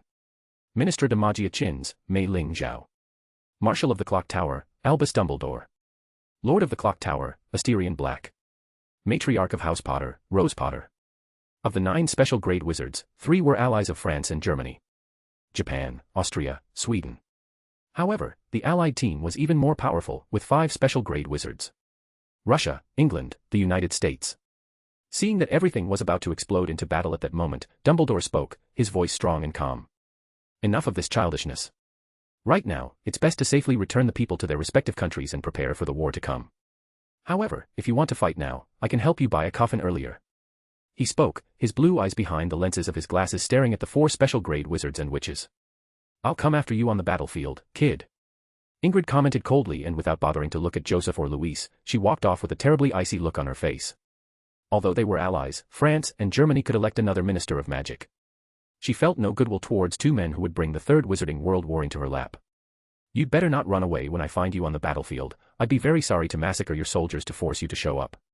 Asterion showed nothing but sarcasm and bloodlust at the woman's words.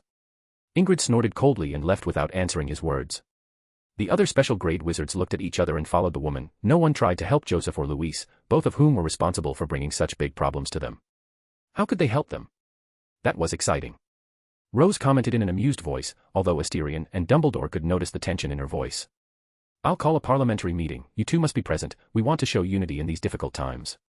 Stroking Rose's hair, Dumbledore spoke, his voice serious but extremely calm, as if nothing could make him feel any pressure or nervousness. Turning to look at Dimitri, Dumbledore said with a cold tone, looking at the two French and German ministers of magic. Minister Dimitri, I'll leave these two as your prisoners, I hope they don't escape. Russia probably has a lot of organization or spies. Honestly, he wouldn't be surprised if Russia had a lot of organization or spies, so he had to warn Dimitri so that something like this didn't happen. If Louis or Joseph escaped, it would be the same as setting them both up as symbols of resistance for the French and German people. Suddenly, the eyes of Rose, Asterion, Dumbledore, Dimitri and Benjamin looked at Louis Delacour at the same time. Under their shocked eyes, Louis' body gradually began to crack as a smile appeared on the French Minister of Magic's face. We'll see on the battlefield, Louis said as his body exploded into a million pieces of glass. Dimitri's face became extremely grim, one of his son's killers had just escaped before his eyes. Mirror World, the innate technique of House Delacour. Rose whispered to herself, she had fought Flur, so she knew the effects of the innate technique, but she hadn't expected to be able to do something like this. Besides, the strength Louis showed wasn't that of a grade 1 wizard, but dangerously close to the special grade, a semi-special grade wizard. I wonder if he's ever actually been to England. Rose spoke again, her words making everyone frown. This kind of illusion-related innate technique was especially annoying and difficult to predict. I would like both ministers of magic to withdraw from English soil as soon as possible. We'll raise our defenses and castles, I hope you'll do the same, because this war is going to be brutal. Dumbledore didn't care about Louis's escape and focused on what was most important. He looked at both the Russian Minister of Magic and the President of Makusa with a kind look. Dimitri didn't reply and caught Joseph with a cruel, cold stare. Without speaking to anyone, he left in the direction of the labyrinth, ready to retrieve his son's body. Looking at his rival's back, Benjamin let out a sad sigh and left, ready to take the entire American team and his people out of England. Let's get ready. Dumbledore looked at Rose and Asterion and spoke with an extraordinarily serious tone.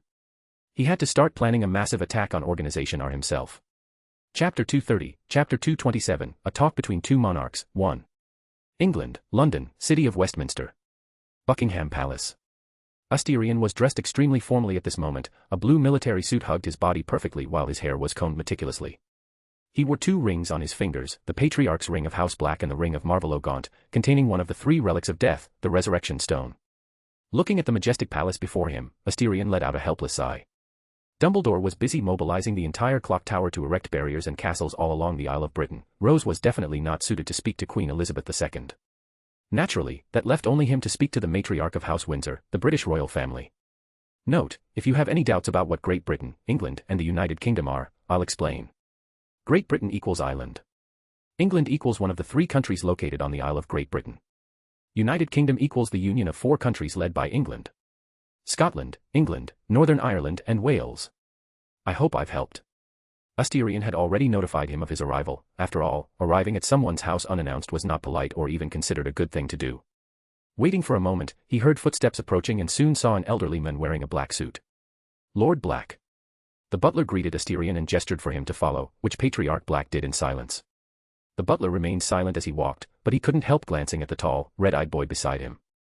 When he heard that he would be guiding one of England's most important wizards, he had expected to see Dumbledore, as he had done before. As butler to the royal family, he was privy to countless secrets that most people would never dream of knowing. He knew that a totally different society to which everyone was oblivious was hidden in the shadows of humanity itself. Magic, witchcraft, cursed spirits. At the thought of such stories, the butler felt a chill run through his body. So, seeing his young face, the butler showed no sign of disdain or contempt for his age, although the man next to him was indeed young. The aura he emanated was regal and more princely than Prince Charles himself. We have arrived, Lord Black. The butler spoke as he turned to Asterion.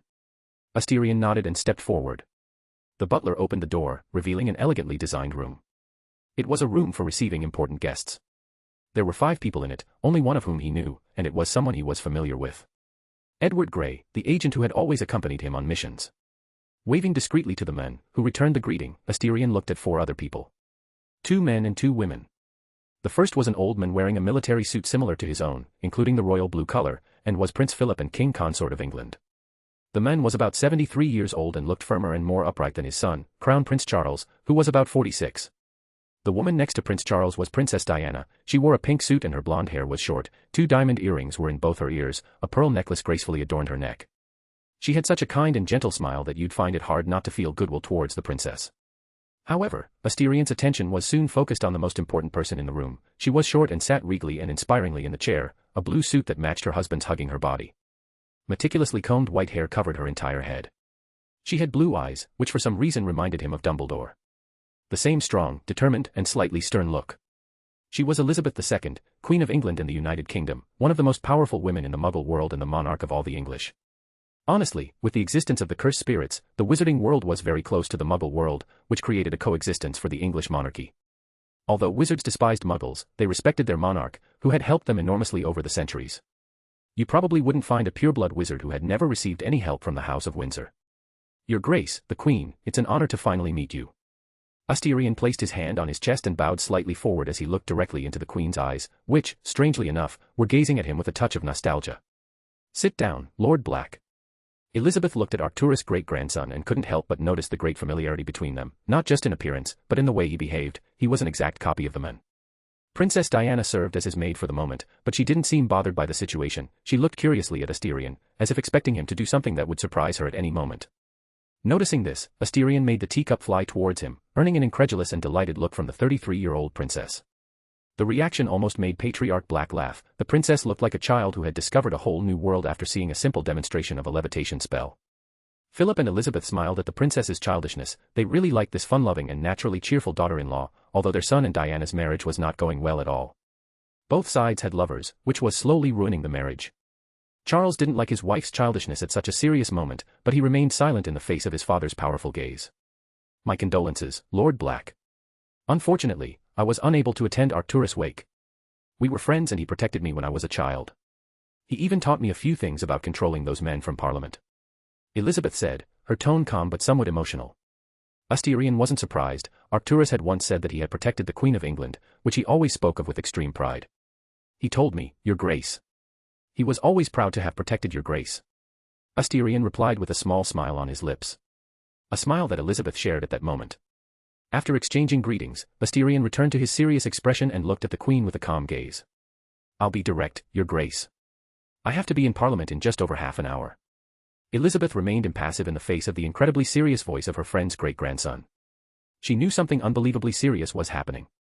The Third Magical World War is about to begin. Asterion was direct and did not hold back. In order to make this war less destructive and to keep the cursed spirits from being exposed as much as possible, the help of the Muggle community was more than necessary. A heavy atmosphere hung in the air. Even though Elizabeth didn't know magical history, she had participated in World War II, so how could she not know that this kind of war was simply terrible for the world as a whole? Seeing that no one said anything, Asterion began to explain. The First Magical World War caused the then center of the magical world, Rome, to collapse like a sand castle. The Second Magical World War resulted in the fall of Constantinople. We want to prevent England from suffering the same fate. Asterion's words only made the atmosphere more tense. England will do whatever it takes to prevent that. Elizabeth didn't flinch at his words. She wasn't an indecisive person to begin with, and she wasn't going to flinch now, at such a delicate moment. Your help is appreciated, Your Grace. Asterion said with a grateful look. With a wave of his hand, he took a pile of papers with countless pieces of information that Dumbledore had compiled. This is information about the war and the likely culprits. Elizabeth nodded and picked up one of the papers, put on her reading glasses and began to read. When she saw that the cause of the war was the death of the son of the Russian Minister of Magic, orchestrated by France and Germany, she couldn't help but snort out loud. Ignoring Germany, she commented with a hint of sarcasm. The French are as desperate as ever. Asterion rolled his eyes at the English Queen's xenophobia. As mentioned before, France and England were countries that didn't like each other. It was an old feud and one that would last even longer. Especially now, with the Third Magical World War. Elizabeth continued looking at the papers and noticed that the wizards were setting up barriers and spells against Apratar in strategic places, mainly in London and on the coasts of Wales and Scotland. It was as if a huge dome had been erected around the country. Within this dome, castles would be built with magic and transformed into true magical fortresses of war, preventing the enemy's rapid advance if the first line of defense was breached. The world was once again headed for chaos. Chapter 231, Chapter 228, Preparations for War, 1. England, London, Clock Tower. After returning from the royal family's visit, Asterion returned to the clock tower without much delay, and as he expected, a parliamentary session was underway. All 12 lords of the clock tower were present, as were all the senators. 3 wars in less than a century. Do we really want to take part in that war? Amelia Bones commented with a tired tone and full of hesitation towards the new war. Stop hesitating, Senator Bones, the world is already covered in the flames of war, we cannot hesitate in our actions. Aurelius Greengrass, the Greengrass Patriarch and Asterion's father-in-law, replied with a cold and calm tone. Because of the resources of House Greengrass, Aurelius had practically become one of the most important people in England at this time with his countless resources in the manufacture of potions and other magical medicines. As Aurelius had said, it didn't take long for the Russian government to declare war on Germany, and Dmitri exposed the entire French-German conspiracy for the world to see, even exposing the existence of organization or for the world to see the true face of this organization for the first time. Soon after the shocking news of the war between Germany and Russia, the world was even more shocked to see other countries allied to Russia declare war on Germany, and even more shocked when the same thing happened to Germany's allies, who declared war on Russia and its allies. England's magical population is in serious decline. Young people no longer want to get married so soon or even have children. Add to that the wars we've suffered and we have a major birth problem on our hands. Amelia responded to Aurelius' words with a strong tone. In her eyes, England could become neutral while they passively defended themselves. They had Albus Dumbledore, the most powerful man in the world, and Asterion Black, the Black Prince, and also Rose Potter. 3 special grade wizards. Although Rose Potter wasn't as famous as Asterion and Dumbledore, she was still a special grade, and Asterion was worth 4 special grade wizards with his more than 20 special grade cursed spirits. Any nation had to be prepared to be destroyed if it declared war on England with these 2 special grade wizards. Amelia, you're naive. Do you think that this organization or in these countries will leave England alone if we don't get involved in the war? Everyone will be weakened by the war. No one wants to see anyone preserve their strength. We'll be attacked from many sides no matter what we do. Aurelius sneered at Amelia, a member of the Democratic faction. Asterion, sitting on his throne above the stairs, alongside other men and women, watched the whole discussion with a disinterested look on his face. He didn't really like politics. More specifically, he didn't like the bureaucracy and the delay in making decisions by Parliament. If he had been king, he would have declared war on France in the first instance and then, in the middle of the war, declared war on Germany. Although he could fight on many fronts with his special grade cursed spirits, he had to preserve his strength. However, he couldn't decide something like this alone as a member of Parliament. It wasn't just Amelia Bones who was against taking part in the war. There were many others, including in the neutral faction, the Democratic faction, and the aristocratic faction. Many didn't want war for various reasons. War means losing a lot of money and a lot of deaths that could be the heirs of those people. War involved a lot of things and people didn't like to bet on luck. Especially when it involved the continuation of their houses. Dumbledore, who was standing to Asterion's right, cleared his throat loudly enough for everyone to hear. A silence formed. Everyone looked at the main throne of the Wizard Marshal of the Clock Tower. As Lord Greengrass said, "We go to war." Dumbledore said with a calm tone. "That is inevitable. We will be forced to fight in that war." The Clock Tower Marshal continued, "I know some of you are scared. I am too. We're talking about the Third World War, but even if England falls like Rome and Constantinople, we can get back on our feet, just as we always have for 1,000 long years." Dumbledore's words silenced Parliament even more. His words were like a punch in the stomach to the people who didn't want to go to war, waking them up from their state of nervousness and fear about taking part in such a big and important war. Rose, being her first time participating in something like this, looked at everything with a certain curiosity. Seeing the people who made the most important decisions in the country deciding something that would affect the lives of billions of people made her realize why Asterion and Dumbledore fought so hard for something as illusory as political power. That kind of power to decide who dies or lives was not unlike being a god, albeit a god she could easily kill. Still, for some reason, she felt she wanted similar power, not to abuse it like some present, but to protect the people who would suffer because of corrupt and incompetent politicians in power. Asterion didn't know what kind of transformation was taking place in Rose's mindset at that moment. If he knew her thoughts, he would have wanted to thank Dumbledore for doing something like that. Rose taking an interest in politics was an extremely good thing in his eyes. "Before I come to this Parliament, with the power given to me as Marshal Wizard, I have already ordered the creation of barriers and spells against Operad at strategic points along the coast of our country. Castles will be erected and we will begin to mobilize our troops." Dumbledore said, after a brief silence, letting everyone absorb his words calmly. With the decision to take part in the war, the mentality of many changed. Everyone knew that in times of war, no one could hesitate. Hesitation meant dying. Dumbledore, seeing that everyone was focused on the war, nodded and spoke in a calm, confident tone. "A general staff of war will be established to lead the course of the war." Everyone was not against it. It was normal in times of war. If there was too much bureaucracy, it would get in the way of some important decisions, so everyone tactically agreed to the general staff being established. "Lord Black will be the war general of the European front." Dumbledore spoke again, his voice carrying throughout Parliament. Again, everyone was not against it. Asterion had already fought in the Civil War and was part of the central decision-making government at the time, so he had the experience for the job. Besides, in the eyes of everyone present, he was a weapon of war with his strength.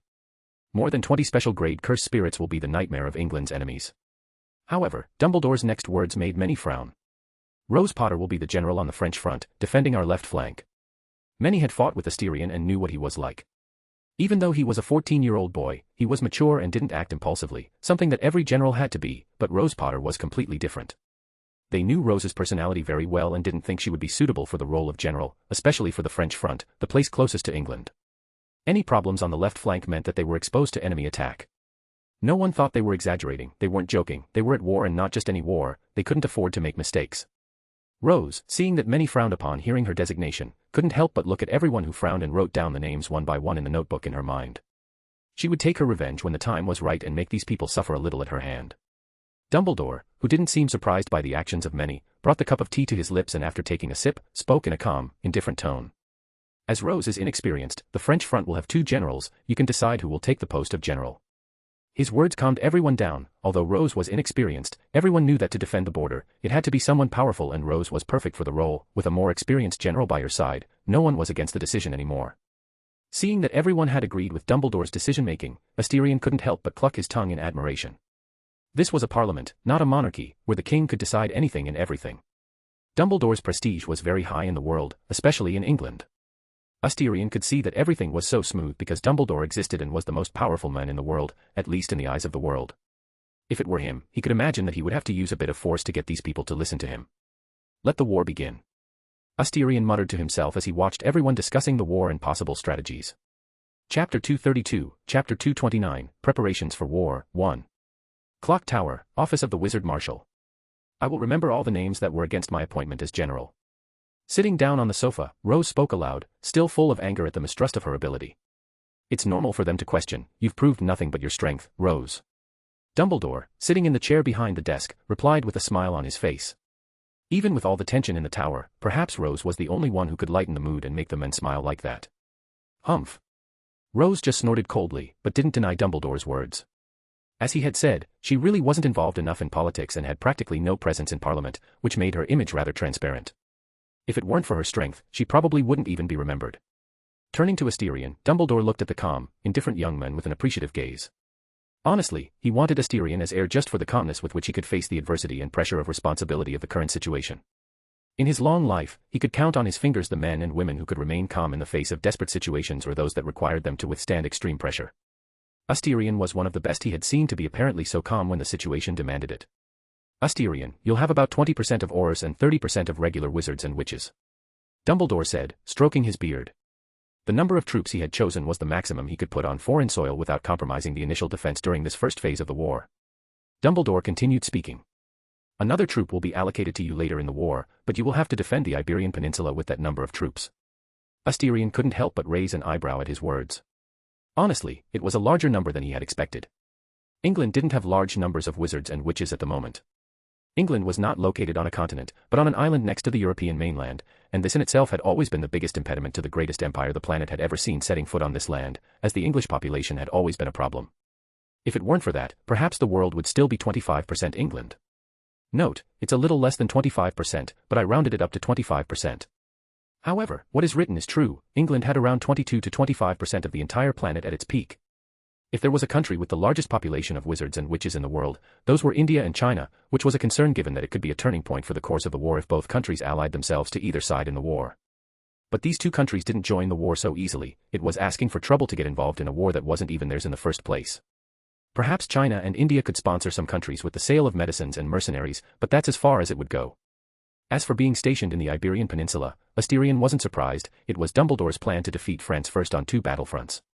Besides, on the Iberian Peninsula, he could mobilize his special-grade cursed spirits more efficiently, protecting lines of attack and defenses in other countries. At the same time, Asterion wouldn't be surprised if other countries paid him to station a special-grade cursed spirit in a strategic location. After all, not only could it make the enemy retreat, it could also save unnecessary troops and place them elsewhere. When am I leaving? Filling a glass of wine, Asterion asked, taking a seat next to Rose on the sofa. He tasted the wine and almost immediately recognized the sweet taste of French wine. Still, he drank the wine leisurely, despite Rose's dissatisfied look. Asti, drink is bad for your health. Rose whispered, looking at the glass of wine in her fiancé's hands. Asterion pursed his lips at her whisper, although they weren't married yet, Rose was already acting like a wife worried about her husband. Don't worry, any damage to my liver can be transferred to Baskerville. To prove that his master was telling the truth, the demon dog nodded in Asterion's shadow, apparently filled with pride at suffering for his master. Rose was speechless, but after seeing the master and servant helping each other, she rolled her eyes and paid no more attention to Asterion, who was very proud of Baskerville. You're going in a week, we're going to attack France in full force, I want Paris on its knees in less than a month. Dumbledore ignored the whispers exchanged between the two and spoke with a cold tone, tinged with a touch of murderous thirst. Asterion raised his wine glass to his lips and couldn't help but raise an eyebrow at the words of the martial wizard. Don't get it wrong, he felt he could defeat France, but defeating and subduing a nation were two completely different things. This wasn't the 10th century, nationalism was something that was ingrained in the blood of every person, especially the people of France, who considered themselves to be one of the most glorious countries on the planet with an extremely rich heritage. They could be defeated, but breaking the spirit of such people was extremely difficult. Defeating them may not be a problem, but subduing them and making them bend the knee is something completely different. We can force them to take suicidal measures against us. A fight to the death is not something we need. Asterion commented, looking at Dumbledore with a calm, deep tone, his red eyes fixed on the wizard marshal. Dumbledore looked at Asterion and seemed to ponder the words he was about to speak, and when he did, he made Asterion's and Rose's faces look strangely at the headmaster. It doesn't matter if you can't subdue them, just make sure they never dare set foot on English soil again without remembering the humiliation they've seen themselves suffer in a few short months. Asterion and Rose looked at each other and saw the surprise in each other's eyes. Dumbledore seemed especially resentful and murderous towards France. Although they had both been fooled by France in the same way, they only had animosity, not the hatred that Dumbledore displayed. That's possible, at least it's not the irrational request to subjugate France. Asterion commented harshly, looking at Dumbledore with a look of disinterest at the headmaster's obvious hatred. Dumbledore nodded and looked at Rose. You will go to Dover immediately and assume your role as general. If there are any suspicious movements coming from Calais, you can decide the next course of action as you wish. Yes, sir. Rose, practically lying on the sofa, gave a lazy salute and reluctantly got up from the sofa. Looking at Asterion, Rose didn't move from her spot and waited for something as she looked at her fiancé with a strong, expectant gaze. Asterion, who was enjoying his wine, noticed this and rolled his eyes. He stood up, walked over to Rose and kissed her while holding her waist, not caring that he was in front of Dumbledore. Although for some reason, doing so brought an enormous sense of satisfaction to his heart. Rose, like Asterion, didn't mind kissing her fiancé in front of her teacher and wrapped her arms around his neck as she gave herself completely to the kiss. After long minutes like this, they both broke apart while gasping for breath. Asterion looked at Rose, who sported a red tinge to her cheeks, and spoke in a tone tinged with slight concern. Be careful and don't underestimate people, you're not invincible, limitless. Rose felt her heart sink into an ocean of sweetness hearing the concern in his voice. She kissed his lips again in a chaste kiss and spoke in a gentle, tender tone. I know, you shouldn't underestimate France either, who knows what ancient heritage they have. Asterion rolled his eyes and replied. You don't have to tell me, countries always have a hidden trump card in desperate situations. Giving Asterion another kiss, Rose reluctantly left Dumbledore's office, leaving them alone in complete silence. It was a good move to seduce my ward. Dumbledore said, his voice slightly sarcastic at Asterion's shameless actions in seducing a woman, even though he was engaged. Asterion sat down on the sofa and rolled his eyes at Dumbledore's accusation. First of all, I didn't seduce her, it was Rose who started all this, and for political reasons, Daphne accepted Rose. Asterion's words made Dumbledore's lips twitch, feeling like he was being stabbed in the back again. He hadn't expected Rose to actually fall in love with Asterion of her own free will. James would turn over in his coffin if he heard that his daughter was marrying the son of his greatest enemy. Asterion gave her a mischievous look and smiled. I really wish he were alive, it would be even more interesting to see his reaction. Dumbledore snorted, but his lips also lifted in a smile at the thought of the former Potter Patriarch's furious roar. Dumbledore let out a tired sigh, looking out of the window at the landscape and said, We'll give this war our all, Asterion. Asterion didn't reply and looked out of the window at the bleak London landscape with a silent gaze. Chapter 233, Chapter 230, The French Battlefront, 1. 7 days later. England, London. October 8, 1994. In the last 7 days, the whole of the United Kingdom has been transformed into a giant magical war machine, with Wales, Northern Ireland and Scotland unsurprisingly joining the war. Without England's protection, these three countries would suffer from the prolonged war that would ensue. Barriers and veritable magical fortresses were erected throughout the country, and unauthorized wizards and witches were forbidden to leave or enter the most important cities. Unfortunately or fortunately, all the countries in the world could never put 100% of their troops to war. The reason for this was very simple. Although the war had started, it didn't mean that the other war that humanity had been fighting for thousands of years against cursed spirits had stopped. Every country in the world still had to reserve troops to exorcise cursed spirits, or the country would be in complete chaos. Especially at this time, when the negative magical energy exuded by the whole world would increase in large quantities with the fear and uncertainty of the Third Magical World War. Asterion was wearing a black military suit with gold details. In front of him was a row of 210 men and women, all lined up side by side. Among these people, he recognized three in particular: Nymphadora Tonks, her fiancée, Daphne Greengrass, and a shabby-looking old man next to her. The old man had a prosthetic leg, a prosthetic right eye, and part of his nose was missing. It was Alastair Moody, the Mad-Eye. Considered one of the most important aurors of modern times and a semi-special grade wizard. He was also the man who had imprisoned Bellatrix in Azkaban, as well as more than half of the dark wizards in Azkaban. Unlike other aurors, Moody focused mainly on dark wizards, rarely doing missions involving cursed spirits. Honestly, Asterion appreciated the man's meticulousness and paranoia, but he needed someone more sane to be his vice-general. Unfortunately, there was no other person available and he would have to make Moody official as his vice-general on the battlefield in Spain. Looking at Narcissa beside him, Asterion showed a slight helplessness. If she had the strength of semi-special grade, he would have placed Narcissa as vice-general, but his cousin didn't possess such strength, so he had to accept Moody, even though the men didn't know he would be the vice-general of the battlefront. Asterion put these thoughts aside and said, "Attention, battalion." The next moment after his words, everyone stood erect and beat their fists against their chests. They remained like that, waiting for his own words. "Our mission is simple. We will take the Principality of Andora and advance together with the Spanish and Portuguese troops." Asterion spoke, his calm, regal voice echoing throughout the place. It had been decided in Parliament that he would attack the Principality of Andora and use it as a point of advance towards France. Andora was perfect to use as a strategic base, especially the capital, which was at high altitude and ready to be used as a bridge. Just as he finished speaking, a hand was raised among the aurors. Asterion tried to ignore the hand, trying to find someone with doubts, but the owner of the hand kept waving it sideways, drawing his attention. "Yes, Auror Tonks?" Asterion asked with an inexpressive expression. "Will the battlefield be in the city or around the city?" Nymphadora asked, ignoring her teacher's disgruntled glances. Asterion looked surprised at his cousin. He really hadn't expected her to ask such an important question. He gave her a calm look and replied sarcastically. "That will depend on the French troops, but it's possible that we'll be fighting in urban areas. It could be an attempt by the French to make us back down for fear of breaking the Secrecy Act." He continued speaking, his gaze sweeping over everyone present. "If such a thing occurs, you are ordered to ignore the Secrecy Act and attack in front of Muggles without any hindrance. Auxiliary troops from Spain and Portugal would control the entire city to prevent the news from leaking out to other cities. Don't hesitate and kill every French wizard you see." "Yes, sir." Everyone answered loudly, hitting him again on the chest, making a loud sound resound throughout the place. Asterion nodded with a cold expression and looked at everyone for a moment, then finally spoke. "Prepare to apparate."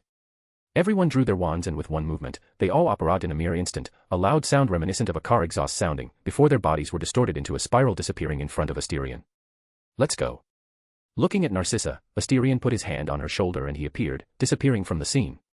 Spain, 30 kilometers from the Principality of Andora. Consecutive pops sounded in the air, men and women wearing black suits with a specific coat of arms embroidered on their chests appeared and gradually the numbers increased as time passed. The crest on the chest of these men and women was a tall tower and two swords next to the tower. When Asterion felt the ground firm up again, he looked ahead and found some familiar faces. The Spanish and Portuguese Minister of Magic.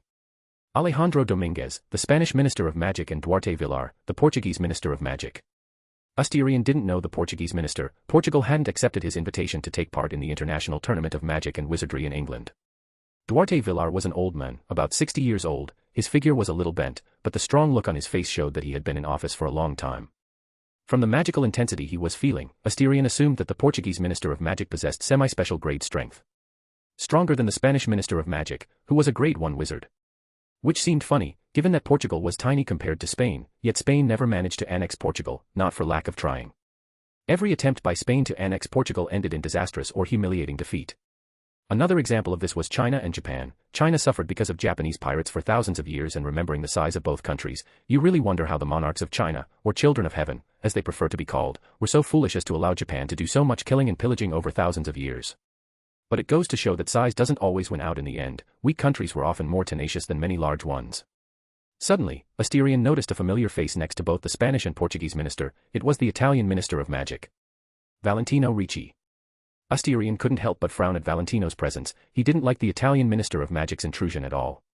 Last-minute changes in plans rarely worked out, and there was a reason for that. The unpredictability increased enormously. "I don't recall being informed of Minister Ricci's participation in our meetings, Minister Dominguez and Villar." Asterion spoke, looking at everyone, including someone he had fought personally, Ana Rodriguez, a wizard who had the innate technique related to electricity. Alejandro and Duarte, hearing the dissatisfaction in the special grade wizard's tone, both looked at each other and saw the helplessness in each other's eyes. They had no choice. Italy had always been an important partner in the international politics of both their countries. Unexpected changes can occur at the last minute. No one can control fate, Lord Black. Duarte Villar said, his aged voice somewhat hoarse, but the powerful timbre could not be hidden. He really didn't want the General of England and the Italian minister to start fighting, or rather, he didn't want to see the Italian minister's death on Spanish soil. Asterion almost scoffed at those words, but remembering that it could affect the performance of the war and make a very bad impression in the eyes of the Portuguese minister, he just replied with a cold tone. Fate really is unpredictable. He knew that more than anyone, but he still didn't like having another partner on the battlefield without having been consulted first. At that moment, Asterion wanted to turn around and leave Spain, leaving these three countries to fight the enemy coalition alone. However, he had to play his part in his and Dumbledore's plan, invade France from the flank while Dumbledore would invade France from the front, pressuring both sides and destroying the French and other countries' forces. In addition, he could keep an eye on Valentino. Any sign of betrayal on the part of the Italian Minister of Magic, he would kill him. After all, you can trust the strong spirits of the Italians, but never the strength or cunning of these pizza and pasta lovers. Better not betray me, Valentino. I'm in a very bad mood and I can easily summon a special grade spirit to crush you like an insect. Asterion approached Valentino and whispered with a cold but equally deadly gaze.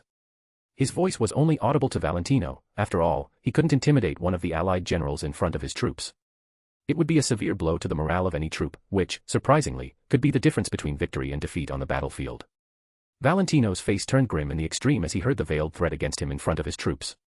Not only that, he was being humiliated by the very men who had killed Italy's only special grade wizard. This could no longer be called contempt, it was a complete humiliation of him, a man who controlled an entire nation, humiliated by a 14-year-old boy. Chapter 234, Chapter 231, The French Battlefront, 2. October 9, 1994, The Battle of Andora. Bomb.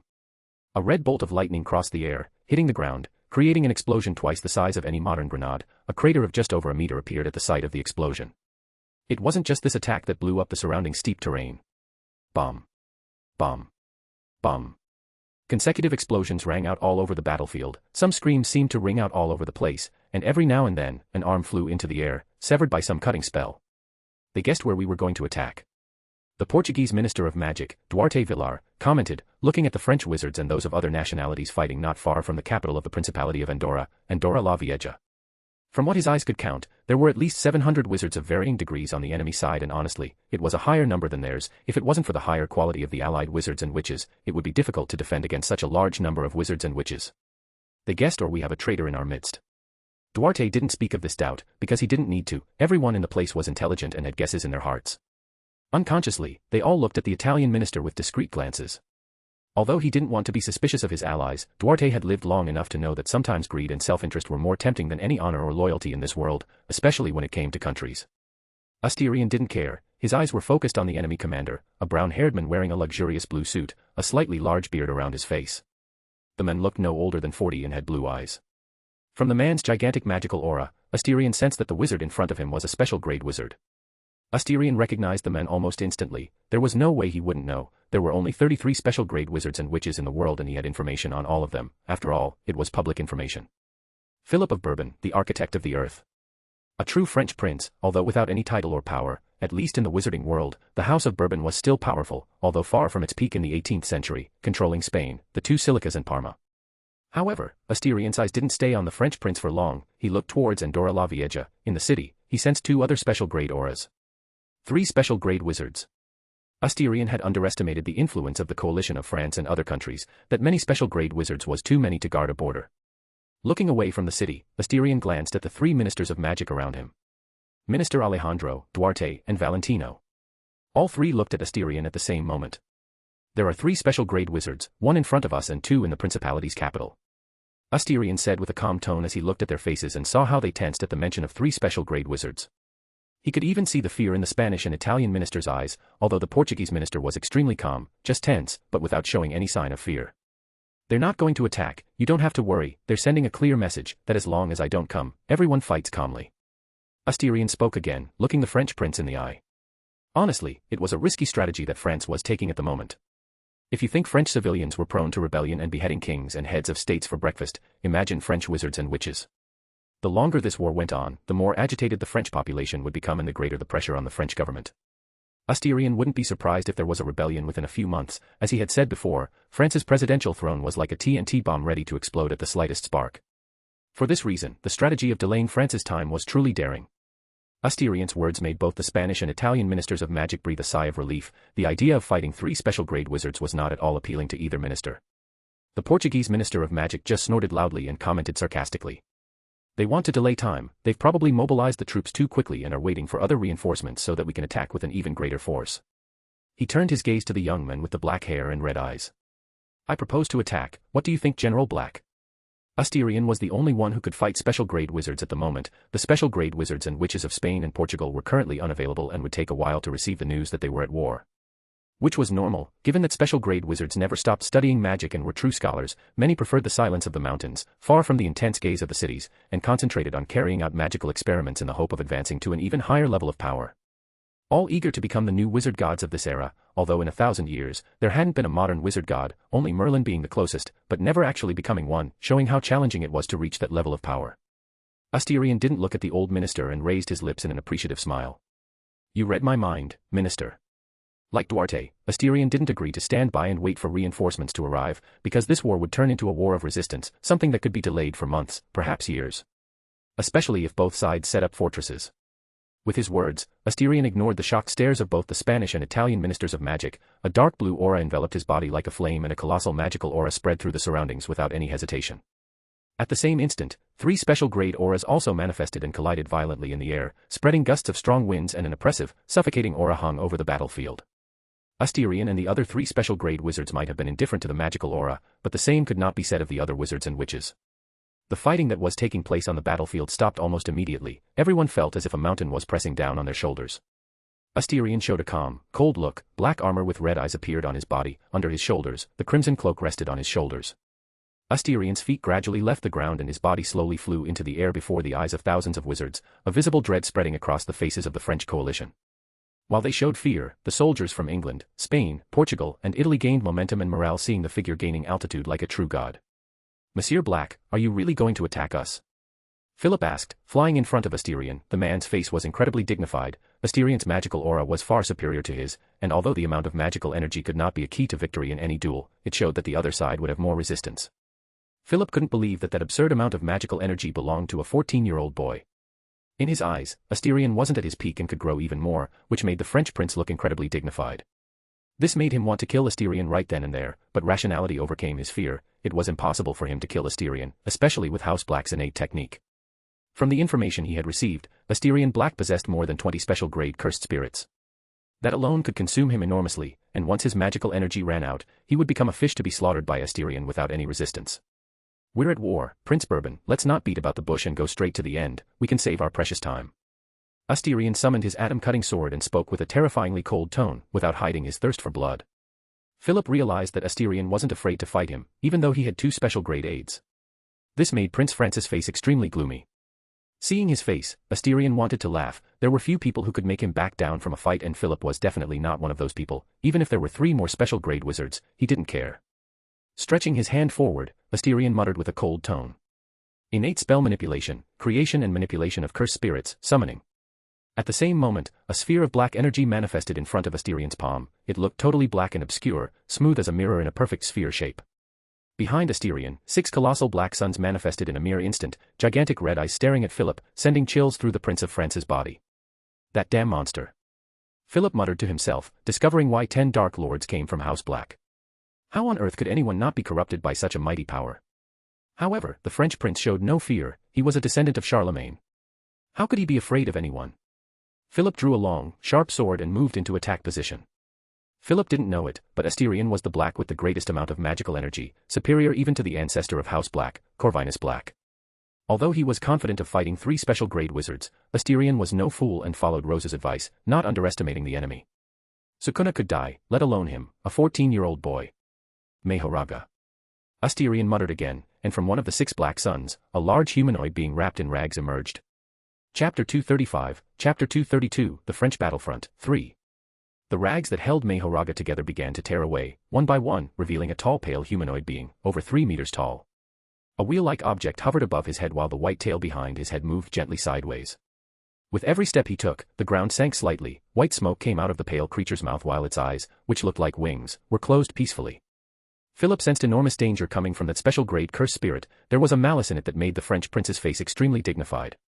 Asterion, seeing his reaction, lifted his lips and spoke with a tone full of mirthless innocence.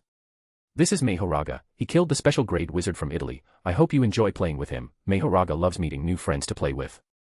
The French wizard took a deep breath listening to Asterion's words. He filtered out the words meant to irritate him and focused on the information he had received. What stood before him was a real monster capable of killing a special grade wizard. Victor, Clarice, are you just going to watch? Philip asked, looking in the direction of Andora la Vieja. Just as he finished speaking, two figures flew across the city sky and quickly arrived at his side. A man and a woman. Asterion looked at them both with a touch of curiosity. The man looked old, all his hair was as white as it could be, which was rare, given that a wizard aged more slowly and it was only towards the end of his life that his appearance began to age. He had a stern expression as a sword lay in its scabbard at the man's waist. He was dressed in a simple black suit, without any opulence. If it hadn't been for the sword at his waist and the intensity of the magical aura emanating from the man's tall, erect body, he wouldn't have believed he was a special grade wizard. Asterion could see that the man in front of him was a simple old man like any other in the world. Victor Barham, an old nomadic wizard who had no fixed country. Next to Victor was a surprisingly young woman, about 30 years old. She had long black hair and purple eyes, the same color as the dress that hugged his body perfectly. Asterion was confused, as he didn't recognize her features, as they didn't match any of the 33 registered special grade wizards and witches. I really want to know what France paid to make you both fight in this foolish war orchestrated by manipulators in the shadows. Asterion didn't jump into combat so quickly, especially without knowing the enemy's innate techniques from those of the woman in the purple dress. We weren't paid to fight you to the death, Lord Black, we're just employed to stop your advance. Victor replied, his grey eyes roaming between Asterion and the pale beast approaching with slow steps, without any sign of urgency. Clarice, standing next to Victor, nodded as she looked at Asterion with a calm but strange gaze, as if she saw something very familiar.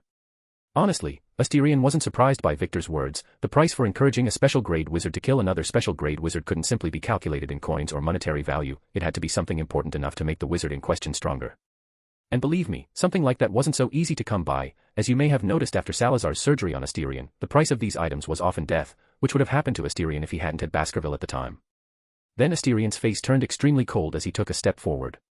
Unfortunately, you've miscalculated something. I'm going to fight to kill you three. Behind him, two other gigantic figures emerged from the black suns of energy.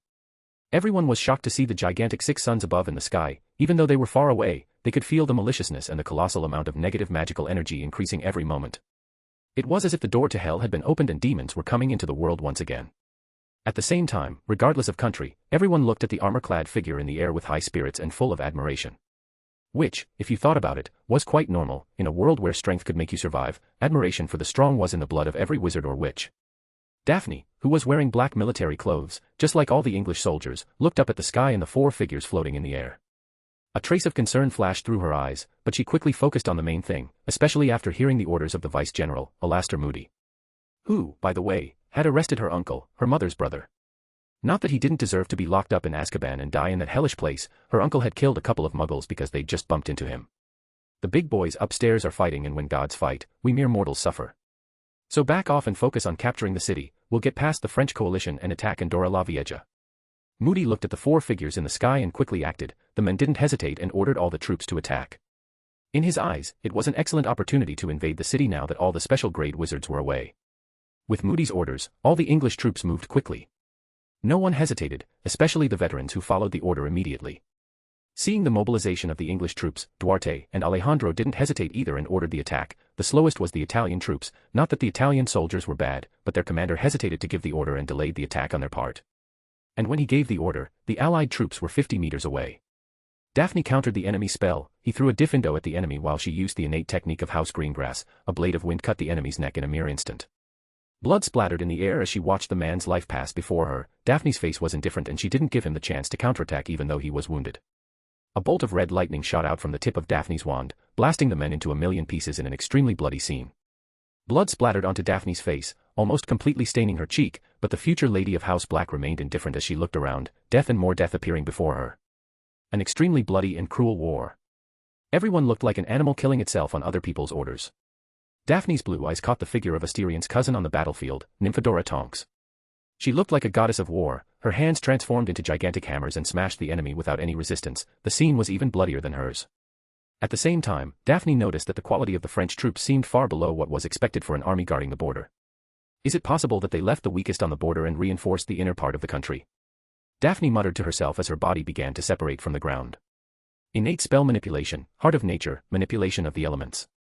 Wind and lightning surrounded her figure. She looked like a Valkyria, surrounded by wind and lightning.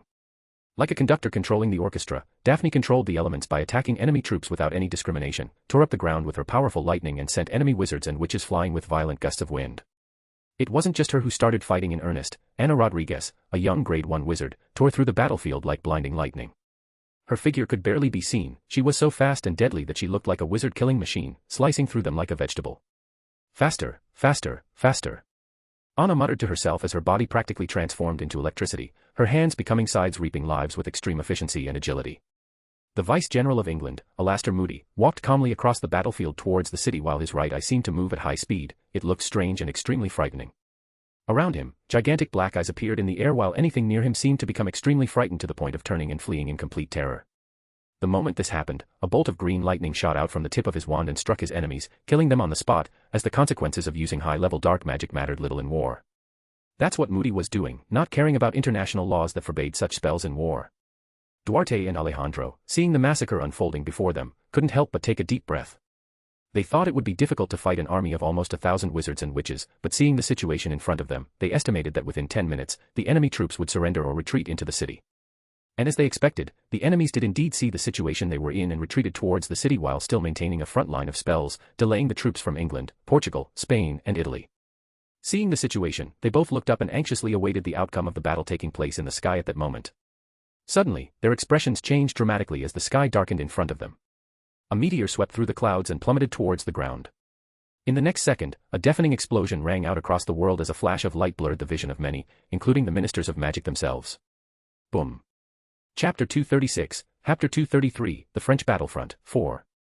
Asterion, who was about to attack, looked up and in a mere instant, the clouds dispersed, a gigantic meteor appeared before his eyes. His senses picked up nothing, not even a trace of magical energy. There was no negative magical energy in the air, there was absolutely nothing. The meteor simply appeared in front of him as if it had always been there, which was completely impossible. And looking at Philip, Victor, and Clarissa's shocked expression, Asterion knew that it wasn't their team's job either. Drawing his wand, just as Asterion was ready to cut the meteor into several smaller pieces, an explosion occurred, a blinding light blinding anything nearby. Boom. If Asterion hadn't activated his second innate technique, the imperfect destruction of truth, he would have been blinded too and paralyzed by the violent shockwave that spread through the air. Asterion watched the explosion with a cold expression. The gigantic meteor shattered into millions of smaller pieces and the sky was covered in flaming rocks falling towards the ground. If he didn't move, he knew that anything below grade 1 would be dead, including the entire city of Andora la Vieja. Having cancelled Saddlemelicalba's summoning, Asterion quickly summoned Ouroboros. In an instant, a gigantic silver serpent manifested in the air as it moved its body gracefully through the air, letting out distant, guttural roars. Fall back. Asterion muttered to himself as a huge amount of magical energy inside him disappeared in the blink of an eye. As soon as Asterion's words rang out, something that defied the logic of the world happened. Ouroboros' negative magical energy controlled the aspect of reality itself and distorted reality itself, cause and effect, time and space. Every sky that rained down flaming stones began to recede.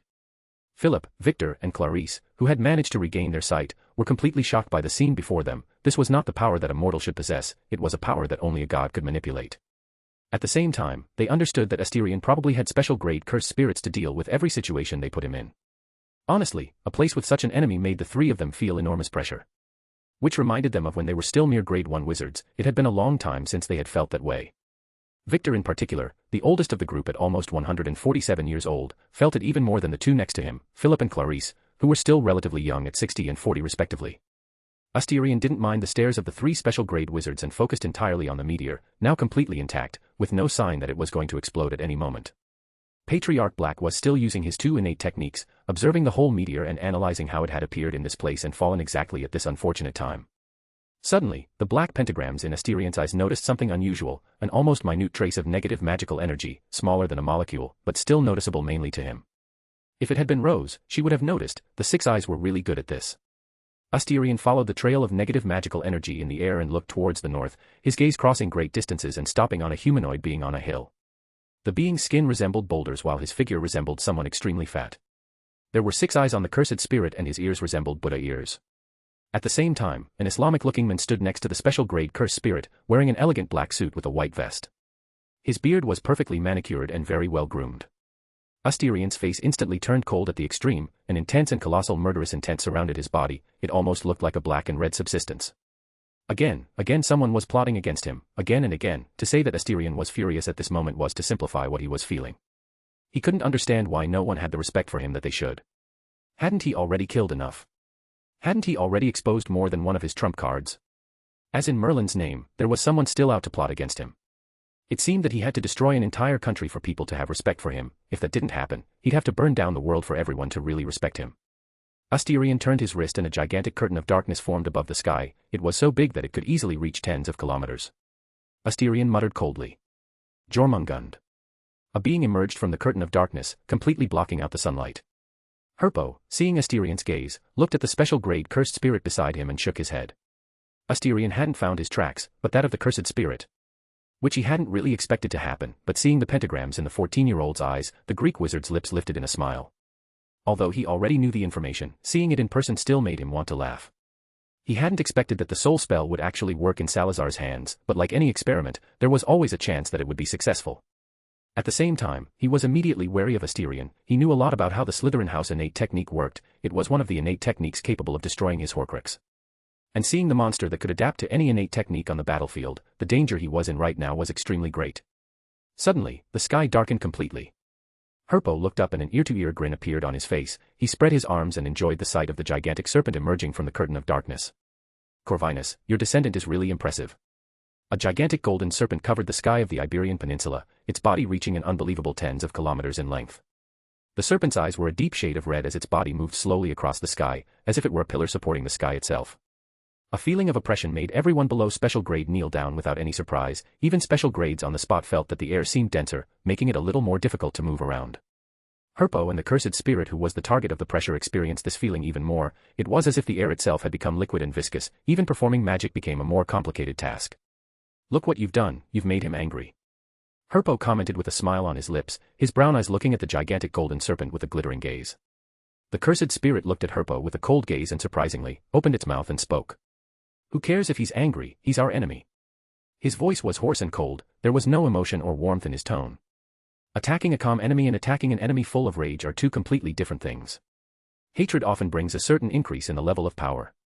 Herpo replied looking at the cursed spirit with an amused look. It was a cursed spirit that had formed on a mountaintop after a meteor hit it. Humans witnessed the destruction and thinking it was the power of a god, they erected a shrine to worship it, but it wasn't a god that had been created, but a cursed spirit. Perhaps because it had such an unusual birth, the cursed spirit called Oyama could speak and even think like a human. It wasn't the first time Herpo had seen a cursed spirit speak, but it was the first time he had seen a cursed spirit think logically like a human. After hearing Herpo's words, the cursed spirit seemed to ponder and nodded. As you said, better to fight a calm enemy than an angry one. Are you finished talking, you disgusting insects?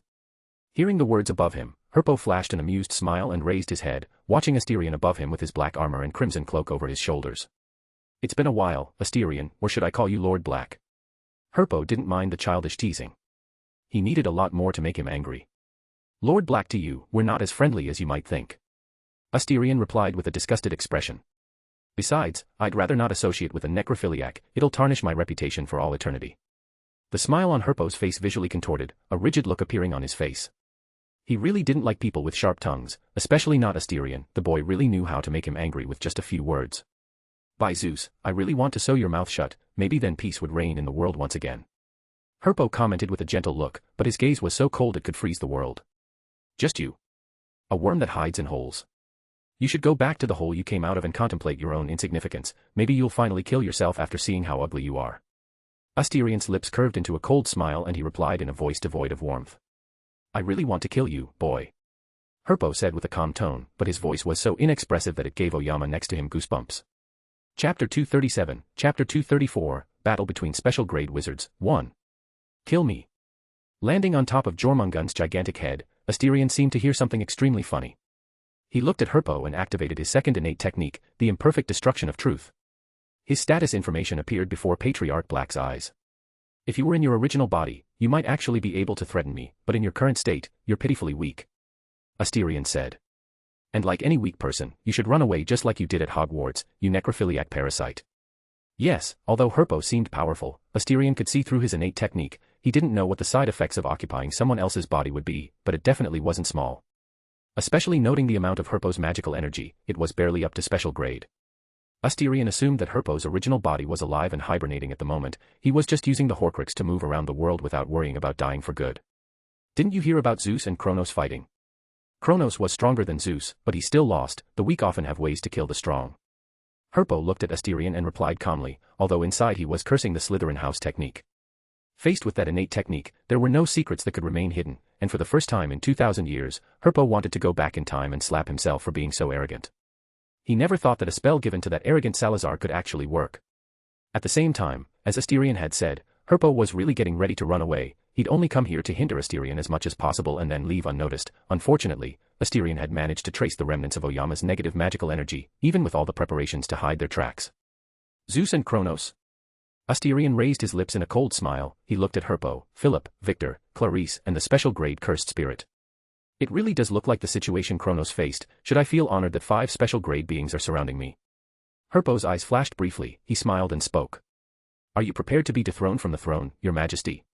Asterion's eyes narrowed and he revealed a sneer. You may look big, but everyone in this place is a slightly bigger ant. In the end, they fight me or run away when they see they're no match for me. Philip's eyes looked at Herpo and the cursed spirit with an indecisive look, but seeing the 3 special grade spirits summoned by Asterion, his face became determined. Although he didn't know who they both were and especially why a wizard was cooperating with a special grade cursed spirit, he didn't care. It was a great opportunity to kill Asterion Black. If Asterion died, England and the English allied countries would lose almost 30% of their fighting power. However, Philip's eyes fell on Victor and Clarice. He didn't know if these two would accompany him in this fight. The unbreakable vow was explicit. Both of them should only help block Asterion Black. The vow said nothing against starting a fight to the death. Victor and Clarice could flee at any time without bothering to break the unbreakable vow, as it was established that any time the fight threatened their lives, they could leave at any time. Although it was an extremely lax unbreakable vow, who said it was France that needed special grade wizards to fight? So, even though he gave away a lot of money and Nicholas Flamel's inheritance, Philip had to accept such lax terms. Victor and Clarice looked at each other. The cursed spirits of Asterion really were something they had never seen in their lives. They all seemed extremely powerful and with powers capable of distorting even something as abstract as fate. At the same time, Nicholas Flamel's inheritance was something they both wanted. The legendary alchemist's inheritance could certainly make them stronger. Seeing the determination in both their eyes, Victor and Clarice approached Philip and gradually surrounded Asterion, who was sitting in a relaxed position on the head of the gigantic world serpent, Jormungand. Herpo's lips lifted at this and he too flew into the sky, followed by Oyama.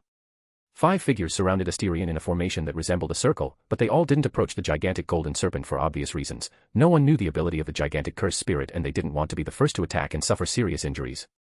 Seeing this, Asterion stood up and pretended to wipe the dust off his shoulder and looked at the 5 special grade beings.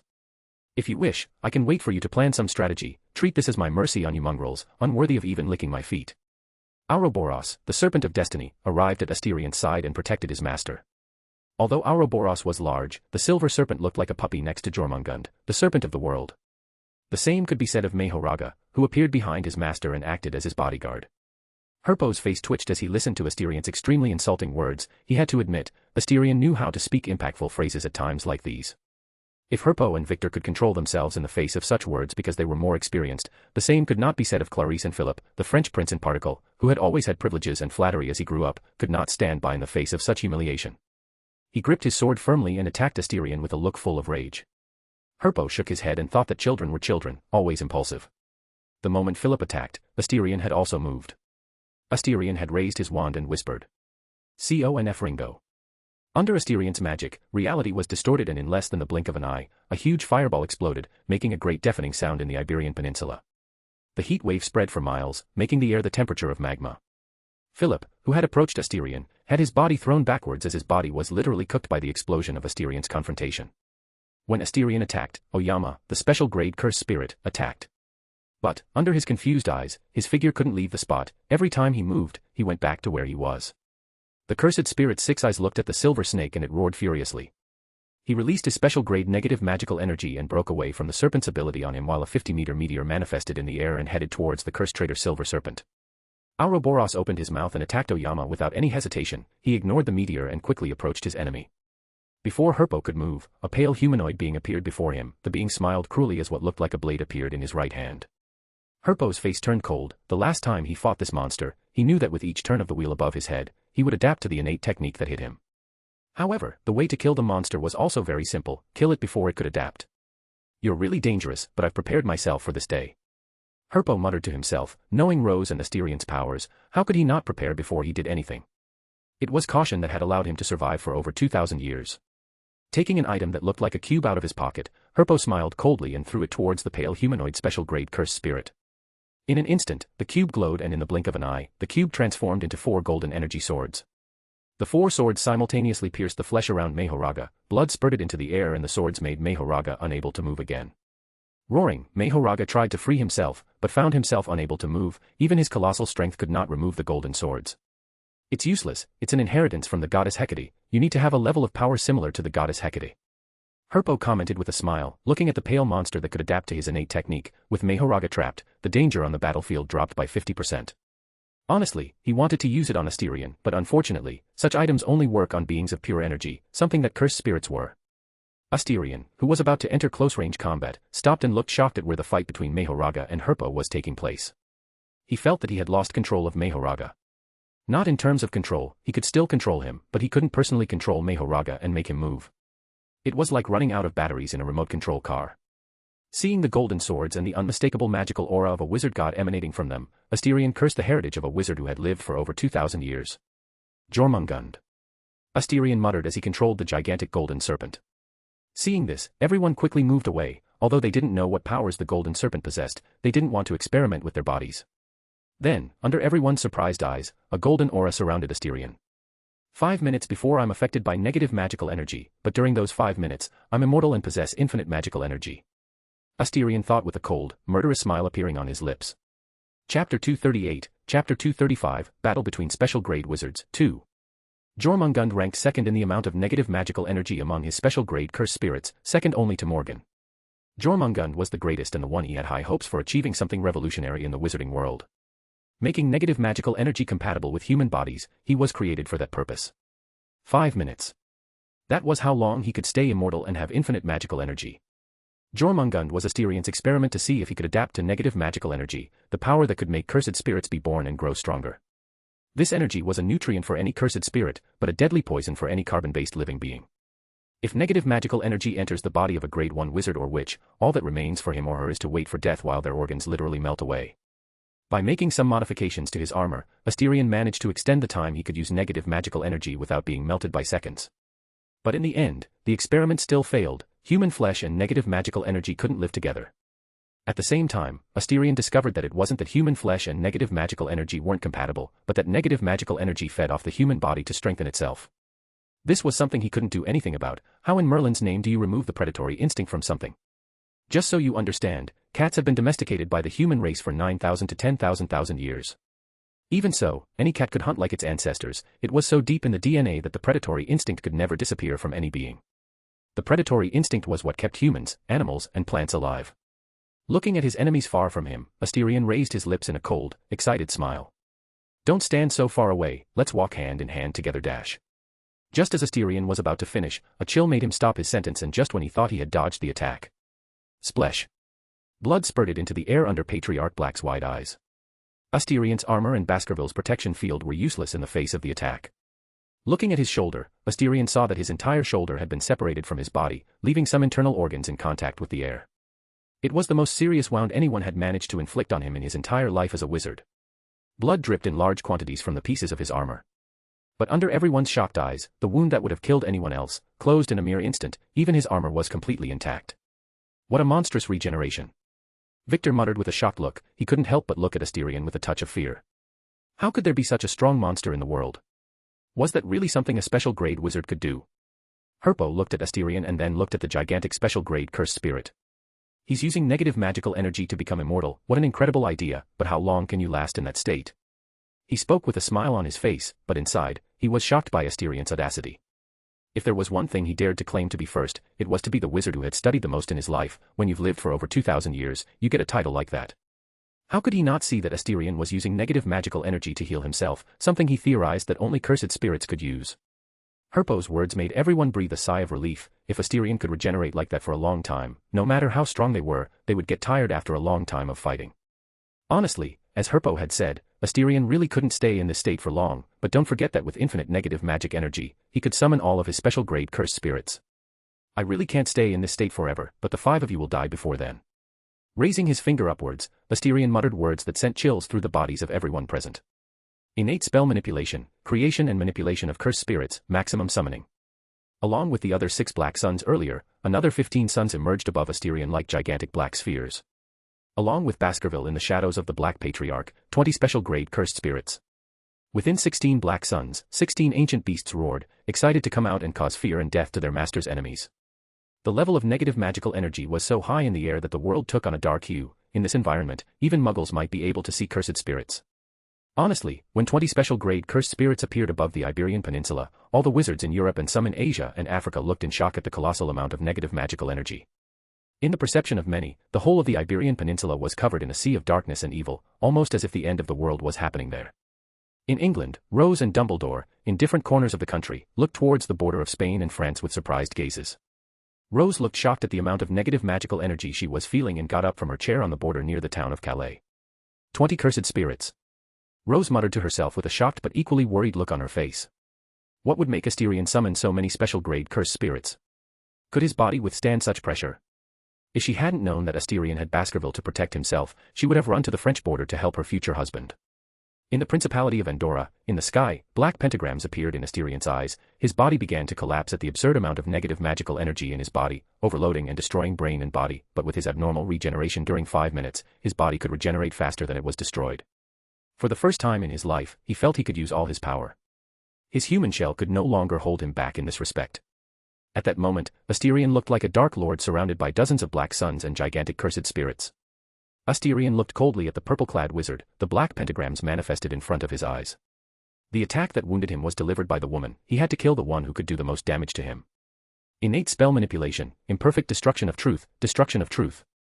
From the remnants of magical energy in his body, imperfect destruction of truth analyzed the innate technique that had struck him, and Asterion couldn't help but be surprised by the results obtained. The special-grade woman possessed an innate technique related to space, but unlike Rose, who could manipulate space if she so wished, the woman in front of him couldn't do that. Which was normal. She didn't have the 6 eyes to make the gigantic calculations like Rose. Ignore space and hit the target directly. What an excellent innate technique. Couple it with the amount of special-grade magical energy, it can support your attacks over great distances. Asterion muttered to himself in a voice tinged with a touch of regret. Regret, because he was about to kill such a strong woman. The hairs all over Clarissa's body stood on end as she was stared at by those demonic eyes with pentagrams spinning in those red irises. Run! Run! Run! Get away! Get away! Run! Run! Run! Run! Run! Her body was desperately screaming at her to run, terror and fear changing her expression drastically. She was a veteran who had fought between life and death for many years, but here she was, as nervous as a rookie, but faced with imminent death. Any fighting experience and past glories were nothing more than the remnants of arrogance. Without any hesitation she conjured up a wall of water and any other element she could think of at that moment, and without any hesitation, she turned and ran. Money. Inheritance from Nicholas Flamel. In the face of life, they meant nothing. Analysis completed. Destroy. In an instant, 2 extremely destructive rays of red energy shot out of Asterion's eyes. Victor, Herpo, and Philip could do nothing but stare at the rays of red light crossing space and heading towards Clarisse. That was the horror of the imperfect destruction of truth. As long as Asterion could withstand the pressure on his body and brain, he might as well be invincible. Unfortunately for him, he only had 5 minutes of such invincibility. Herpo looked at the innate technique and couldn't help cursing fate for giving such broken innate techniques to human beings. If Asterion became a wizard god, he was sure that innate technique would become the authority of omnipotence, and the patriarch of House Black could be called the omniscient god. Along with House Black's innate technique, he assumed that Asterion could get an authority involving creation, and believe me, at that moment, no matter how many trump cards he had to save his life, he couldn't escape death. As Herpo thought, the barriers erected by Clarisse didn't do the job they were supposed to. They couldn't stop Asterion's attack and went through them all as if they were nothing. Clarisse, sensing death, showed a determined look and gritted her teeth. Without hesitating any longer, she drew her wand and attacked the red rivers of death coming towards her, even though they had done almost nothing to slow her down. In the same instant, she dove straight in, tore through space with her own innate technique and fled, but before she could disappear completely, the red energy beams hit her. Only a high-pitched scream sounded before Clarisse disappeared completely, successfully operating. 1 down, 4 to go. Asterion muttered to himself, turning to face Herpo, Philip, and Victor. Chapter 239, Chapter 236, Battle between Special Grade Wizards, 3. Just as Asterion finished speaking, an explosion happened not far from him. It was the fight between Ouroboros and Oyama, both special grade cursed spirits. Looking at the scene, Asterion raised his lips. It wasn't a fight, but a one-sided massacre by Ouroboros. The cursed spirit called Oyama didn't stand a chance against the Silver Serpent. Every time he attacked it with meteors, the meteors themselves never hit Ouroboros' body once. Which was no surprise. After all, his snake was made to control fate, and in order to break this ability, he had to spend large amounts of magical energy every time he tried to land an attack. Oyama, who had just received a blow from the silver serpent's tail, had half his body shattered. He regenerated in an instant, but there was no sign of happiness on his stony face. He had less than half of his initial negative magic energy and still couldn't even scratch his enemy. Ever since he was conceived, he had never felt so angry. No matter how many attacks he launched, the enemy didn't even need to dodge. His own attacks dodged of their own accord, as if nothing could hit the damned silver serpent. Clasping his hands together, Oyama muttered, staring coldly at the silver serpent. Domain expansion, Sea of Chaotic Stars. In an instant, black barriers rose up around 200 meters, Oyama's own will forcing him to distort reality as a completely new world was created within the barrier. Noticing the expanding domain, appearing and covering Ouroboros, Asterion clucked his tongue in annoyance. If there was one flaw in his cursed spirits, it was that they all lacked advanced intelligence and were impossible to conjure a domain expansion. However, he didn't think Ouroboros would lose to a mere ordinary special-grade cursed spirit. After all, he was his own masterpiece. Let me show you true despair in the face of your inevitable death. Asterion no longer looked at the black dome of darkness and made a seal with his hands. From the 19 suns above him, two completely different beings gradually emerged from the gigantic balls of darkness. One was a gigantic humanoid being. His skin was blue and horns grew around his head. His arms were large and muscular, which would make a bodybuilder envious. Lightning and wind surrounded the gigantic, kilometer-high figure. It looked as if Zeus himself had arrived in the world once again. Obelisk, the Tormentor. Next to the obelisk, a small, adorable creature floated in the air and instantly appeared on Asterion's shoulder. Foe. He cried out in a cute and impressively adorable tone. He looked like a mixture of squirrel and dog. His fur was white while two ears that resembled rabbits were on his head. He looked around with his innocent, harmless eyes. Herpo looked confusedly at Asterion. He could understand the blue titan. He looked very powerful, but looking at the creature that looked like a mixture of dog, squirrel, and rabbit, looking extremely adorable, no matter how he looked at it, it didn't seem like a big deal. Stroking Foe's white fur, Asterion saw Herpo's skepticism and raised his lips in a mischievous smile tinged with a cold, sadistic feeling. Foe, it seems that everyone despises you. Asterion commented, his voice gentle, despite the situation he was in at the moment. Foe was a cursed spirit created in his early years, but after seeing Herpo, he modified him to make Foe the Greek wizard's mortal enemy. The little boy might look cute, but he was a grotesque abomination of chaos and madness. His ability was called Envy of Men. These characteristics created a rather special ability for Foe. He could always exceed an opponent's strength. Foe blinked his innocent eyes, he looked at Herpo and instantly appeared in front of the Greek wizard, who immediately stepped back, looking at the adorable creature cautiously. Although he didn't know what Asterion was planning, Herpo didn't stick around to find out. If there was one thing he did know about Asterion, it was that the boy was especially studious, despite being only 14. Foe. Seeing the wizard walking away, Foe tilted his head to the side in confusion, but his confusion disappeared when he noticed the caution in the enemy wizard's gaze. In an instant, the magical aura that easily overcame Herpo exploded from Foe's small body, causing Herpo to tighten his lips. At that moment, Herpo wanted to crack Asterion's head open and see why the boy could always come up with things that were so strange and outside normal logic. Who in their right mind would make such a monster look so adorable? When Foe moved, Obelisk moved too, his huge body like a pillar, the winds and lightning surrounding his figure as he raised his hand. Philip and Victor's expressions changed dramatically when they saw the giant approaching. They moved into combat position without hesitation, at the same time as their eyes wandered between the cursed spirit and Asterion. They watched as Clarice died in front of them. They both didn't want to suffer the same fate. It's been 2 minutes, as long as we can last 3 minutes, he'll be riddled with after effects from this strange technique of using negative magical energy. Victor commented, snapping his fingers and craning his neck as he looked at both enemies. It would be 80 years since he had fought with such great risks, but for some reason, faced with the situation, he felt young again, his heart beating faster as he showed a bright look full of anticipation for the fight against someone so powerful. Throwing his overcoat in the air, Victor, despite being almost 150 years old, revealed himself to be a muscular and strong physique. 2 iron gauntlets appeared on both his arms. Kid, I'm assuming you already know my innate technique, but my innate technique is simple, accumulation of force. Every blow of mine, the power of the blow doubles. Victor spoke, his eyes focused on Asterion. As for the blue giant, he left it to Philip to take care of. Asterion raised an eyebrow at the ancient nobleman's ritual of talking about his innate technique before the fight. A smile appeared on Patriarch Black's lips. Asterion Black, creation and manipulation of cursed spirits and imperfect destruction of truth. I don't need to tell you what the first one does, because the name already explains it. The second analyzes your attacks and builds a countermeasure in the form of extremely destructive red rays, reducing you to an atomic level. The imperfect destruction of truth had other abilities, such as analyzing information and arriving at results at incredible speed, but it was a primary ability. Victor frowned listening to the 2 innate techniques. What Asterion had just said practically overturned every law and logic he had about magic, but he wasn't intimidated. He knew that the stronger an innate technique was, it always came with a weakness, just like his own. Having a weakness was a natural part of the universe. The strongest could never escape this iron law created even before the creation of the universe. Victor took a deep breath and got into a fighting stance, instantly disappearing from where he was and reappearing in front of Patriarch Black. Asterion just blinked and saw a punch covered by a gauntlet in front of him. He raised his arms in defense of the punch, but the force of it wasn't even enough to push him back.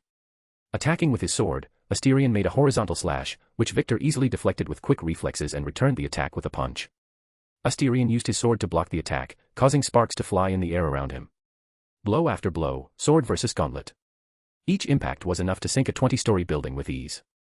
As he used his sword to dodge another attack, Asterion noticed the gap in fighting experience between him and Victor. The man had relentless attacks and no flashy or flowery moves. Every attack was for the kill. The man's footwork was something Asterion had never seen in his life. It was so random and effective that it was hard to predict. Stepping back, Asterion looked at his trembling hands and couldn't help but cluck his tongue in admiration. If Victor's first attack had been worth 1 strength, it had now multiplied countless times. This was such a huge amount of force that each blow seemed to break his arms. Even so, Asterion didn't think that this powerful innate technique was without its weaknesses. To accumulate such a large amount of strength, Victor's body would have to be very resistant, and once the limit was exceeded, wounds were inflicted on the wizard's body.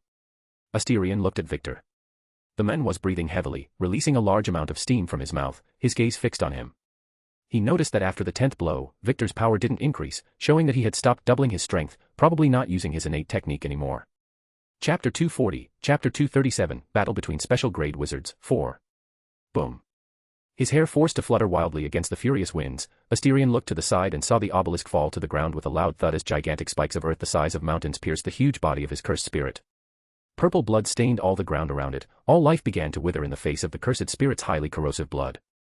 Obelisk moved his body and threw a punch and typhoons emerged from his hand. The spiraling winds, capable of wiping out entire cities, rushed towards Philip, who ran from where he was and quickly attacked the giant obelisk's blind spot. The rapier in his hand was light, but just as threatening, causing great wounds to the blue giant's body. The blue giant regenerated in the next second and showered its surroundings with a shower of extremely bright and loud blue lightning. 2 minutes. Asterion muttered to himself, feeling that Jormungand's blessing was gradually weakening and the weight of supporting dozens of cursed spirits and his second innate technique was beginning to take its toll. Looking at Victor, Asterion looked calmly at the men. I like people like you, Victor, why don't you come to England? We have countless heirlooms dating back thousands of years in the clock tower. You'll be very welcome, and you'll be able to take a seat in Parliament. You have 10 seconds to accept or refuse. Asterion added, he didn't want to waste time with this fight and kill Herpo and Philip straight away. If he could stop this fight and get a powerful and experienced special grade wizard, he would gladly accept.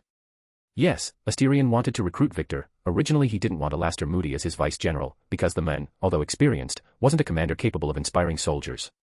Victor, on the other hand, besides being extremely experienced, was strong and had an honor that the English liked to wear. Of course, if Victor didn't accept, Asterion could very well kill the man right here and now. It was only his momentary idea. If he didn't accept, he would die anyway.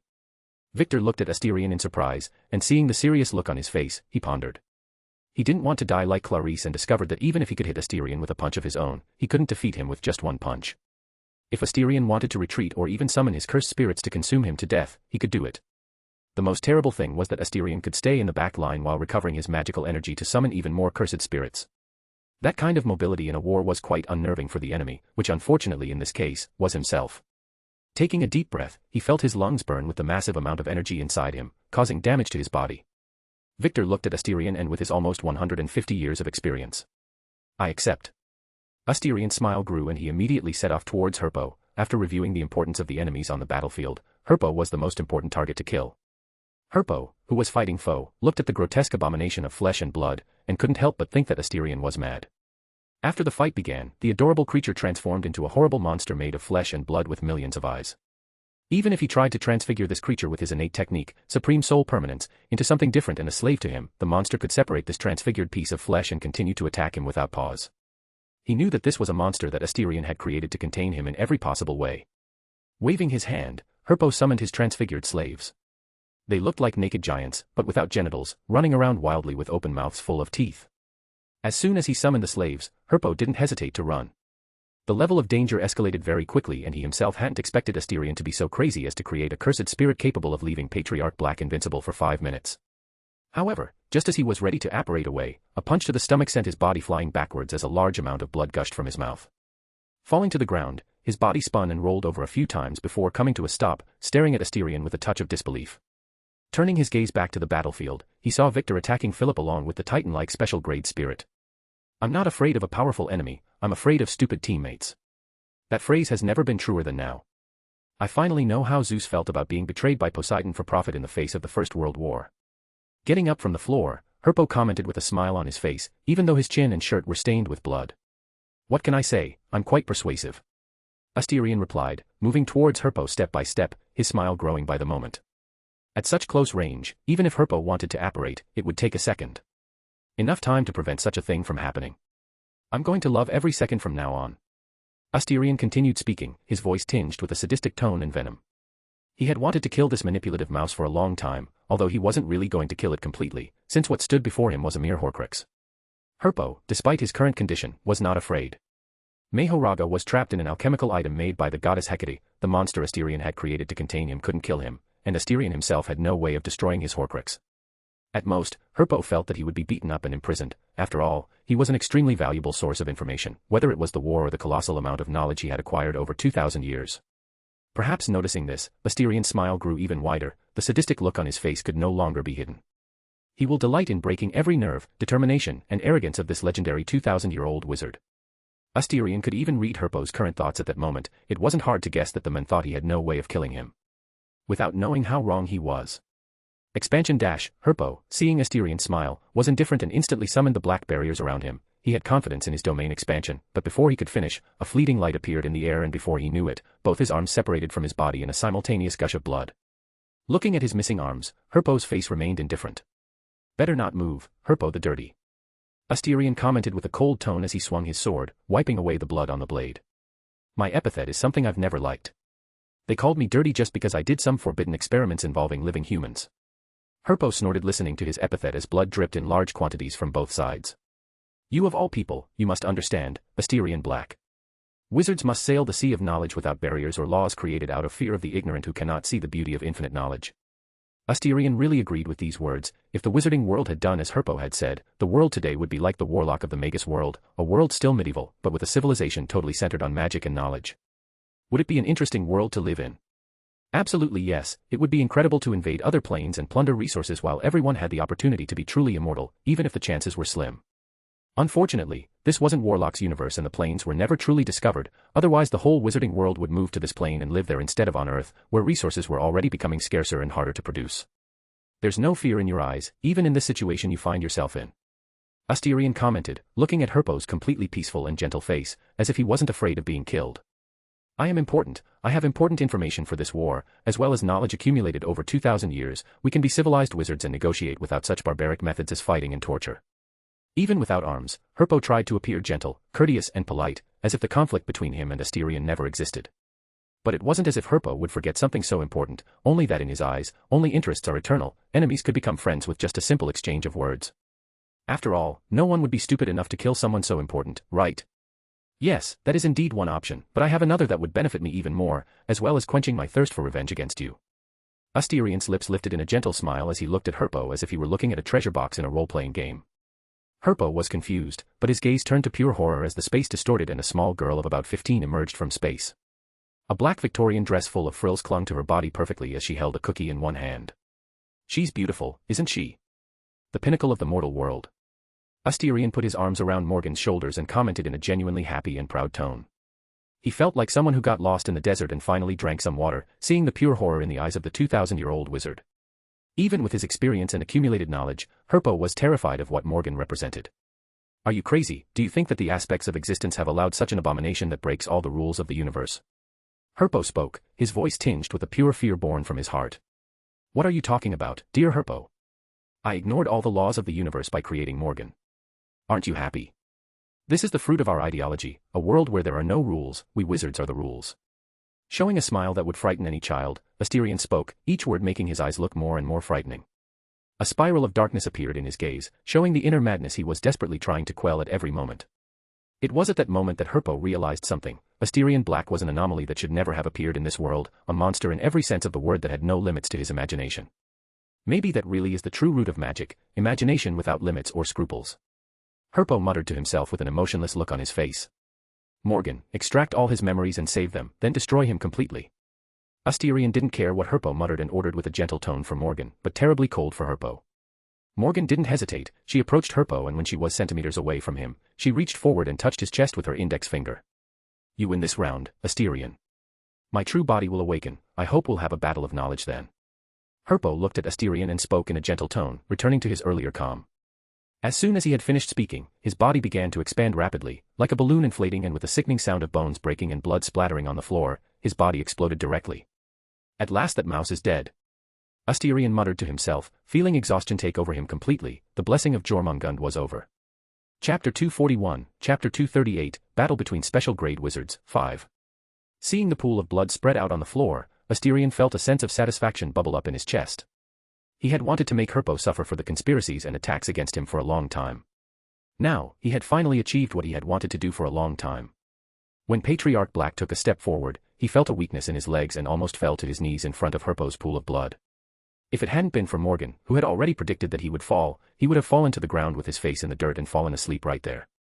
Every part of his body ached. Even breathing was an extremely exhausting task. Asterion knew that these were the after effects that were bound to appear when he pushed himself beyond his limits. In all honesty, he should have suffered from such after effects 10 seconds after using that amount of infinite magical energy. But because of his regeneration, which made him practically immortal, the after effects didn't appear. Without command, Morgan kissed Asterion's forehead, and all the injuries, fatigue, and any negative state disappeared as if they had never existed. It was also Asterion's confidence to fight for so long against so many special grade beings. He had a hack called Morgan Black. Even if Jormungand's blessing disappeared and he faced the after effects after 5 minutes, with Morgan's help, he could use Jormungand's blessing as many times as necessary. Everyone complains about hackers in games, but when you're the one using the hack, it doesn't matter. Standing up again, Asterion stroked Morgan's hair and commented with a gentle smile. Thank you, Morgan. When we get back, I'll personally bake you a batch of cookies. Morgan's eyes lit up at Asterion's words. If she had known that this was the prize for killing that insect, she would have duplicated it and killed it infinite times in different ways to win infinite cookies from her brother/master. After all, her cookies might be good, but the cookies made by her brother were even better. If Herpo had known Morgan's thoughts, he would probably have suffered a heart attack with such sadistic and completely inhuman thoughts. Asterion, who didn't know that Morgan was extremely sorry for killing Herpo so quickly, looked over at Obelisk and Victor's fight against Philip, but when he looked back, he only saw Victor and Obelisk standing there. He snorted coldly at the sight of Philip's body in front of them. Arriving quickly at their side, Asterion asked with a dissatisfied tone. Philip escaped. Morgan had already turned invisible again and was waiting for more kill orders, eager to earn more cookies. In her eyes at that moment, anyone was XP and the reward for passing a level was cookies. Victor, who had been recruited by Asterion, felt a little ashamed. This was a good chance to get into Asterion's good graces, but he had failed and allowed Philip de Bourbon to escape. He gained distance and apparat. Victor replied with a helpless tone. His innate technique wasn't exactly a good one when it came to containing enemies. Besides, if a special grade wizard wanted to escape, he could quickly gain distance and apparate away. Not everyone was like Asterion, who had absurd amounts of magical energy to reinforce his body at all times during the fight. Fighting like this was extremely energy-intensive, which all veteran wizards and witches avoided on the battlefield. After all, there wasn't just one enemy. It doesn't matter. Although he was dissatisfied with Philip's escape, having the prince alive was more profitable. Once he returns to France defeated and alone, it will be a huge blow to the morale of the French coalition. It will be like when Napoleon failed to invade Russia and returned with only tens of thousands of soldiers, leaving 500,000 French dead on foreign soil. Victor nodded, agreeing with Asterion's words. He could imagine the blow to French morale at that moment. The war had only just begun, but they had already lost a major battle on the important Spanish border. Honestly, Asterion expected the French wizards to start protests and even a rebellion. Although the latter was only a vague hope. After all, the French government could still force the population to back down using force, especially at this delicate time. As Asterion finished his internal monologue, he heard a furious roar and the black dome above them shattered into thousands of pieces, disappearing completely. The figures of Ouroboros and Oyama could be seen again. Large scars had appeared on Ouroboros' body, but apart from that, there was nothing else. Injuries were the most trivial damage that could happen to a cursed spirit. As long as they had negative magical energy, they could regenerate infinitely, just like Asterion's state when he got Jormungand's blessing. Oyama, on the other hand, didn't look well. Half of his body had disappeared and he wasn't regenerating. Like wizards and witches, using domain expansion consumed large amounts of negative magical energy. Well done, Ouroboros. Asterion smiled and appeared next to Oyama. The silver serpent seemed happy to be praised by his father and moved his gigantic body around him with graceful movements. Asterion laughed at the silver serpent's reaction and stretched out his hand towards the special grade cursed spirit and muttered. Exorcise dash. Just as he was about to start the process, Asterion heard the cursed spirit speak. Wait. Looking at him, Asterion waited and looked curiously at the cursed spirit. I can fight for you too. Oyama spoke, his voice hoarse and tired, but his 6 eyes stared at Asterion with a pleading look. Even if he couldn't die completely, reviving after some time, he would no longer be him when that happened. A new Oyama would be born, keeping only his memories. He didn't want that to happen. If you tell me the basis of Herpo and his group of freaks, I can accept your proposal. Showing a gentle, polite smile, Asterion spoke with a tone full of charisma and confidence, as if he hadn't just lied. Oyama's face changed dramatically listening to the powerful human's words. He really wanted to live, but he would never betray his teammates. He wanted an ideal world where cursed spirit could walk through the world without being killed every step of the way. Betraying his friends was the same as betraying his ideal. How could he do something so cruel and untrustworthy of his friends? You can ask for anything else, but I won't betray my friends. Oyama, after a while in silence, spoke with a serious and unchanging tone. No matter what Asterion might say, it wouldn't change his mentality and determination at all. Victor looked at the cursed spirit speaking with a curious eye. It was the first time he had seen a cursed spirit speak, and it seemed that he had a similar intelligence to any normal human. What's more, the cursed spirit's sense of honor and loyalty really shocked him. Who would have thought that a cursed spirit could do something so out of the ordinary as the very being in front of him? In his eyes, it was truly incredible that a being spawned from evil human thoughts could do something so human and genuinely good. Asterion's gentle smile disappeared upon hearing the cursed spirit's words. In place of the kind, warm smile was a cold smile, and a look so cold, it sent chills through Victor's body. What an admirable sense of loyalty. I really want to see when your companions see your friend, fighting against themselves. Without any hesitation, Asterion muttered coldly. Exorcise. A blue dome appeared around the special grade cursed spirit. Oyama, knowing the fate he was about to suffer, wanted to blow himself up and be born again in the near future, but unfortunately for him, the exorcising process had already begun. His body began to decompose extremely quickly.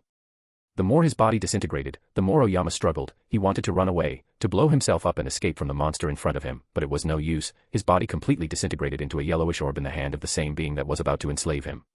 Bale, Mina, Yasuke, Yang. I'm sorry, but I hope to see you one last time, my friends. It was Oyama's last thought, before all his will and being were controlled by Asterion in a mere instant.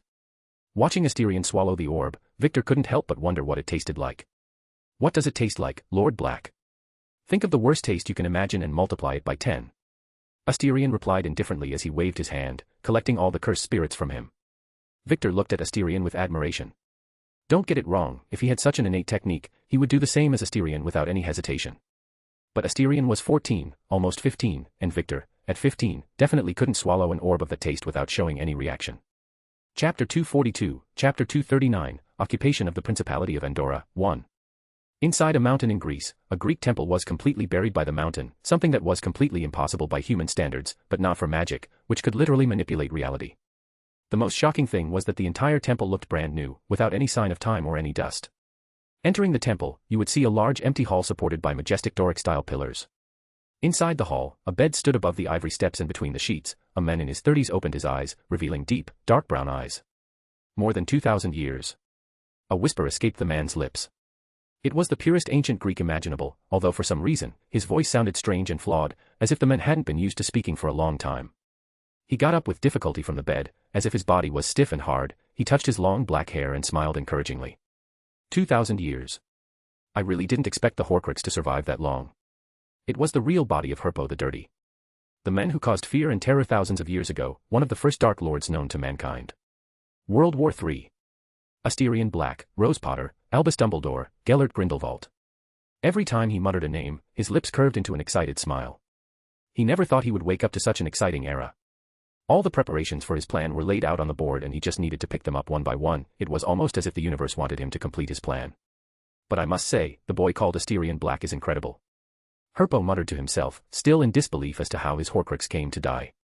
He created a prototype of an aspect of existence, a god in every sense of the word. Even speaking, I can see how insane the boy's mind is. But in terms of insanity, Grindelwald is the most insane.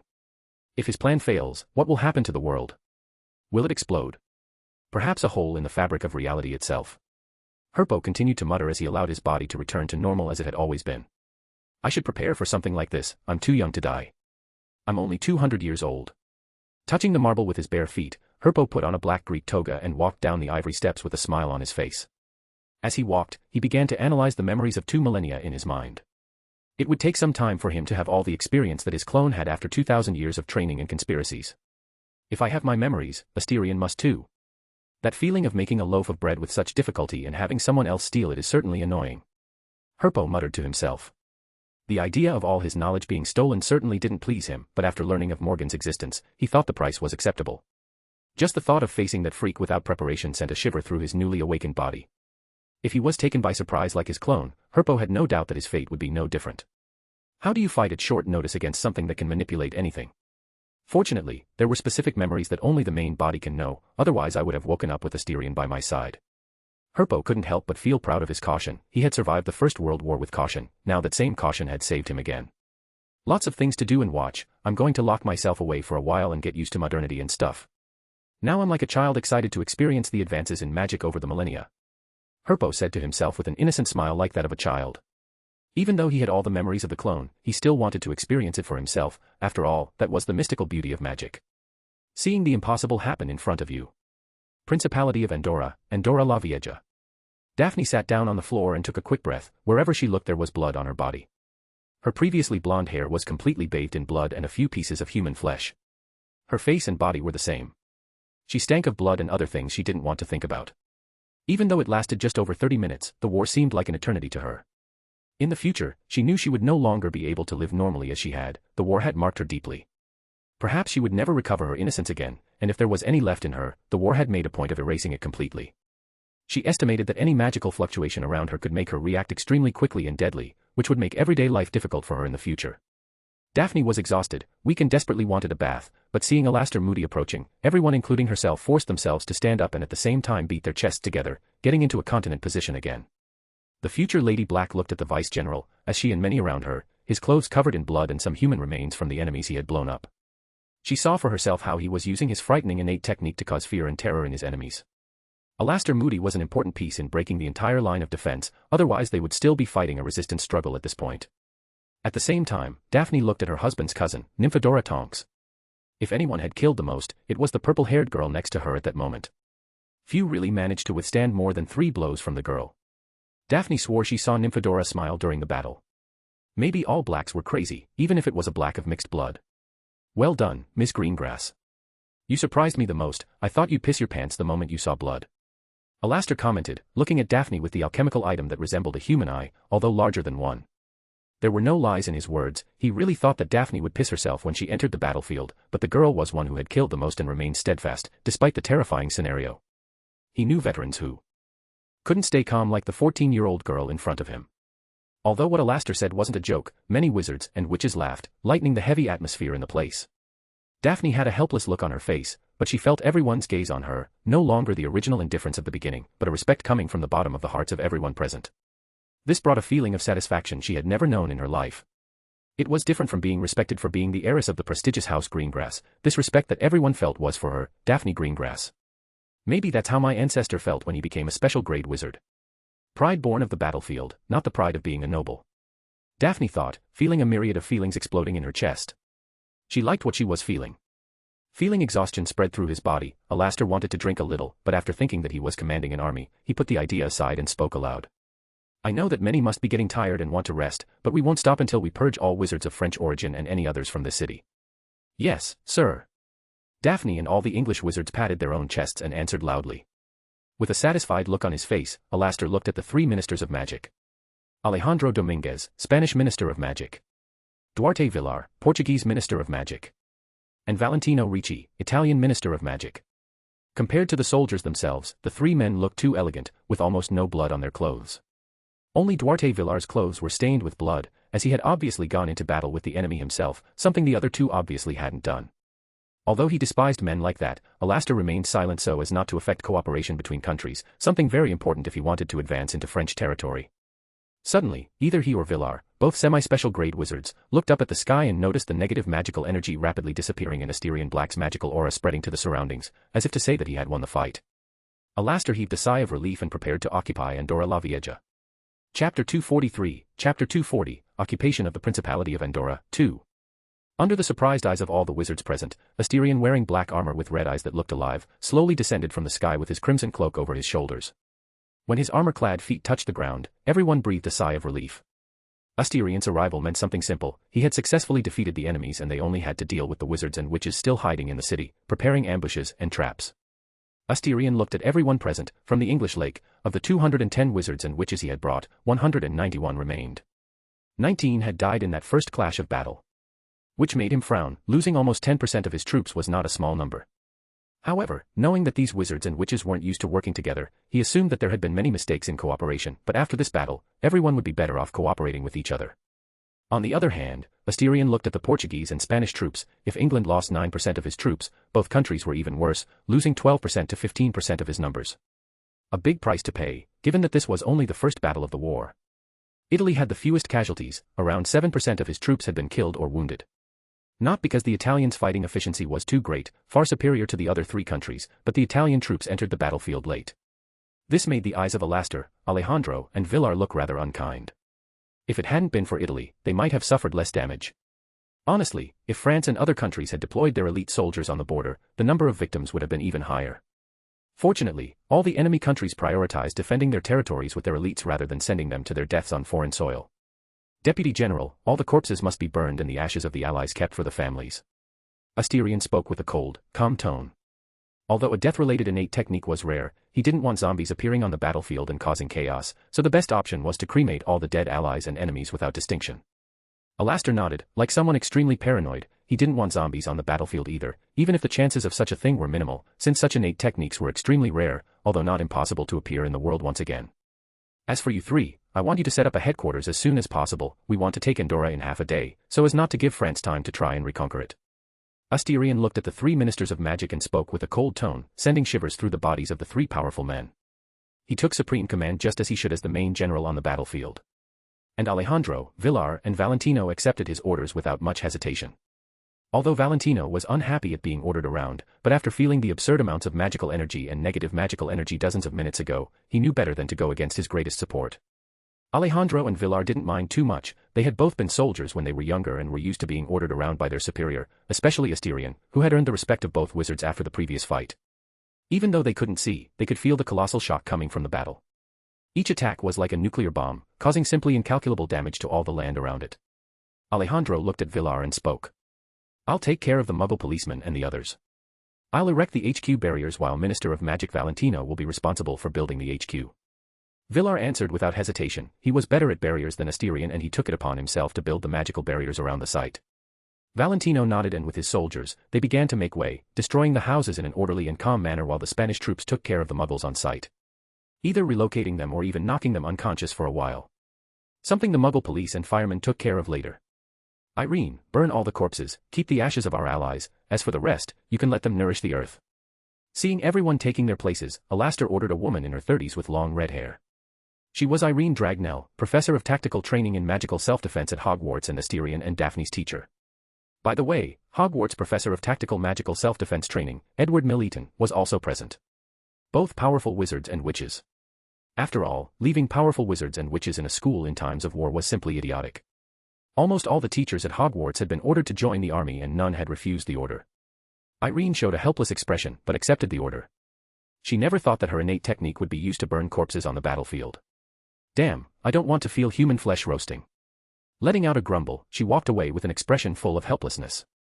Daphne, seeing her teacher walking towards the corpses of her companions, stepped forward and helped with a calm expression. You don't have to help me, I can do it myself, you're probably tired. Noticing this, Irene shook her head and spoke in a grateful tone, but refused her help. She had personally seen Daphne fighting on the front line commanding lightning, destroying England's enemies. How could she accept help from someone so tired? Although I'm tired, I can still work like everyone else. Daphne insisted as they walked side by side. War really does change people, look at you, now a strong woman. Irene commented with a tone full of relief and helplessness. If it were up to her, Daphne could very well be just like any other Muggle teenager, without caring about responsibilities or duties. Unfortunately, in the wizarding world, you either grew up or the world forced you to grow up. I want to fight alongside Asterion. Daphne replied with a calm look, her gaze roaming over her husband a few hundred meters away, talking to the ministers of magic. Daphne had touched a nerve for Irene.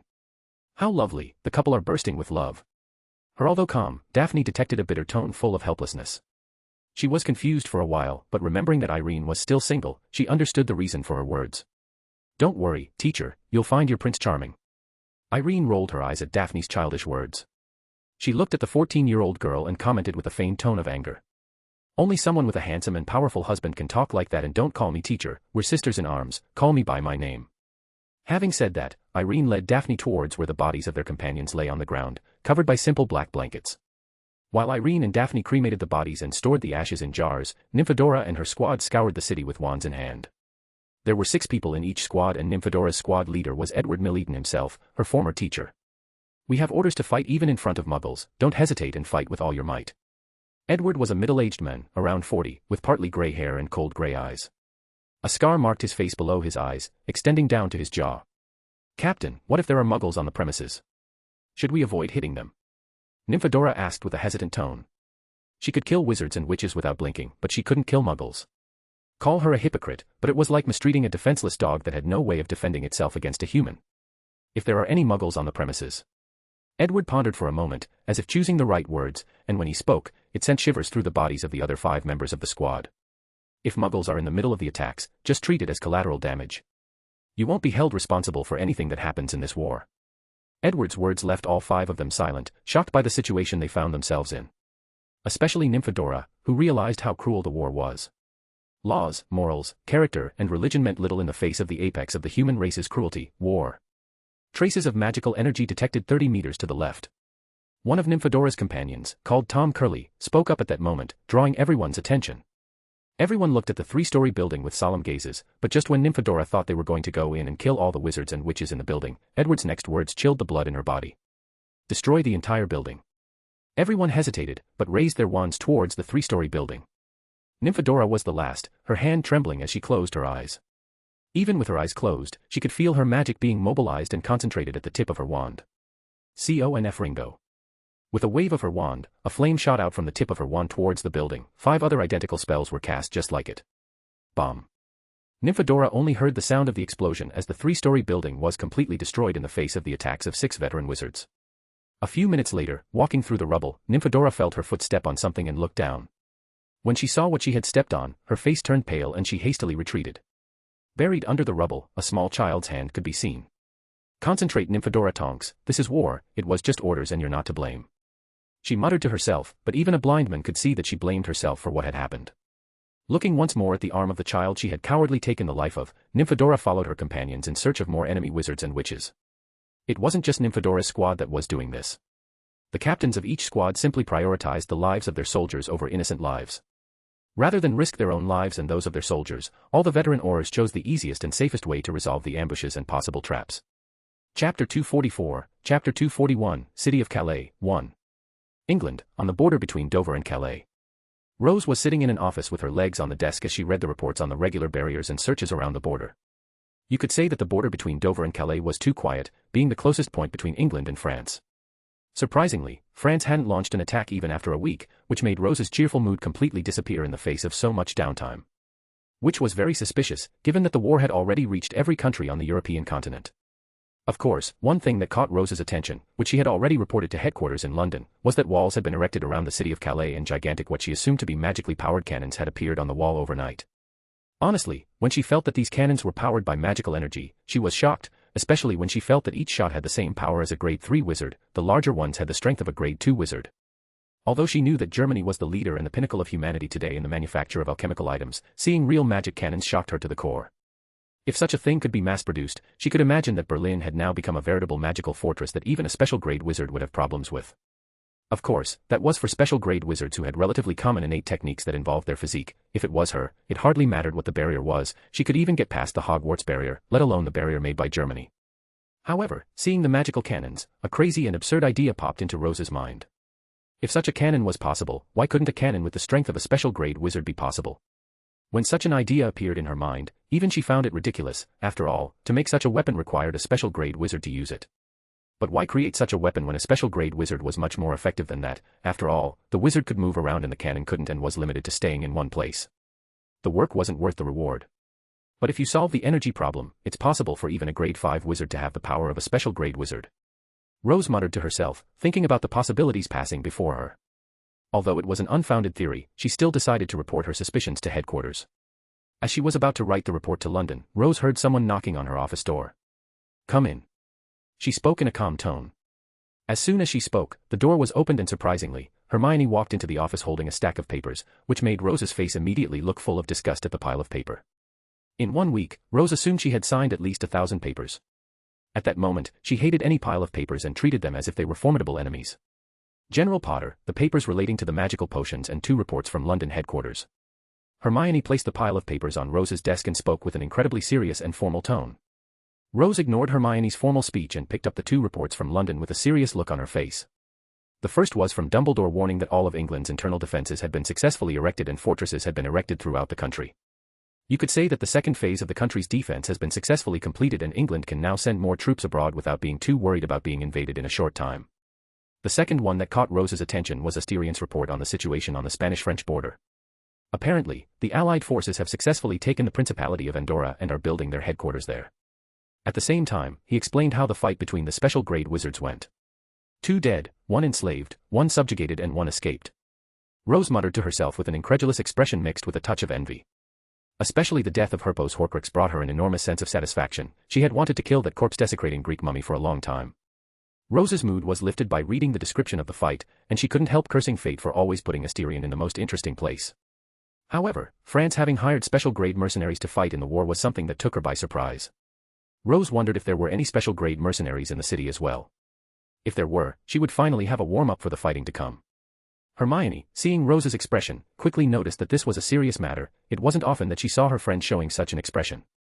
As for applying for the war, Hermione didn't hesitate to follow Rose, despite her parents' protests, but she couldn't leave her best friend alone, so she applied to be Rose's secretary. As Rose's secretary, she could see files that were confidential, including the death tolls that were being passed around all the time. She was shocked to learn that at least 1,000 wizards and witches had died in less than a week around the planet. Especially on the border between Russia and Ukraine and Poland, the place had become a human meat grinder, the highest number of casualties at the moment being from that place. Russian Minister of Magic Dmitry Ivanov attacked the border in full force. If it hadn't been for the arrival of reinforcements, Ukraine and Poland would have been successfully invaded by Russia. Hermione, pass on the orders, we want to test the forces in Calais. Rose said, drawing Hermione's attention, who looked at her friend in surprise. Yes, Rose had decided to attack, or rather test the waters. She wanted to know how many enemies there were in Calais so that she wouldn't be taken by surprise like Asterion had been. Are you sure? Attacking might give the wrong idea that we're going all out. It might make the other countries stand guard, especially the Netherlands. At that moment, Hermione was no longer the little girl who had just entered the wizarding world. She knew about politics and how she would get involved in it in the future. Perhaps every English wizard knew a little about politics. It was in their blood. Movements in Calais could cause troops in the Netherlands and Denmark to move too, which would stress England's eastern border. Don't worry, I won't move, we're just testing how deep the waters are in Calais. Rose reassured her friend with a charismatic smile on her face as she looked out over the city miles away with a sly grin. I won't move until there's a special grade. If there is one, be prepared not to come back alive. Rose thought as a typical villain's laugh seemed to echo in her mind. No. I'm the heroine of the story, how can there be a villain as beautiful and handsome as me? Rose muttered to herself, although she didn't have much confidence in her own words. For some reason, her fiancé's face appeared in her mind, making her lips twitch unnaturally. Maybe she's the villain. Hermione, after listening to Rose's orders, saluted and left the office with an incredibly serious expression. It was the first time that Dover HQ had attacked Calais. Hermione felt like she was back in the 100 Years' War. Calais was the starting point and would be her starting point as well as many other wizards and witches in this city now controlled entirely by wizards. Chapter 245, Chapter 242, City of Calais, 2. Looking around, Alice saw 4 squads lined up side by side, a tense atmosphere in the air. They had received orders from England's 3rd special grade wizard, Rose Potter. Her orders were clear, attack Calais and retreat. No one questioned the reason for these orders, the soldiers didn't need to think, just do as they were told. Alice wanted to ask why, but remained silent in the face of her comrade's silence. Then she appeared before her, Rose Potter herself. She wore a white military suit that matched her hair, and Alice held her breath for a moment as she watched her. Even though she didn't like women, she felt incredible when she saw Rose's appearance. Those incredibly blue eyes seemed to have beautiful sparkles in them. She was like a fairy. Alice, knowing that Morgan Le Fay was known for her beauty, perhaps assumed that Rose had the same level of beauty. On the Spanish border with France, our troops were attacked by 5 special grade beings, 3 of them from France itself, 2 of them hired as mercenaries. Rose looked at the 4 elite troops and spoke calmly, her eyes glancing at each of them before continuing. Fortunately, Lord Black was able to successfully kill 2, subdue 2, and 1 escaped. Rose's words caused everyone present to open their eyes in complete shock. What she had said was no joke. Every one of the witches and wizards present knew how strong a special grade wizard was. They were beings that could easily change the geographical landscape. Now, 6 of these special grade beings, including Asterion Black, were fighting on the border between Spain and France. How could they not be shocked? The mission is simple. I want to know if there are any special grade mercenaries in the city of Calais. Rose spoke calmly, her normally smiling face showing a serious and slightly cold expression. Despite her age, she managed to convey a sense of calm to everyone. Alice immediately raised her arm but remained silent, waiting for permission to speak. Permission to speak granted. Rose looked at the black-haired, blue-eyed girl with a hint of interest. What if there are special grade wizards or witches in Calais? Feeling the eyes on her, Alice suppressed the nervousness in her heart and asked with a bit of courage as she looked at one of the few truly powerful women in the wizarding world. If there is, then you can send any signals to the sky and I'll know. I won't let any of those beings hurt them. Rose replied in a determined tone, exuding a confidence that made everyone's eyes feel safe, despite the cruelty of the war that surrounded them. You have orders to leave. Rose said, and all 6 troops pounded their chests with their closed fists and shouted at the same time. Yes, ma'am. Looking at the wall of giant cannons not far from her, Alice swallowed. Who would have thought that a cannon could have such power as theirs? It scared her. It was almost as if wizards and witches were no longer needed to fight wars. She assumed that modern warfare would be like that. But would it still be called war if there were no humans fighting in it? Alice looked at her captain. It was Gregory Greenriver, a veteran grade 1 wizard from a minor noble house, from the aristocracy faction in the clock tower. He was an old man, about 60 years old. His hair was completely gray, and a huge scar covered half of his face. It looked like a flame had disfigured his face. Although he was old, none of the people present questioned his strength or intelligence. He was the wizard who currently commanded all 4 elite troops. I will not repeat what General Potter has ordered. We're going to make as much noise as possible and then retreat by making waves of attacks in different parts of the city. If you feel something is wrong, don't hesitate to retreat. Your lives are more important to England. Gregory, seeing the young but talented faces, spoke with a penetrating huskiness. He didn't want these young people to take too many risks on a reconnaissance mission. Some of these young people might become grade 1 wizards, and if they were lucky, a semi-special grade wizard. The chance was small, but it wasn't non-existent, and he had learned that the most effective teaching ground was war, even if war was a cruel and indifferent teacher. Alice and the others nodded. Although Gregory was old, they respected him sincerely. They had personally seen the men fight in the recent battle between Dover and Calais, both sides throwing spells at each other, an attempt to see the levels of the people defending the place. Seeing everyone's expressions calm and serious, Gregory nodded in satisfaction. Let's get started, he said, looking at the ramparts that protected the French city. Everyone stood and drew their wands. The first step in invading the city of Calais was to punch a hole in the barrier protecting the city. Not only that, but they had to be fast enough to break through and quickly hide in the city before they were located by the magical detection barrier.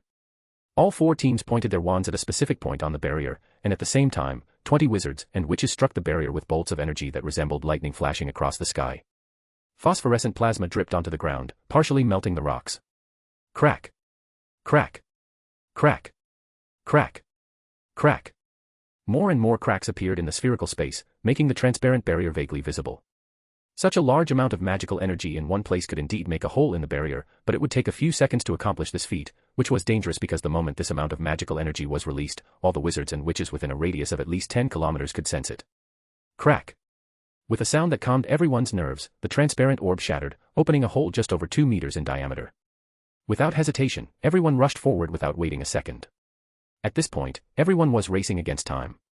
Alice strengthened her body with magical energy and shot forward, her surroundings moving extremely fast as she advanced through the alleys and streets of Calais City. When she stopped, she found herself in front of a dark alley and cancelled her magic boost. Crash! The moment she stopped, Alice heard a crash that seemed to sound miles away from her. She knew that some of her companions had encountered enemies and were fighting at that very moment. Knowing that she couldn't wait any longer, she took a deep breath and used her innate technique. Innate spell manipulation, crown of blood, blood manipulation. With her whisper, the strands of blood danced in her hands, becoming extremely deadly weapons. With a flick of her hand, Alice controlled the strings of blood with her fingers and made a claw-like slash with her hand. The lines of blood dancing in the air surgically cut through everything around her, turning houses, walls, and ramparts into nothing but rubble. She remained indifferent to the screams they heard, or even the wailing of a child who had lost his parents to her attacks. It wasn't just her who was acting. Gregory on top of a building moved just as quickly, his hands coming together to form a hand seal. Drops of clay began to float around him. Innate spell manipulation, clay golems. At his words, humanoid creatures made of featureless clay appeared around him. Gregory didn't stop and change the hand seals again, but this time, thousands of small clay birds appeared around his body. With a quick flick of his hand, he set them all in motion in an instant. The golems and clay birds ran and flew everywhere extremely quickly, and when they came in contact with something surprising happened. Boom. They exploded in powerful bursts, causing a shocking chaos in the city, which immediately erupted into anarchy with screams and cries. Although Muggles couldn't really see anything related to magic and cursed spirits, they could feel the effects that each one had on them. This time was no different, and Gregory showed no mercy to the Muggle inhabitants of the town. He had orders and he would carry them out no matter how cruel they might be. Maybe Rose didn't know what her orders meant or what they would lead to, but eventually she would know that she was the mastermind behind thousands of random murders just to find out if there were any special grade wizards or witches in the city of Calais. Chapter 246, Chapter 243, City of Calais, 3.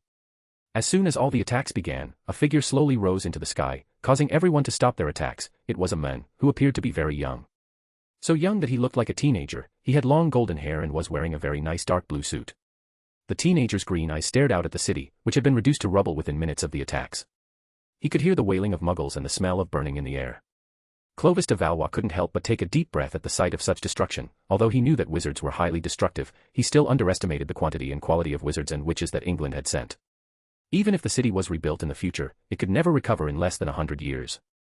At the same time, it made him completely angry. He could imagine that he would be mocked and treated with contempt by the Bourbon Prince in the French Parliament, and he, as a semi-special grade wizard, could only bow his head and angrily listen to the insults aimed at him. Innate spell manipulation, 7 deadly sins, angel fury. With Clovis' words, a red halo appeared above his head and a pair of red wings of pure energy unfolded on his back. But before he could attack, he saw a gigantic clay bird, tens of meters long, rapidly approaching his location. Though it looked extremely young, Clovis de Valois was around 40 years old and not lacking in fighting experience. As he stretched out his hand, the red energy of rage pushed up a huge energy shield. As the red energy shield formed in front of him, the enemy's attack had arrived.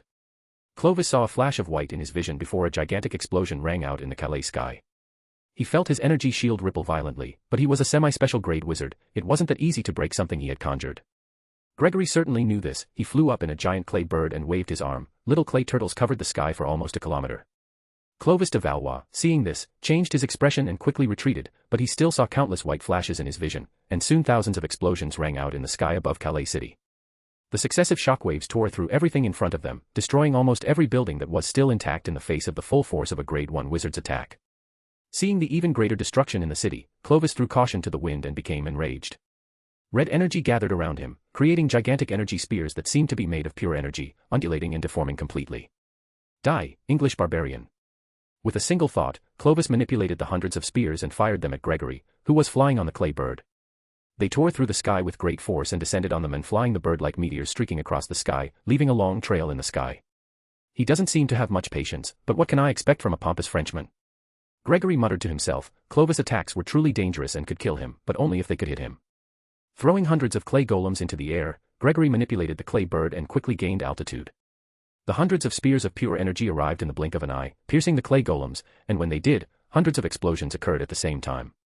Seeing that his attack had no effect, Clovis gritted his teeth. He hated this kind of innate technique that could create or manipulate objects. Their attacks simply disintegrated when they hit their target. They didn't care if it was an object or a living being. This was a particularly obvious weakness of his innate technique, and techniques like the enemy's could perfectly contain his innate technique. You're really able to fight me, but let's see who can create more. Clovis spoke, manifesting endless spears of energy around him, the number starting in the thousands but quickly reaching tens of thousands of spears. Gregory could indeed supply him, but only if he could create enough clay puppets. Realizing this, Gregory remained calm, but just as he was about to counterattack with his domain expansion, he felt a huge danger coming from behind him. Using all his experience and reflexes trained between life and death, he forced his body to the side as he saw a sword slicing his clay bird in half, causing a huge explosion in the sky. Clovis' face turned completely grim as he saw the figure in the air. Had Asterion been present, he might have recognized the Bourbon Prince. Philip de Bourbon looked at the completely destroyed city of Calais and couldn't help but feel a headache. He looked at his former rival and couldn't hide the contempt in his eyes. He had never thought that Clovis would be so incompetent as to be unable to successfully defend a city as small and important as Calais. He had originally come to Calais after the escape at the Spanish border to pay a quick visit to see if anything was amiss, but he hadn't expected to find the city under attack. When Philip appeared in the skies of Calais, he didn't hide his magical aura, pressing down on the entire city with the aura of a special grade being, suffocating and intense, leaving any being below special grade terrified at the amount of magical energy emanating from his body. While the French wizards were happy, the English wizards, despite their fear of the being above them, flying in the sky like a god, showed no fear. With the arrival of the special grade wizard, they knew that a special grade battle would begin at any moment. When Gregory saw the special grade wizard, he didn't panic and pointed his wand at the sky, releasing a trail of flames into the air. It had no offensive power, it only served to create a long streak of fire in the sky.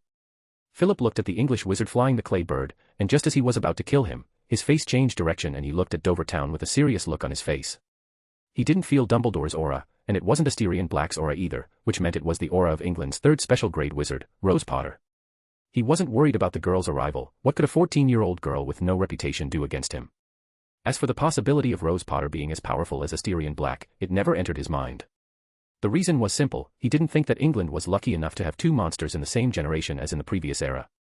No country could be so lucky, right? Rose, looking at Calais, saw the trail of fire rising into the sky and her lips curved into an excited smile. She snapped her fingers and stretched. She was finally going to fight again. Flying through the air, Rose strengthened her body with magical energy and shot towards Calais with a speed that was simply impossible for any modern aircraft. As for the magic cannons, she wasn't worried at all. Would you mind if an ant looked at you? Even if they fired, they had at most the strength of a grade 2 wizard. What could a grade 2 do in the face of her limitless? So, Rose headed towards Calais, ignoring the magic cannons and arriving at the barrier protecting the city. The white-haired girl simply stepped on it and the barrier shattered like glass. She descended from the sky with a big smile on her face, and when she looked at the whole ruined city, her smile hardened. With her 6 eyes, she could see the death and weeping all over the city. There was no difference between woman or man, child or elderly, everyone was dead without discrimination. This made her shoulders feel extremely heavy. Technically speaking, the one who had killed everyone was none other than herself. This confused her for a while. Had she really ordered so many deaths? In her eyes, her soldiers had a basic sense of decency and humanity. But looking at the state of the city, there was definitely no humanity in their actions, not even mercy for the weak and mortal like the Muggles without magic. Taking a deep breath, Rose decided to put this matter aside for the time being and focused all her attention on the special grade wizard flying through the air. He looked at her with a condescending look full of superiority. From the look on his face, she knew that it was the same special grade wizard who had fled during the battle with her lovely fiancé. This made her mood slightly irritated. Philip's look was extremely insulting to her. What did Philip's actions mean to her? Pure contempt and total disregard for her, as if she were a little wizard who had just started her studies in the wizarding world. I'm going to relax now and you're going to be my punching bag for a while. Feel honored, French worm. Rose spoke, releasing a huge magical aura that completely covered Philip's magical aura. The French prince felt like cursing God for being so insolent in choosing his chosen ones. How in God's name could England have two such young freaks? Chapter 247, Chapter 244, City of Calais, 4. Don't be afraid, I'm a kind man, very kind. Noticing the change in Philip's expression, Rose commented in a gentle tone, although she could not see the maniacal smile on his lips. She was someone who could control herself perfectly, given her overwhelming power. But that limiter disappeared as she fought. It was as if her brain was releasing a huge amount of endorphins, dopamine, and serotonin into her bloodstream. Frankly, the feeling was exhilarating, to the point where she was increasingly looking forward to a fight where she could use her powers without any qualms. Gently. If it weren't for the mad smile on the girl's lips, Philip might actually believe it. After all, Rose's appearance showed nothing but beauty and elegance. Unfortunately, the smile on her face would make anyone uncomfortable, no matter how beautiful Rose was. Drawing his sword, Philip wanted to end the fight quickly and retreated quickly. Not that he was a coward, but they were only a few dozen kilometers from England and there was a monster he definitely didn't want to face. Albus Dumbledore, the most powerful man in the world. As the fight began, he had no doubt that the men would quickly arrive to support the extremely talented young woman in front of him.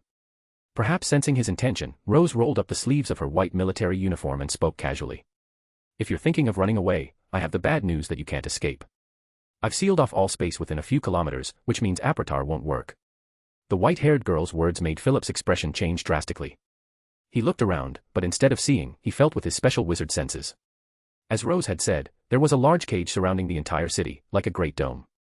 This shocked Philip. He hadn't noticed anything. Not even a hint of magical energy. Which was shocking, considering how sensitive his senses were. Even the slightest magical energy could be detected miles away, especially at such close range and with him inside the dome. If I defeat you, this dome will disappear.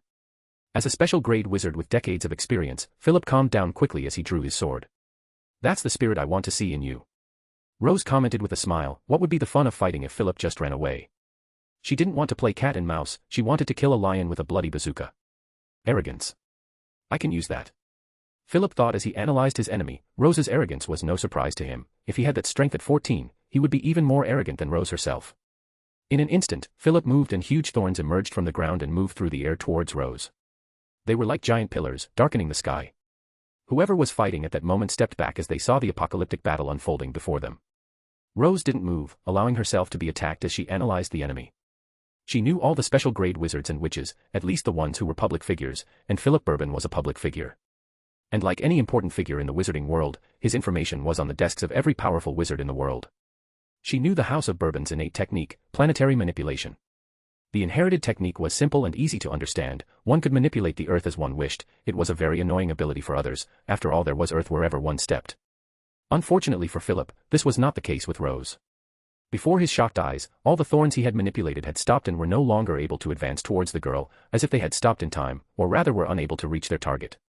The Potter House. Philip quickly recalled the information about the Potter House and couldn't help but take a deep breath. This damn technique was always able to provide him with information. Attack from a distance. Boundless would stop his attacks. Attack at close range. His attacks would also be stopped by the infinite distance between them. The only way to get through Limitless was to cross the infinite space between him and Rose, but that was easier said than done, and extremely difficult to do with actions. In an instant, Philip realized that he couldn't beat Rose while she was using the Limitless. His only chance was to force her innate technique to cancel itself, and there was only one way to cancel someone else's innate technique. Sheathing his sword again, Philip laced his fingers together and spoke in an instant. Domain expansion, primordial world creation. Rose, of course, saw what Philip was doing and didn't stop either. She still remembered Asterion's words about domain expansion. Before the physical body, we are mere mortals, incapable of withstanding such a large amount of magical energy. Therefore, even you would be shattered in the face of the brutality of a domain expansion. Domain expansion, unlimited void. In an instant, black barriers rose around both of them. They both imbibed their respective innate techniques, and the purest ripping of the fabric of reality took place. A long black corridor formed around Rose, then purple rays tore through space at extreme speed as a gigantic inhuman eye rose into the sky. Rose's domain expansion was similar to Asterion's, but instead of driving the enemy mad with vast amounts of negative emotion, Rose drove people mad by pumping endless amounts of useless information into the enemy's brain. Philip's domain extension unfolded behind him like a huge piece of stone floating in space, ancient and primordial. Yet it was elastic and extremely heavy, as if its own weight were sinking into the fabric of time and space. Boom. As the two realms collided, an explosion dwarfing any atomic bomb appeared in the sky of the city of Calais. All the wizards and witches present lifted their heads and stared in horror at the explosion, which would easily sweep away a gigantic city. Alice looked at them and wondered if these were really powers that humans should have. She felt that sooner or later the world would be destroyed by human hands. It wasn't an exaggerated worry, because mankind really was killing its own planet, and not just today. But things weren't going as well as Alice had hoped. Crack. Philip watched in horror and fear as his domain expansion shattered in front of him, fragments ripping through him as the enemy's domain expansion enveloped his body in an instant. Never in his life had Philip expected to be defeated in a domain expansion match by a child barely 15 years old. It was completely insane that a 14-year-old girl could have a more refined domain expansion than he, a man of almost 80. Still, reality hit him in the stomach, letting him know that he had lost the confrontation. He was dead, of that he had no doubt.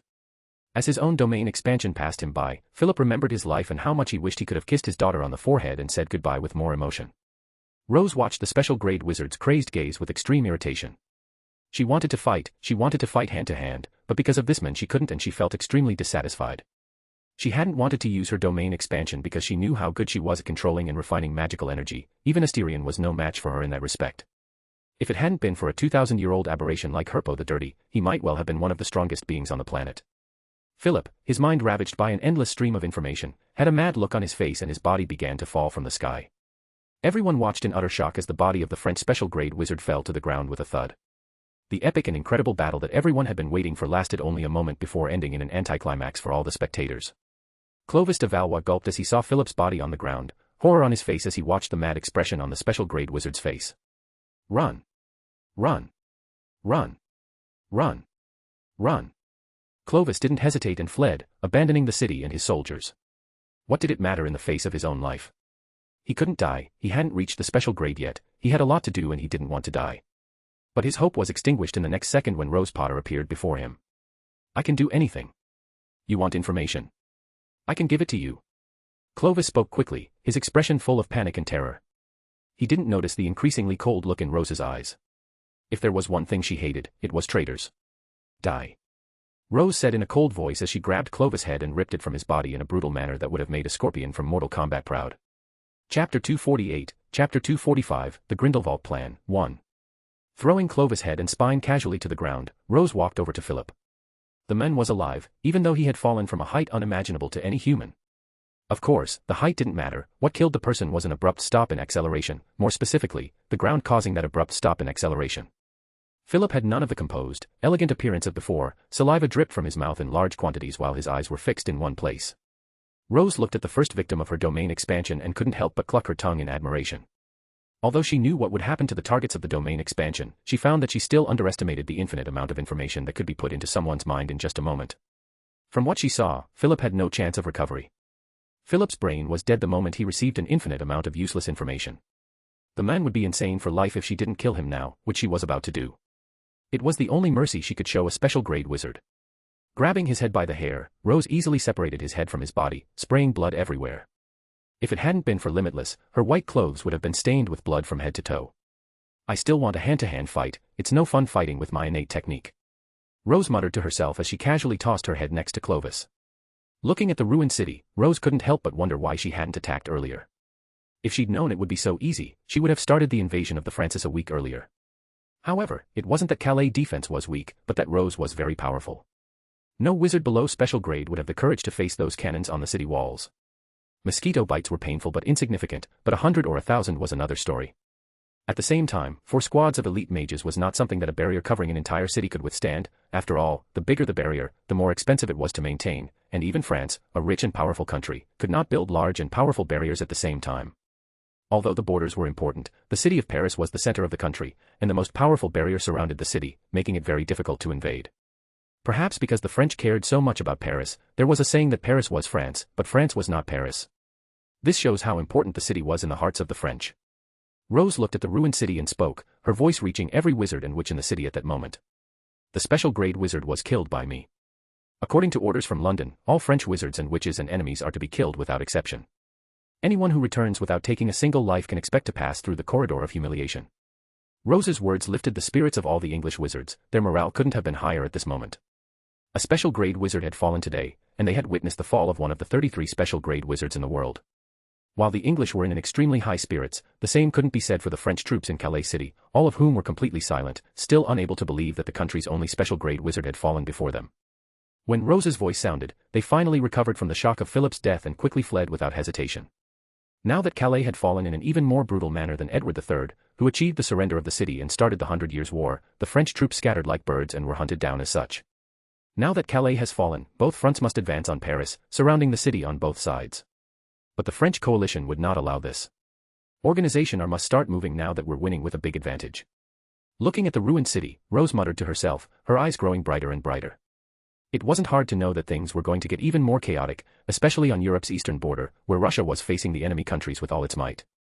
We have to speed things up, the British Treasury can't sustain a long war, we have to end this war in less than a year. Rose spoke, but there was less confidence in her tone. Although Rose was confident that they would win in the end, she herself knew that a year was too short a time, they could defeat France in a year, but the other countries were another matter. Unfortunately, the longer this war lasted, the more damage it would do to England and the countries connected to it.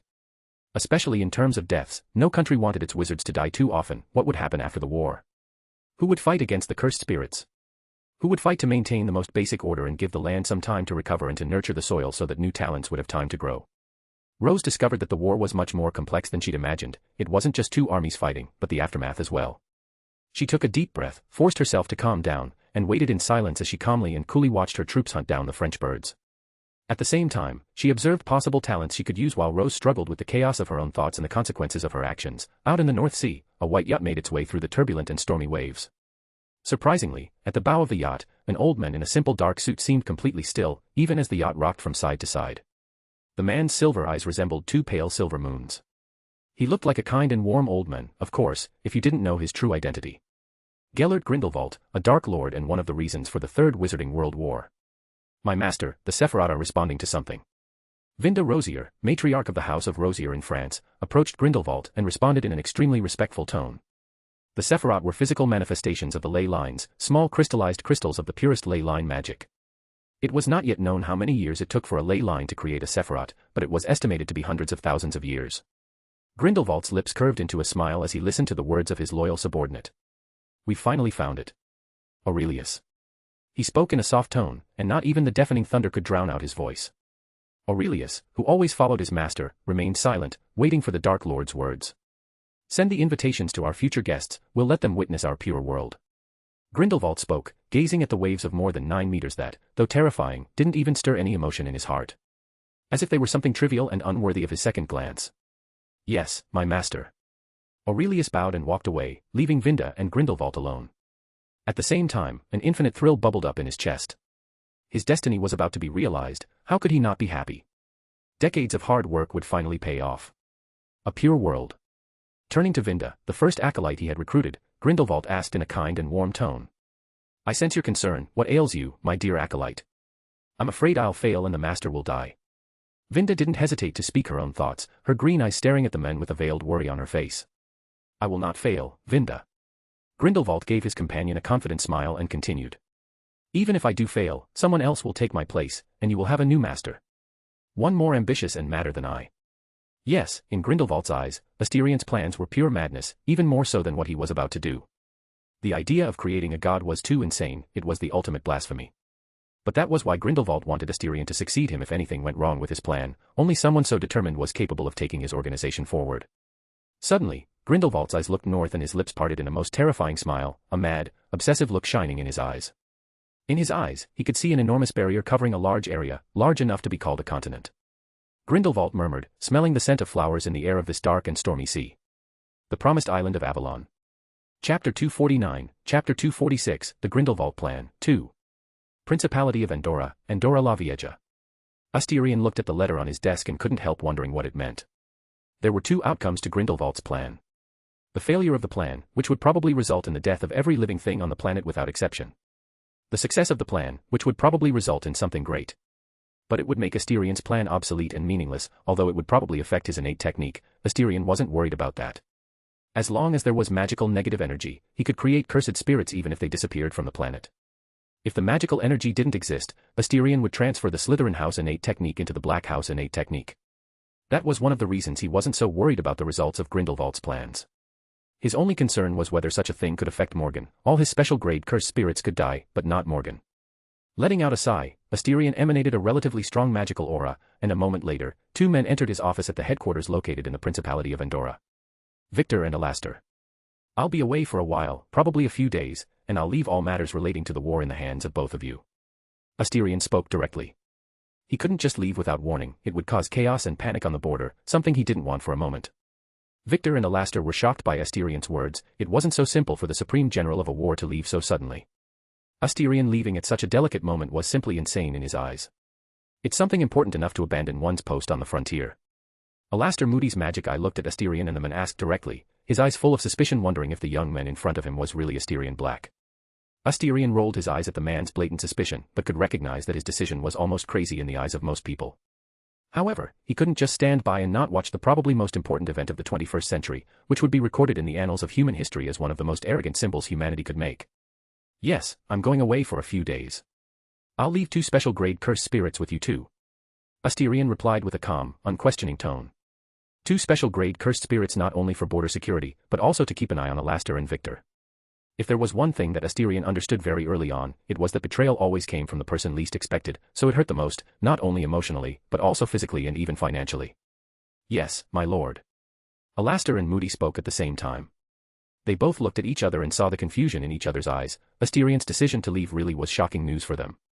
They both really wanted to know what could make Asterion leave the French border at such an important time. Looking at the two of them, Asterion shook his head and didn't plan to say anything about Grindelwald's plan. The fewer people who knew about such madness, the better.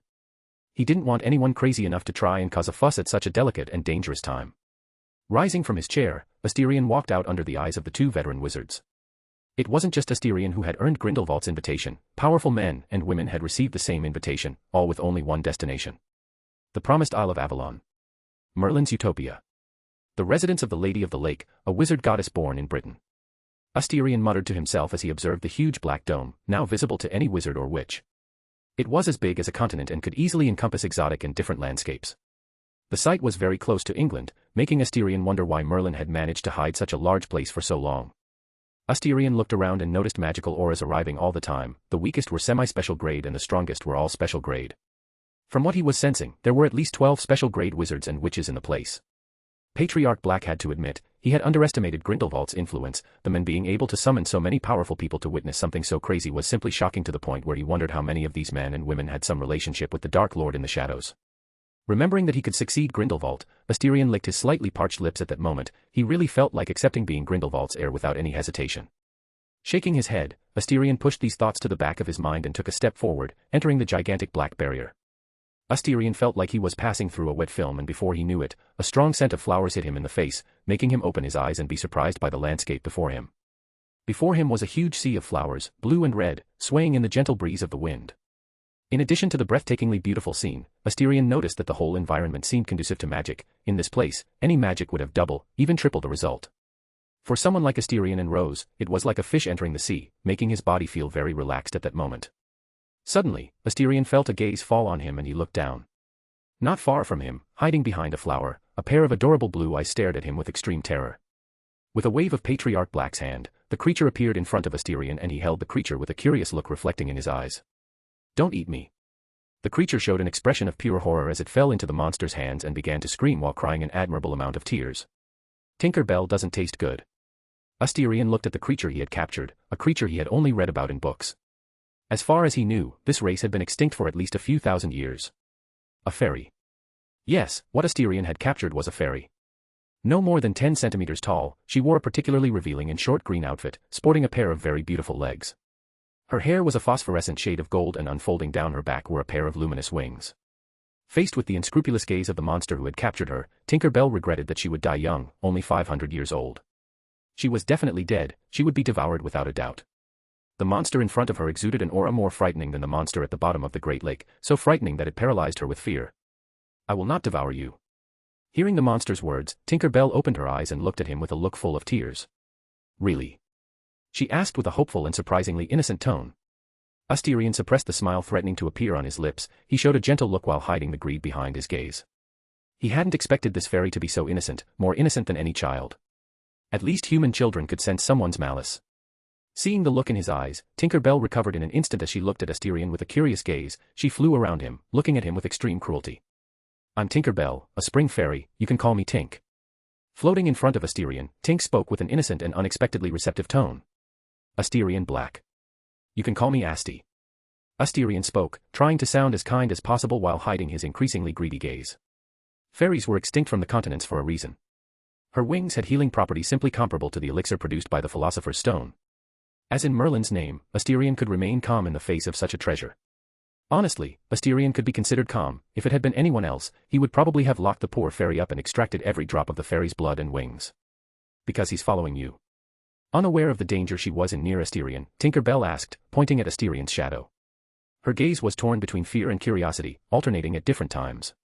"My magic can control such beings." Asterion replied in a gentle tone as he allowed the fairy to sit on his shoulder. He knew she was talking about Baskerville and not Morgan, who was also in his shadow at the moment. "Incredible.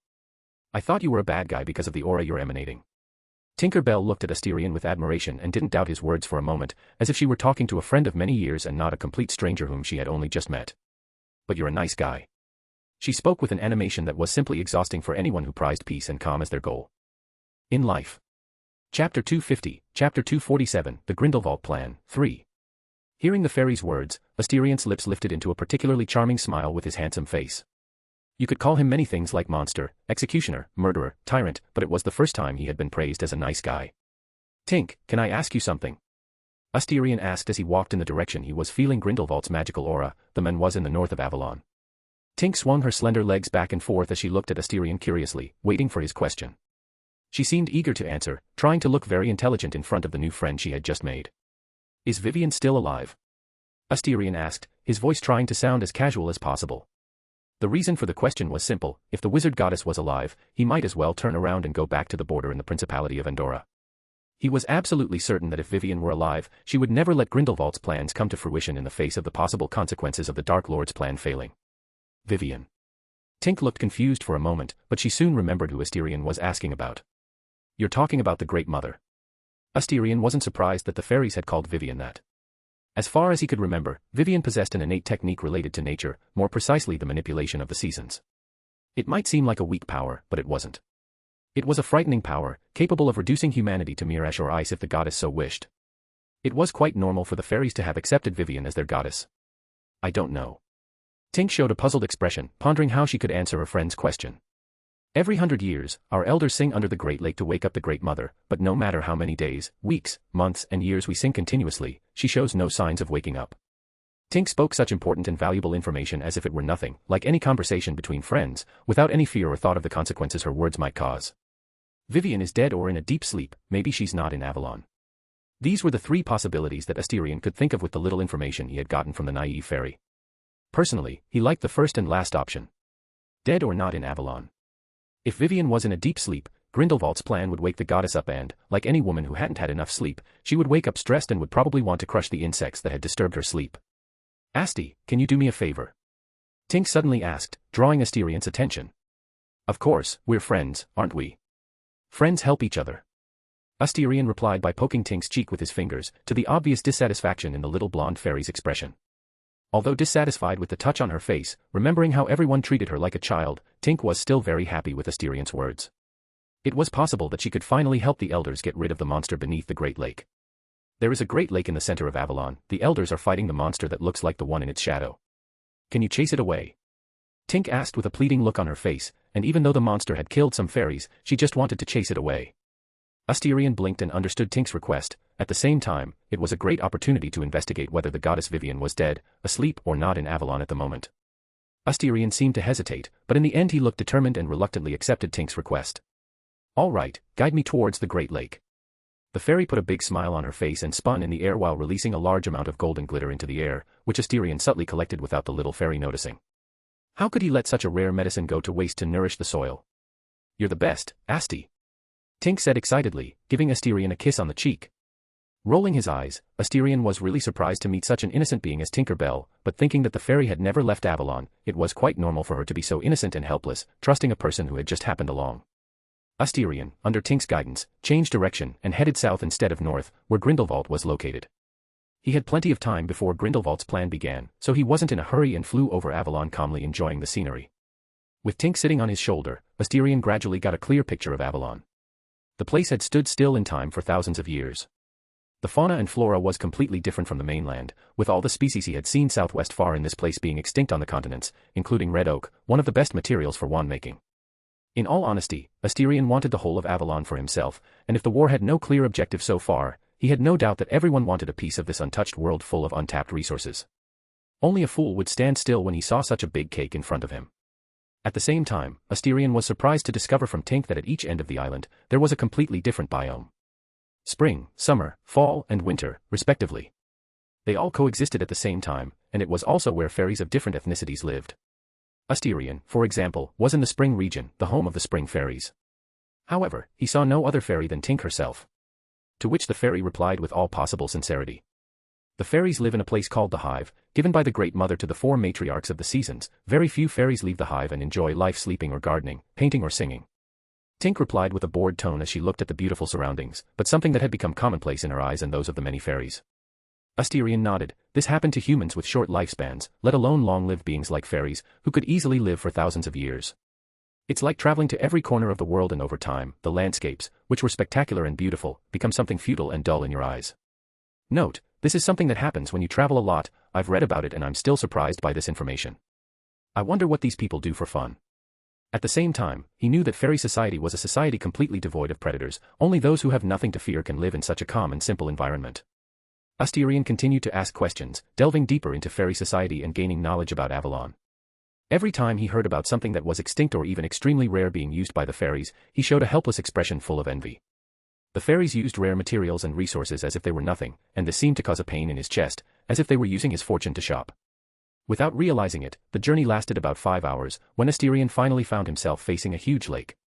If he hadn't known it was a lake, he would have thought it was a sea. His eyes couldn't reach the other shore of the lake, showing just how big it was. The water was a sky blue hue, like a huge mirror reflecting the orange sky, which surprisingly had a four-colored sun: green, yellow, red and white. Although he knew the difference between the special grade and the divine grade, which he had theorized, seeing the difference still made him surprised, amazed and eager to obtain such power. Although he didn't know whether Avalon had been born naturally or artificially, he still admired the power of the goddess, capable of changing everything within a barrier. Suddenly, Asterion's eyes were fixed on the bottom of the lake. As the water was extremely transparent and still, Patriarch Black could perfectly see the bottom of the lake, which was several kilometers deep. Inside the lake, buried deep down, a huge sea monster was sleeping without moving. Chapter 251, Chapter 248, The Grindelwald Plan, 4. It looks like the biblical beast. Asterion commented after seeing the sea beast's appearance. Its body resembled that of a snake, but its head was vividly reminiscent of a dragon, and its powerful jaw hid hundreds of razor-sharp teeth capable of shredding anything. This is the monster that terrorized our hive. If it hadn't been for him, the elders wouldn't have worried every 100 years. Tinker Bell spoke, looking at the monster with a terrified expression. It was the first time she had seen the monster that had terrorized her hive for thousands of years. And she had to admit, it was more terrifying than the legends she had heard of before. The sense of malice and cruelty could be felt all too clearly. Asterion blinked and looked at the sea beast with a deep and somewhat shocked gaze. For the second time he felt the same familiar feeling he had seen in the sandworm he had encountered at the dragon races. The special grade cursed spirit in front of him gave him the same feeling as the sandworm. Another artificially created special grade cursed spirit. Asterion muttered to himself. An absurd idea flashed through his mind and refused to go away. It was a hypothesis about the origin of cursed spirits that was gradually forming in his mind. And every time he analyzed the hypothesis, he was sure that something was incredibly wrong. Cursed spirits were not generated naturally, but were the creations of humans. The idea was so ridiculous and crazy that if Asterion published the thesis all over the planet, everyone would call him crazy for proposing something so irrational. It was commonly known that cursed spirits were generated naturally in cities, just like any animal, but instead of reproducing, they were only born from the negative emotions released by humans who lacked magical energy, or rather, possessed a tiny amount of magical energy. But if we think that magic has no end, it's quite possible that we humans created cursed spirits and lost control of them at some point in history. Honestly, losing control of something so important was very possible in Asterion's eyes. Humans are flawed and hate to show their ugliness, even to themselves. Hiding one's mistakes was natural for every human being. It wasn't hard for Asterion to assume that this human history had been erased so that they wouldn't be crucified or condemned by the entire human race in the future. Taking a deep breath, Asterion pushed these dangerous thoughts to the back of his mind and didn't want to think about it anymore. It was as crazy an idea as creating a god of his own.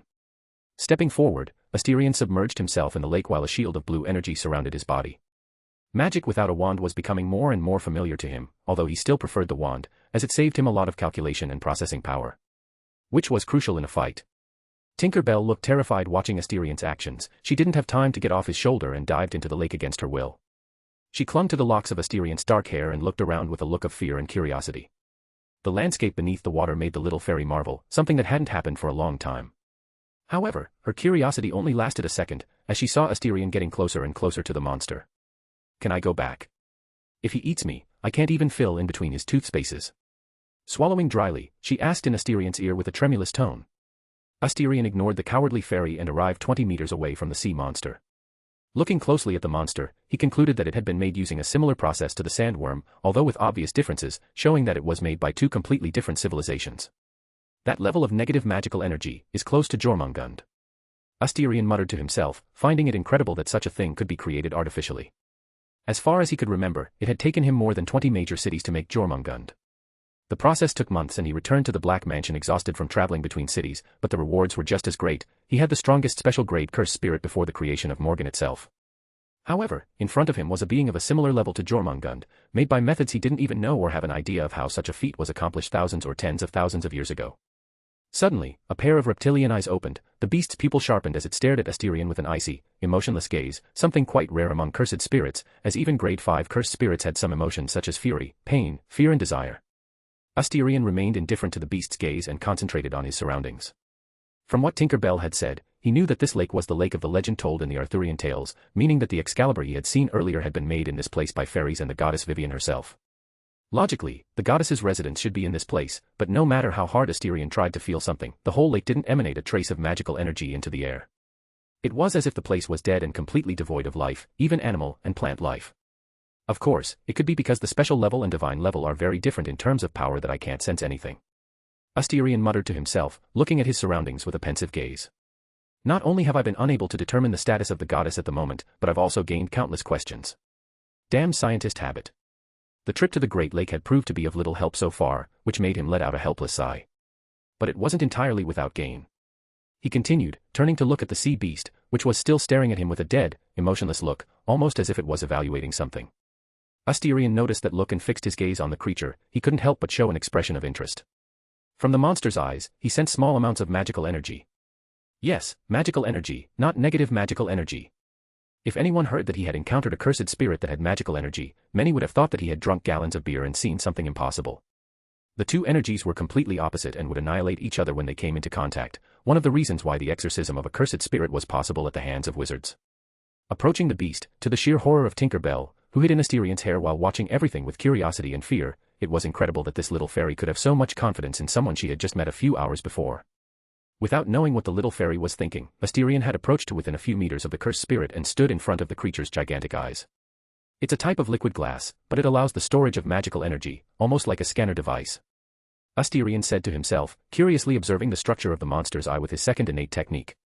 It's analyzing me to see if I'm a threat or not. With a smile on his lips, Asterion stretched his hand forward and exorcised the sea monster without any hesitation. An enormous blue dome surrounded the gigantic figure of the special-grade cursed spirit and began to decompose its body at great speed. Then, under Asterion's surprised eyes, he felt no resistance from the cursed spirit. Looking into the cursed spirit's lifeless, emotionless eyes, Asterion was confused, but continued the process without hesitation. With the sea monster, which he called Leviathan, he had two specimens to carry out his research on later.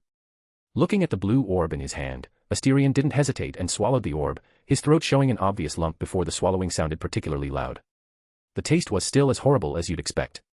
Think of the worst taste you've ever had in your life and multiply it by 10 and it won't even come close to the taste Asterion felt when he swallowed the blue orb. Seeing the huge monster disappearing, Tinker Bell flew to Asterion's side and looked at him with extreme admiration in her eyes. She had never seen someone so powerful in her short life of 500 years. In her eyes, Asterion had raised his hand and the monster was defeated. How could Tinker Bell not be shocked? Asterion was stronger than the elders of the hive. Chapter 252, Chapter 249, The Grindelwald Plan, 5.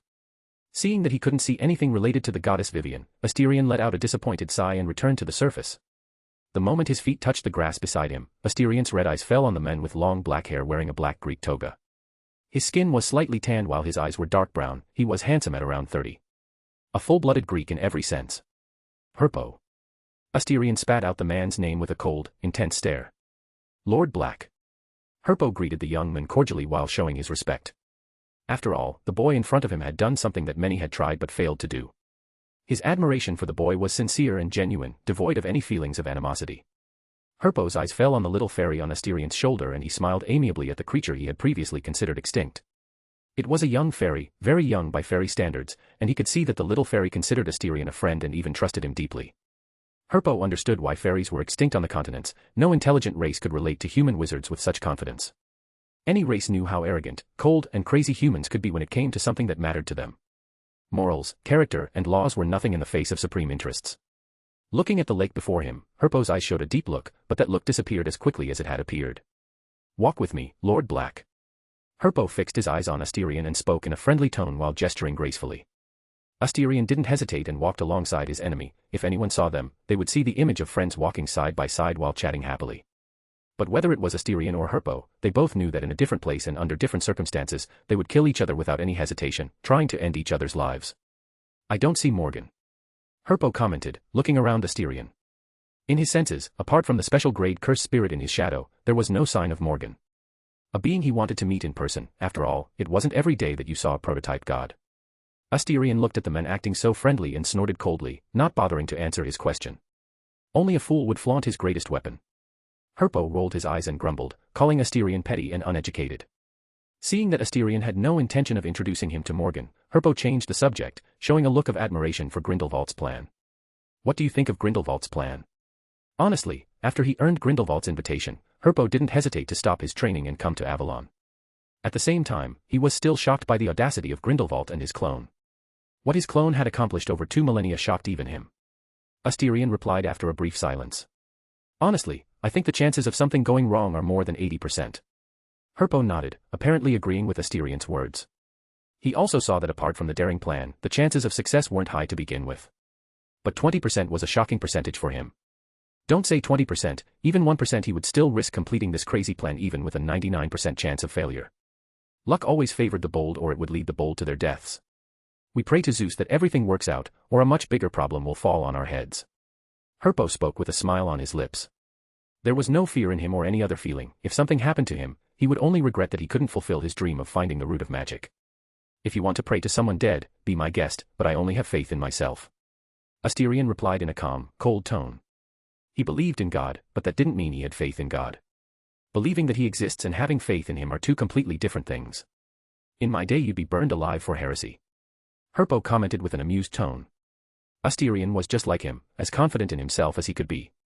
After all, if you don't have confidence in yourself, you'd better not even start doing anything. Confidence was something fundamental to sustaining one's beliefs. Without it, people are no different than empty shells without determination, just living for the sake of living.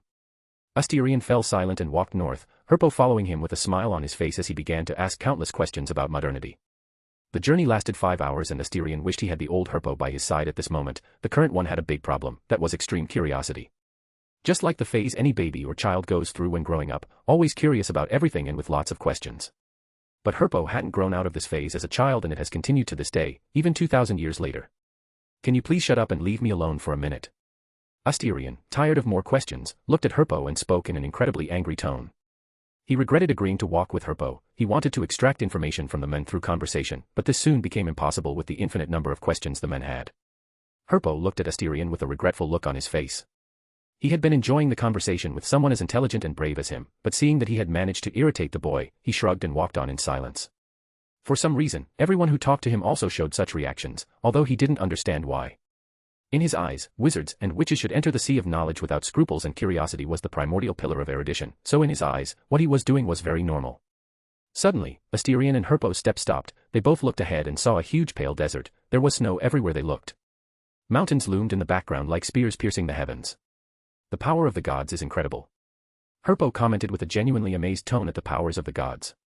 Do you want to know how you become a god, Lord Black? He looked at Asterion and asked with a smile playing on his lips. Asterion looked at him in surprise and remained silent.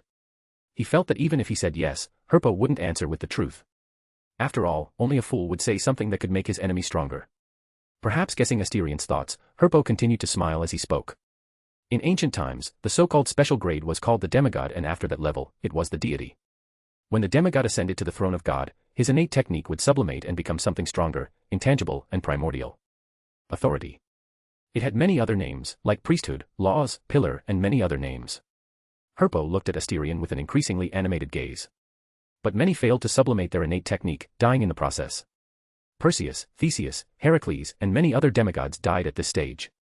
Asterion couldn't help but be surprised by Herpo's words. Although the men didn't say what it took to sublimate the innate technique into authority, the information he earned opened a path for him to move forward.